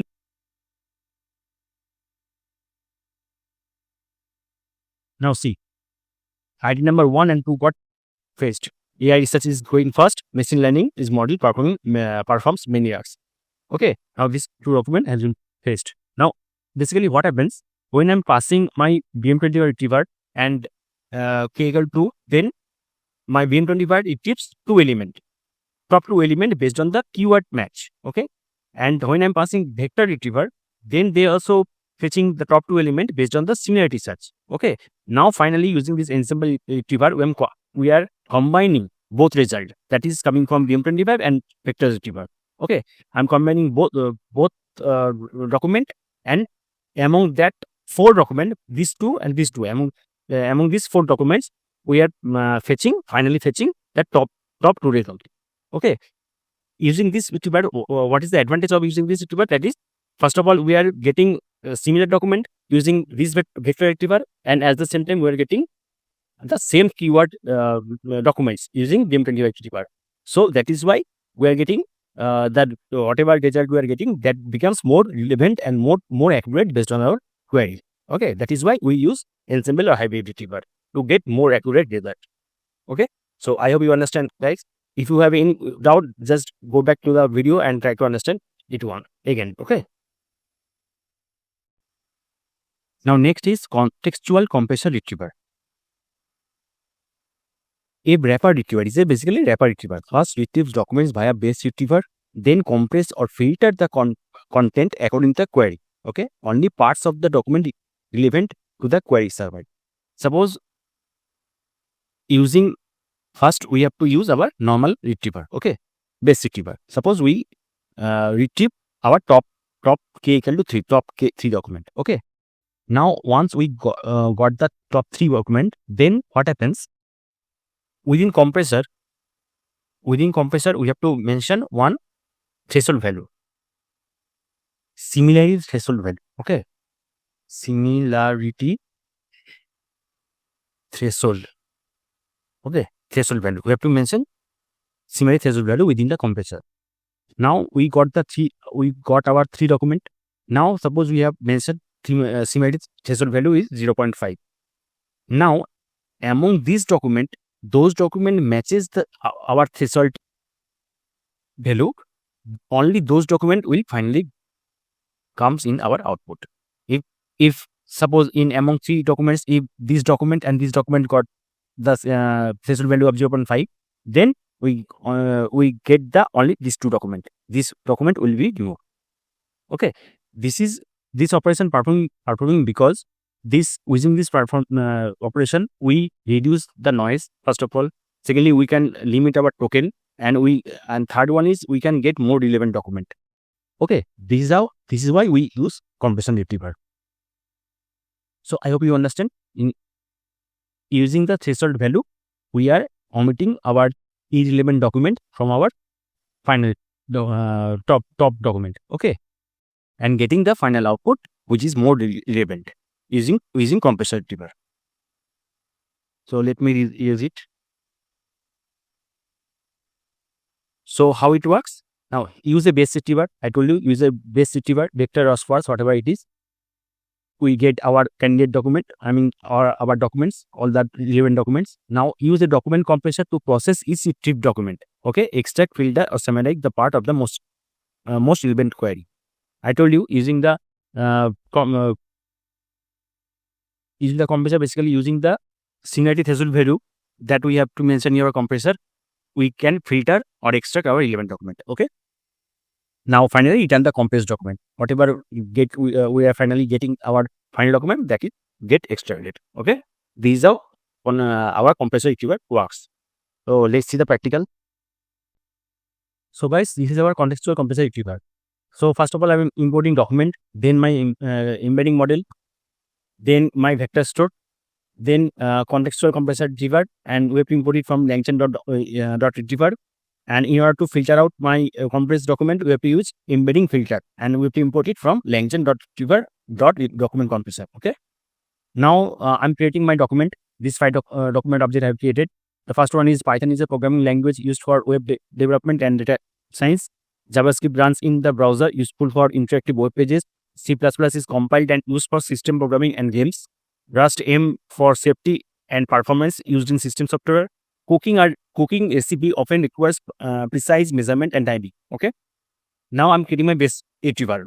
Here I'm using vector retriever. You can use BM25 retriever as well. So whatever you want, you can use as a base retriever. So here I'm using, first of all, I'm using my embedding model. Then I'm creating my vector store and I'm getting my retriever.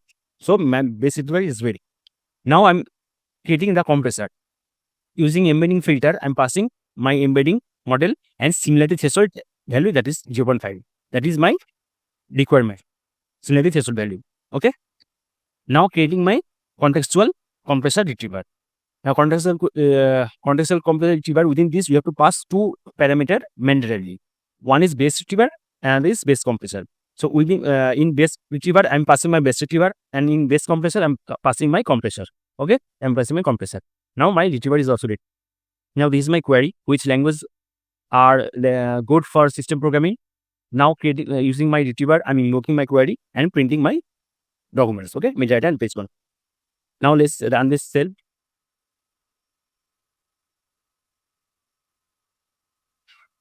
Now see, Rust aims for safety and performance using system software. C++ is a compiled used for system programming, and Python is the programming language. This ID 431. This three document got fetched by our retriever.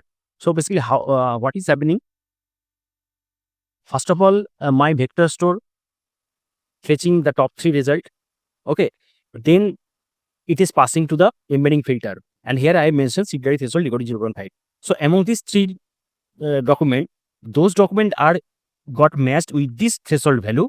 Only that documents will be finally fetched out as a output. Okay, so these are basically operations happening over here. Now among these three results, all have the same similarity threshold value. That is why it is showing the top three result. As our document is very small, that is why our three element is showing. But if our document is big, sometimes you might be seeing that your whatever you have passed in k value, you might be getting lesser output, because if my similarity threshold value doesn't match, then it will not come as output. Okay, so in this example, this short document, that is why all the three documents got have the same 0.5 similarity threshold value. That is why it's coming here. So basically, in the backend, this operation has been performed. First of all, our base retriever retrieves the documents, then it is passing to the embedding filter, and among that documents, whatever passed to the embedding filters, those documents got the same similarity threshold value. Only those documents will be coming out as a final result. Okay, this is how basically our contextual compressor retrieves. So by doing this, we basically compress our final output. We limit our token. We remove our noise. Okay, so that is why we have to use contextual compressor retriever. Okay, so I hope you understand, guys. Okay, guys. So our next retriever is multi-query retriever. Okay, so what is that? A retriever that uses an LLM to generate multiple reformulation perspectives of the user's query, then retrieve for each of them and returns the unique opinion of the ball result. Okay, helps cover cases where the query phrasing, synonyms, or perspective might miss relevant document. See what happens basically. If my query is suppose I am passing my query as what is AI. Okay, now once I pass the query, then what does this retriever do? Now this retriever uses our LLM model. Okay, and using this LLM model, it generates some few other alternative query against this main query. Okay, suppose what does AI mean? Okay, another might be how does AI works. Okay, like this. So using LLM, this retriever creates multiple query against our main query. Okay, now if we mention k equal to 2, then for each query will retrieve 2 relevant document. Okay, each query will retrieve 2 relevant document, and once they retrieve that 2 documents in each query, then they will combine this 6 document. Okay, now they combine the 6 document, then they remove all the duplicate value. As these questions all almost same in same category, that is why it might be retrieved the same document, right? That is why when we got the 6 document, then it will duplicate all the it will remove all the duplicate value and finally gives the output, and it gives the remaining output. It might be 2 or less, 2 or less, 2 or less. Okay, as we have mentioned k equal to 2, so it might be 2 if after removing the duplicate value, if my document remains 2, then it will give the 2 result. If it removes most of the duplicate value, then it will give the less value. Okay, so this is how my retriever multi-query retriever works. So let me erase it. Now it is written here how it works. Receive user query, generate multiple query via LLM, and for example, what are the reason for X, how is X done, and etc. Okay, that I have already shown you. Use a base retriever, vector or BM2, whatever retriever you want, you can use to retrieve document for each generated query. Okay, each generated query. Combine result. They are combining all the result, that is basically union, and optionally deduplicated. Okay, basically if there is duplicate value, then they remove the duplicate. That is why this is showing optionally if there is duplicate value. And finally, they return the combined set of documents. Once they remove all the duplicate, then they finally gives the final output. Okay, this is how multi-query retriever works. So let's see in the practical. Okay guys, so these are multi-query retriever. Okay, so first of all, we are importing our document, then embedding model, then vector store files. And in order to use our multi-query retriever, we have to import multi-query retriever from LangChain.retriever.multi-query. Okay, and I'm importing my LLM model, chat, OpenAI, and loading my environment. Okay, now I'm loading my environment. Now creating my document. These are 5 documents. Machine learning includes supervised, unsupervised, and reinforcement learning. Deep learning use natural works with many layers. Statistics is fundamental to ML. Reinforcement learning deals with agent, rewards, and environments. Optimization methods like gradient descent are used in training model. Okay, now I'm creating my base retriever. Okay, using vector store. Now this is my embedding model. I'm creating my vector store. Now this is my retriever. Okay, now my retriever is ready. Now I'm initializing my LLM model, chat OpenAI model. I'm passing my model and temperature 0.7. Okay, now creating my retriever. My retriever dot from LLM. We have to use this function dot from LLM.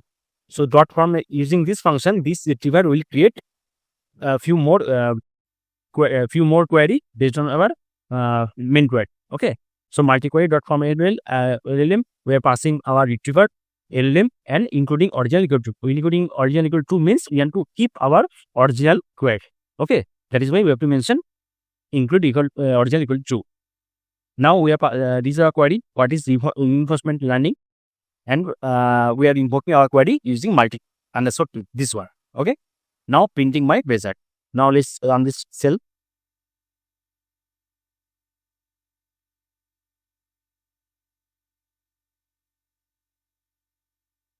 Now see, we got these 2 results. Reinforcement learning deals with agent, rewards, and environment.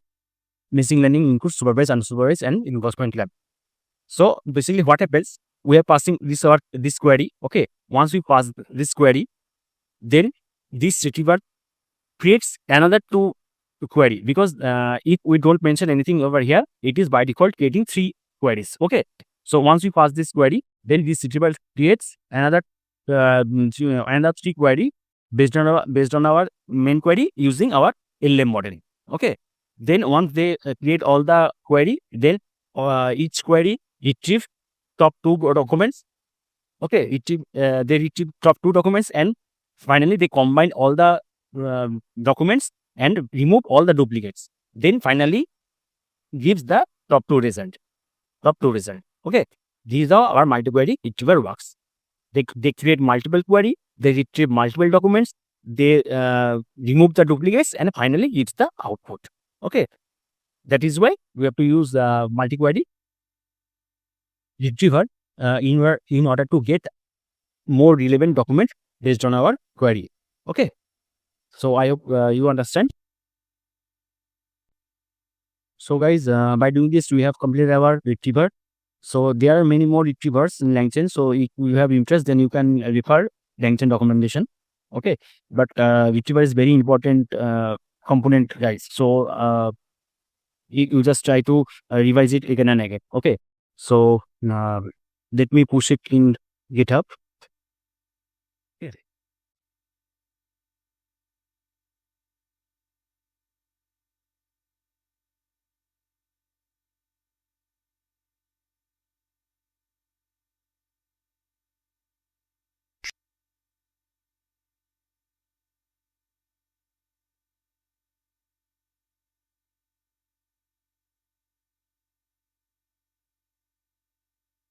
Git push or reduce. So guys, I'm pushing all the codes in my GitHub. I'll give this link to the description box, so you can check it over there. And so finally, we're finishing our video. And guys, if you are still liking my videos, please do like, share, and subscribe my channel. Thank you. Thank you so much. Guys, welcome to my YouTube channel Genetics. So guys, as we have started our LangChain full course, so in till now we have completed almost all the components of LangChain, and along with the RAG, and we have also seen our RAG architecture, and we have seen all the components of RAG like document loader, vector store, embedding models, retriever, everything, right? So this is the right time to see a end-to-end project on RAG, so that you can get more clarity and you will get to know how actually our RAG application gets built. Okay, so let's get started. So guys, first of all, I have created one new repository in my GitHub account. So I have named this RAG ML chatbot, and now in order to clone this kit in our local, so I am copying this URL and I am cloning over here. So I have to run git clone and I have to paste the URL. So it's cloning. Now it's cloned. Now see, this is our folder, project folder. Okay, so I'm opening it in my VS Code.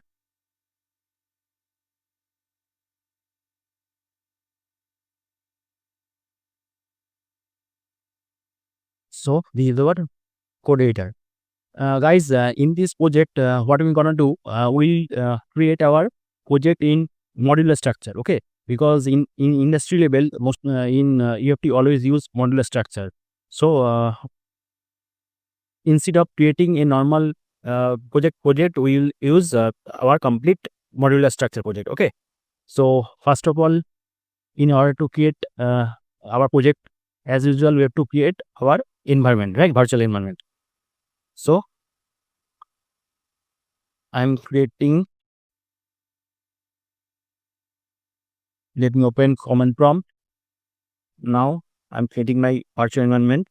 I'm using 3.10 Python version -m -v, and this is my virtual environment name. Okay, so let's create it.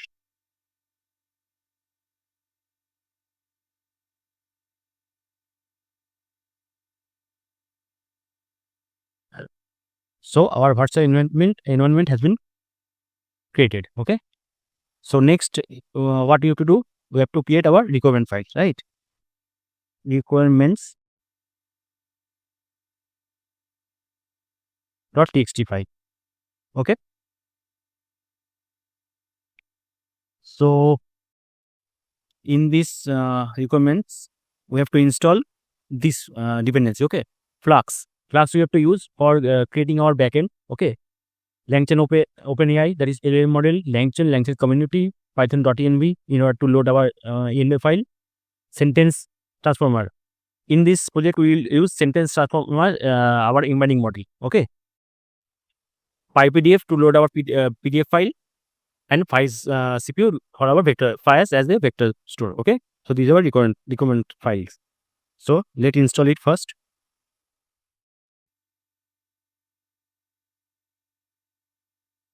So first of all, we have to activate our virtual environment, right? So my script activate. Sorry, activate. Now our virtual environment has been activated. Now in this virtual environment, we have to install our requirements file. Okay, pip install -r requirements.txt. So our requirements is getting installed. Okay, so let it be installed first.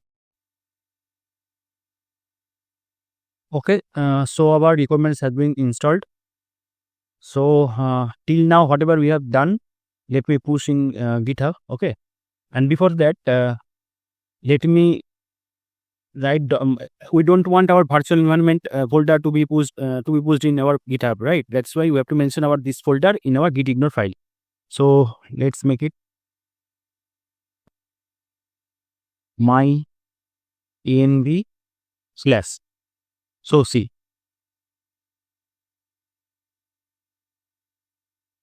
now it gets untracked. So we don't want our virtual environment folder to be pushed in our GitHub, right? It is not necessary. That's why we have mentioned it in our git ignore file, and it gets untracked. Now let me push till now whatever we have done in our GitHub, right? So git add git commit -m requirements added. Git push origin mail. Now everything get pushed. Okay, so let's clear it. Now what we have to do? We have to create our .env file where we can implement our all the API keys, right? So we have to create .env file. Here we have to mention our OpenAI API key, right? So guys, yeah, you all please put your own OpenAI API key over here. You don't have any, if you don't have OpenAI API key, then you can use Grok Grok API as well. So both will work. Or Google API you can use, anything you can use. Okay, so let me put it. Okay, so I have included my OpenAI API key in .env file. Okay, so now we'll start our project. So guys, we will use modular structure definitely, but before that, it would be always preferable or better way to use a project that you can create your project in Jupyter file first. Okay, so it will be easier to create your project in a single file, so you can create it more easily. And once it is done, then you can convert your Jupyter notebook code in your modular coding, right? So before starting our modular coding, we create our one experimental Jupyter notebook. Okay, so let me write experiment. Okay, .ipynb. Let me select my kernel.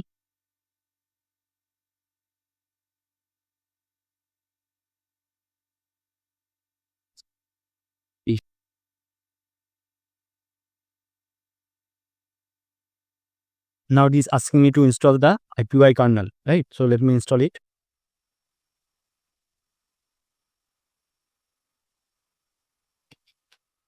So kernel has been installed in order to run our Jupyter notebook, right? So it is installed. So let's start our coding. So first of all, we have to import. Sorry.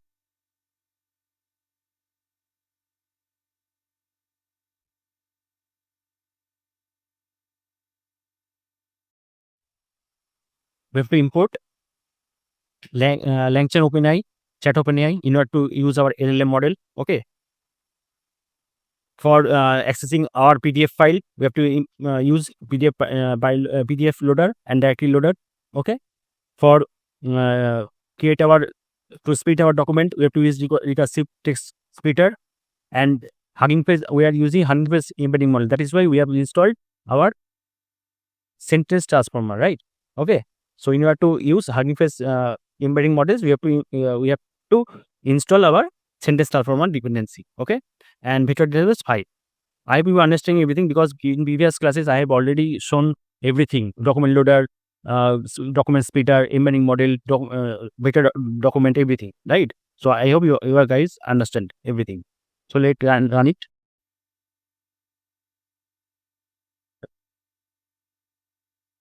So it's get run. Okay.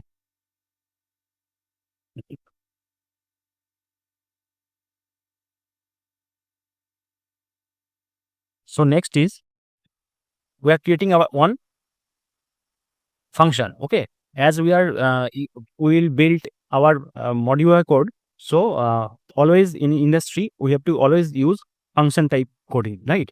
So in order to use our document loader, we are creating this file loader function, and within this I am passing my path, and we are using loader equal directory loader, and within this we are passing this path globe equal to .pdf, means all the PDF files, and file loader class equal to PDF loader, and document equal loader.load, and I'm returning these documents.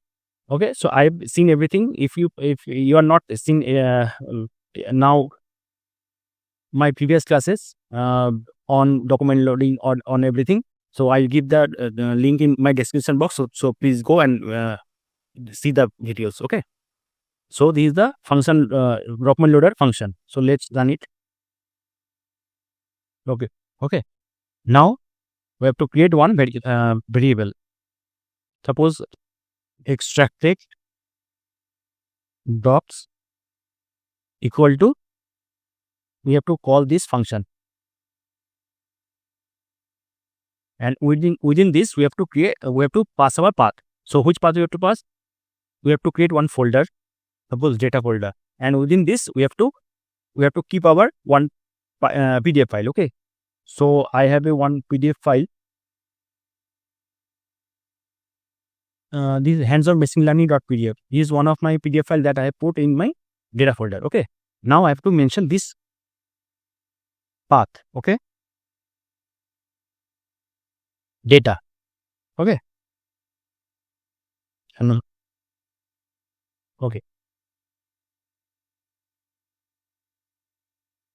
So all the file, whatever file is present in this data folder, all the .pdf file, whatever .pdf file is present in this data folder, that will be extracted. Okay. Now all the file has been extracted. Now after document load, what we have to do? We have to chunk our document, right? So for chunking, this is our function. Chunking data, we are passing our data, speed data, recursive speed text splitter. I have shown in my previous class in text splitter classes. So you can check in my channel. Okay. Chunk size 500, chunk overlap 50. Speed data dot speed document, we are passing our data and returning chunk data. Okay. So these are function. So using this function, chunking data, I'm calling this function, and within this I have mentioned data, so I am passing my extracted data. These are original data, so I am passing this data in my chunking data function and put it in a variable that is chunk data. Okay. Now our document, this document hands-on machine learning PDF file, this document get chunked, and now let's see what is the length. Now see, after chunking our document, we got 2120 chunks. Okay. So next is, and if you want to see the chunk, any document of this chunk, then you can see using chunk data. Suppose we want to see 40 data. Okay. Dot text content. I hope you remember. Now see, this is our 40th chunk. Okay. Right. So now let after chunking, what we have to do? We have to embed our data, right? So these are function for embedding our data. So this get embedding, this is our function, and we are calling function Hugging Face embedding model. Okay, and this is our model name, and we are returning embeddings. So let's run it.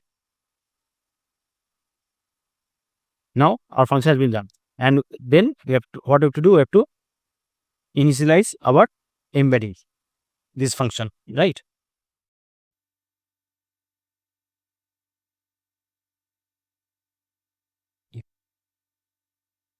And we have to put it in a variable embedding. Okay. Now our embedding gets ready. Okay.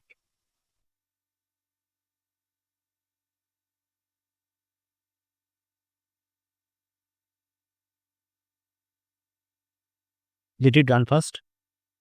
It's actually embedding our documents. Okay. Okay. Now we have to do, after embedding, what we have to do?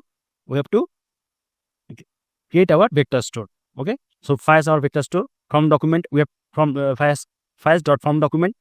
We have to pass our document. Document says what is our document? That is chunk data. These are our main documents. So in document we are passing chunk data, and embedding, as embedding we are passing my embedding model. Okay. Now let's run it.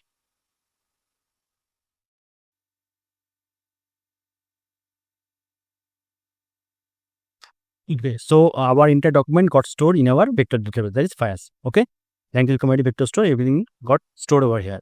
Now after storing our data, what is the next step? Next step is retriever, using retriever. So using retriever, what we have to do? We have to fetch our similar documents from vector store, right? That is why we use retriever docs. This one docs as retriever, search type similarity, search query, top 3 documents, right? Output is retriever.invoke and passing what is the supervised machine learning. Okay, and I'm printing our output. So see, we got top 3 document. We got top 3 document. This one, and this one. Okay, so these are our top 3 result. Okay, now what we have to do? We have to send this document to our LLM so that we can get our proper structure output, right? So in order to use our LLM, we don't need to use OS. Sorry. See, OpenAI API key that we have initiated in our .env file. So OpenAI API key os.get env and os.environment OpenAI API key, and we are passing LLM chat OpenAI model chat GPT-4 mini temperature 06. Okay, now let's run it. Now our LLM model got initialized. Okay, now we have to import these 3 functions. So what is create stub document chain? One is create retrieval chain. Okay, so let me write the next code so that you can get to understand it clearly. See, first, this is a system prompt. We are mentioning our system prompt. You are an expert data scientist assistant of question answering tasks. Okay, used for following places of retrieve context to answer the question. If you don't find any related context, then say that you don't know. Do not give any hallucinating answer of this. Use the 3 sentence maximum and keep the answer concise. Next time context. Okay, so basically these are system prompt. We are telling our system to act as like this. Okay, so we are instructing our system. So these are system prompt, and we are mentioning the context. Basically, what happens whenever retriever retrieves the similar document, whatever retrieve document, all this retrieve document get stored in this context, and this context gets injected to this prompt. That is why we have to use context with this curly brackets. Okay, this is the main funda. Whatever documents gets retrieved by the retrieval, that will store in this context, and this context will get injected to this prompt, system prompt. That is why we have to use context. Okay, so using create stuff document, what we have to do, basically this prompt gets stuffed with our main prompt. Whatever prompt will be given by the user, this prompt will get stuffed by the system prompt. Okay, so that is to stuff this prompt, we have to use create stuff document. And whenever we will use this create stuff document chain, we have to use this create retrieval chain. Okay, so once I write the code, then you will get more clarity on it. Now see, zero stuff chain. What happens? In stuff chain, we are passing LLM and chat prompt. So using chat prompt, what happens? So basically, what happens? Retrieve all the documents and put it in context. This context gets injected in this system prompt. Now in this chat prompt, both prompt, system prompt and user prompt is coming over here, and using this stuff document chain, both prompts get stuffed together. Okay, before sending it LLM. Once it gets stuffed, then it is sending to the LLM for further processing. Okay, that is why we have to use create stuff document. Whenever we have to use this type of context, we have to use create stuff document chain. Okay, so our stuff chain gets ready. Now we have to use create retrieval chain, and we have to pass our retriever and this stuff chain. That's it. Now our chain is ready. Okay, our complete chain is ready. Now we are passing our question. What is machine learning? Okay, so we are putting it in response dictionary. Retriever.chain.invoke. We are invoking our input as question. Okay, and we are passing response equal to response dictionary in answer, because there is a parameter that's answer, and we have to retrieve only answer part. Okay, that is why we are passing answer. Now let's run it. Okay, so let me run this cell. Okay, just a minute, guys. Okay.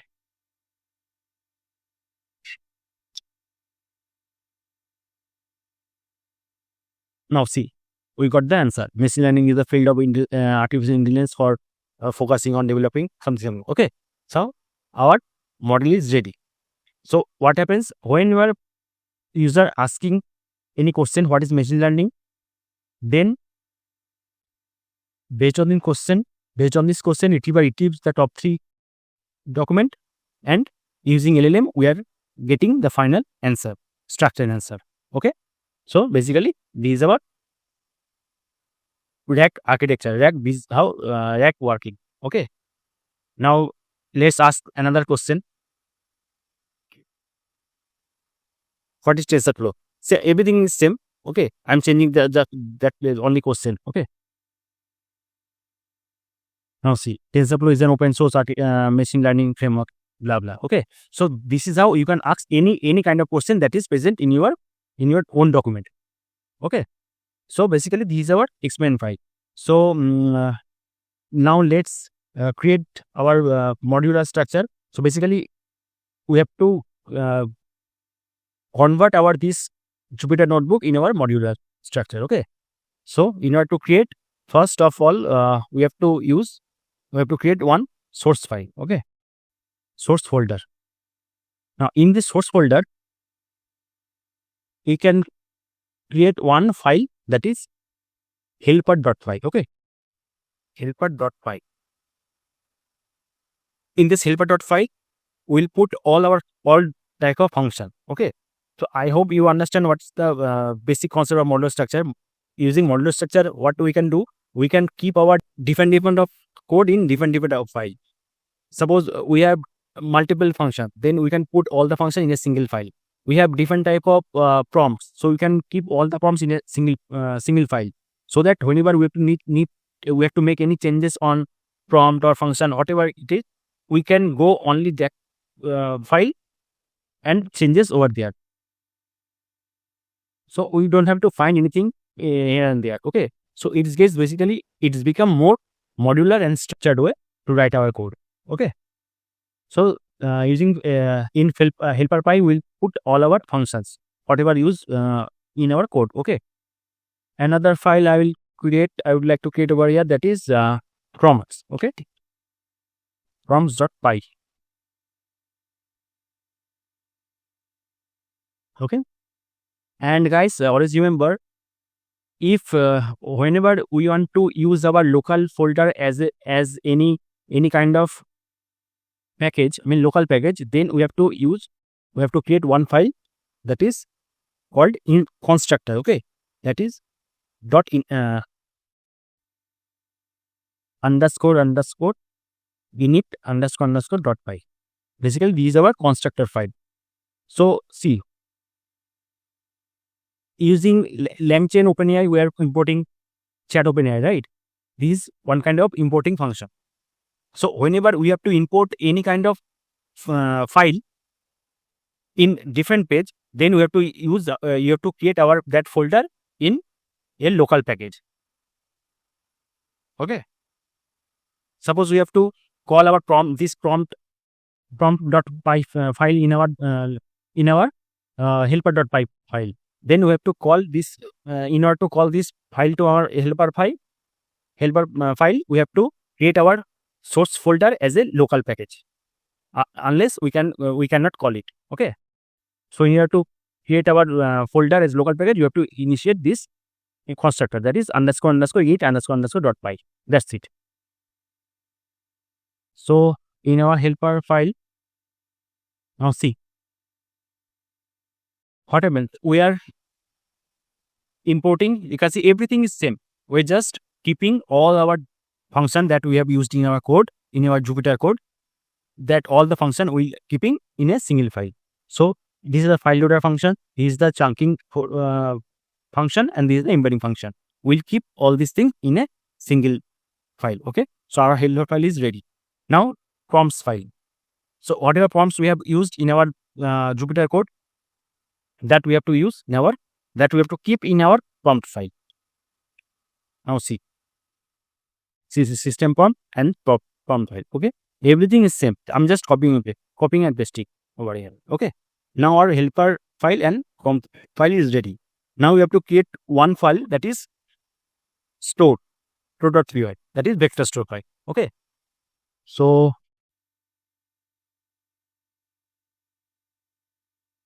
now see, in order to call our helper file and prompt file, we have to use source.helper. See, from helper.file, we have to call file loader, checking chunking data, get embedding, everything. Star means everything. Okay, so if I want to call everything from helper file, then what we have to do? We have to write src.helper import star. Star means all. So from src folder, in src folder there is a file is helper, and from helper we are importing everything, that is start, and that is why we have to make our source file as local package using underscore it underscore dot py file. Okay, so as we have created this file, this constructor file, our source folder get become our local package. So we can call our source folder helper file, and from helper file all the function we are able to call. Okay, that is why we have to use local package. So this is .env os fast, and we are loading loading our .env, and these are file. I'm calling file loader and passing my folder where my document is kept. Now these are chunking function. I'm calling this file, and this is the embedding model. Okay, now docs, everything is same. Now our storage also get ready. Okay, now what we have to do? We have to create our backend file. Okay, that is app.py. That is our backend code. Okay, so these are our Flux code. Okay, now see, from Flux we have to import Flux in the template request. Okay, from src.helper we are importing only get embedding, LangChain OpenAI, chat OpenAI, create stub, create retrieval, everything is same. Now we are initializing our Flux app. Okay, app equal to Flux underscore name load.env OpenAI. These are embedding. We are calling this function. and putting it in embedding. Now this is the retriever. Everything is same. Retriever. Now these are base prompt. So these are base prompt. Okay, we are creating base prompt. These are chain. Everything is same, and these are root. App.root slash. These are slash means home page. Okay. Now these are first index where we are rendering our chat.html page. Using slash means home page, and in home page we are calling our index function, and here we are rendering our chat.html file. Okay, these are first. These are second root, that is slash get. We are using method get or post, and here we are passing on message request.form and passing this message response equal to reaction.invoke input equal to message, this one. Okay, and print response. These are kind of little concept you have to you have to have a little concept of Flux. Okay, so if possible in future I will make a video on Flux. Okay, so for the time being you just understand how it writes. Anyways, I'll give this code in my GitHub, and I'll put the GitHub link in my description, so you can copy and paste over here. These are main concept. Your main concept is not understanding the Flux. We are understanding how our React application works. Okay. So these are we are printing our response, and these are in our we are porting where our 800 port. Okay, and these are host. This is how we initialized our Flux. Okay. Now our backend code is ready. These are backend code. Now, in order to interact, user has to interact with front end page, right? So in order to create front end, we have to use we have to create one file, that is this folder, right? Template. Okay, we are creating one template folder. So within this template folder, we have to create our HTML file.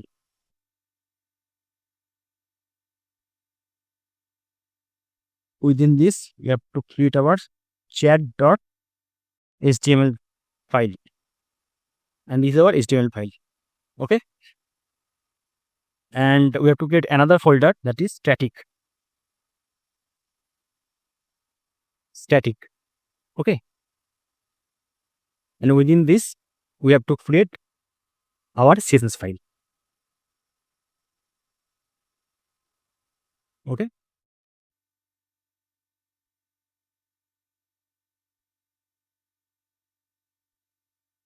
this is your CSS file. So we have created almost everything. Let's try to run our file once. Let's see.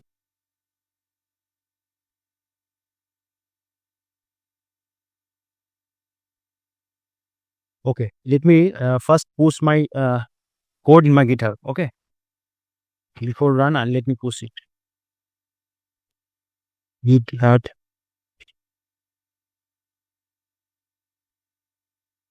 git commit -m. I'm sorry.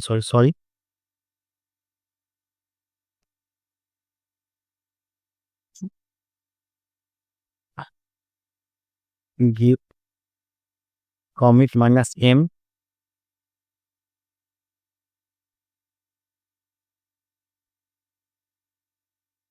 files added.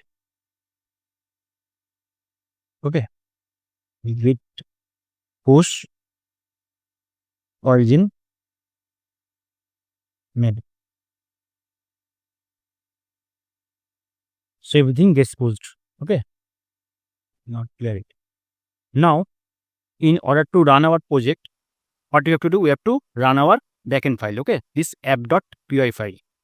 So once we run it, automatically create our vector store, and it will give one URL in order to run our front end. Okay, so let's run this app.py. So Python app.py. Okay, now let's run it.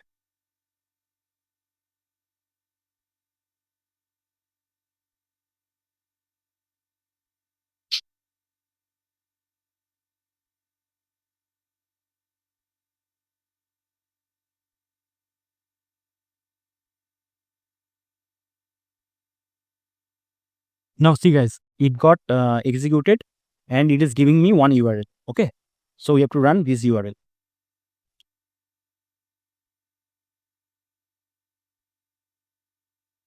So using this URL, we are running our front end.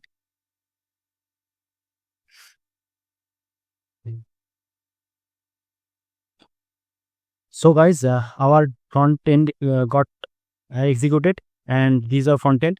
And let me ask any question. I'm asking the same question. What is machine learning?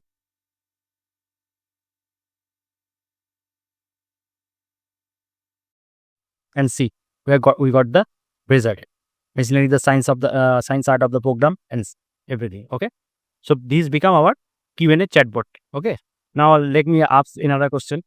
What is deep learning?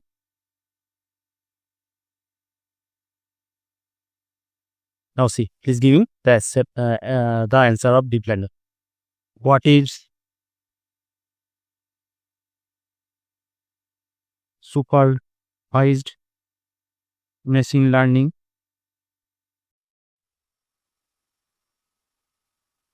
Now see, it is giving the answer. So this is our entire chat model. Okay, chatbot. So basically, we have used our own database, that is our PDF file, and from that file we have created our RAG chatbot. Okay, so I hope guys, you are understanding everything. So you do different type of examples. You can refer any kind of document, you can refer any kind of vector database, and you practice as much as possible so that you can get more clarity on it. So this is how we create our RAG chatbot. Okay, so I think everything got covered in this session. So I'm wrapping up my videos. So guys, if you're liking my videos, please do like and share my videos. And if you are not yet subscribed, then please subscribe my channel. Okay, so thank you so much guys. Thank you.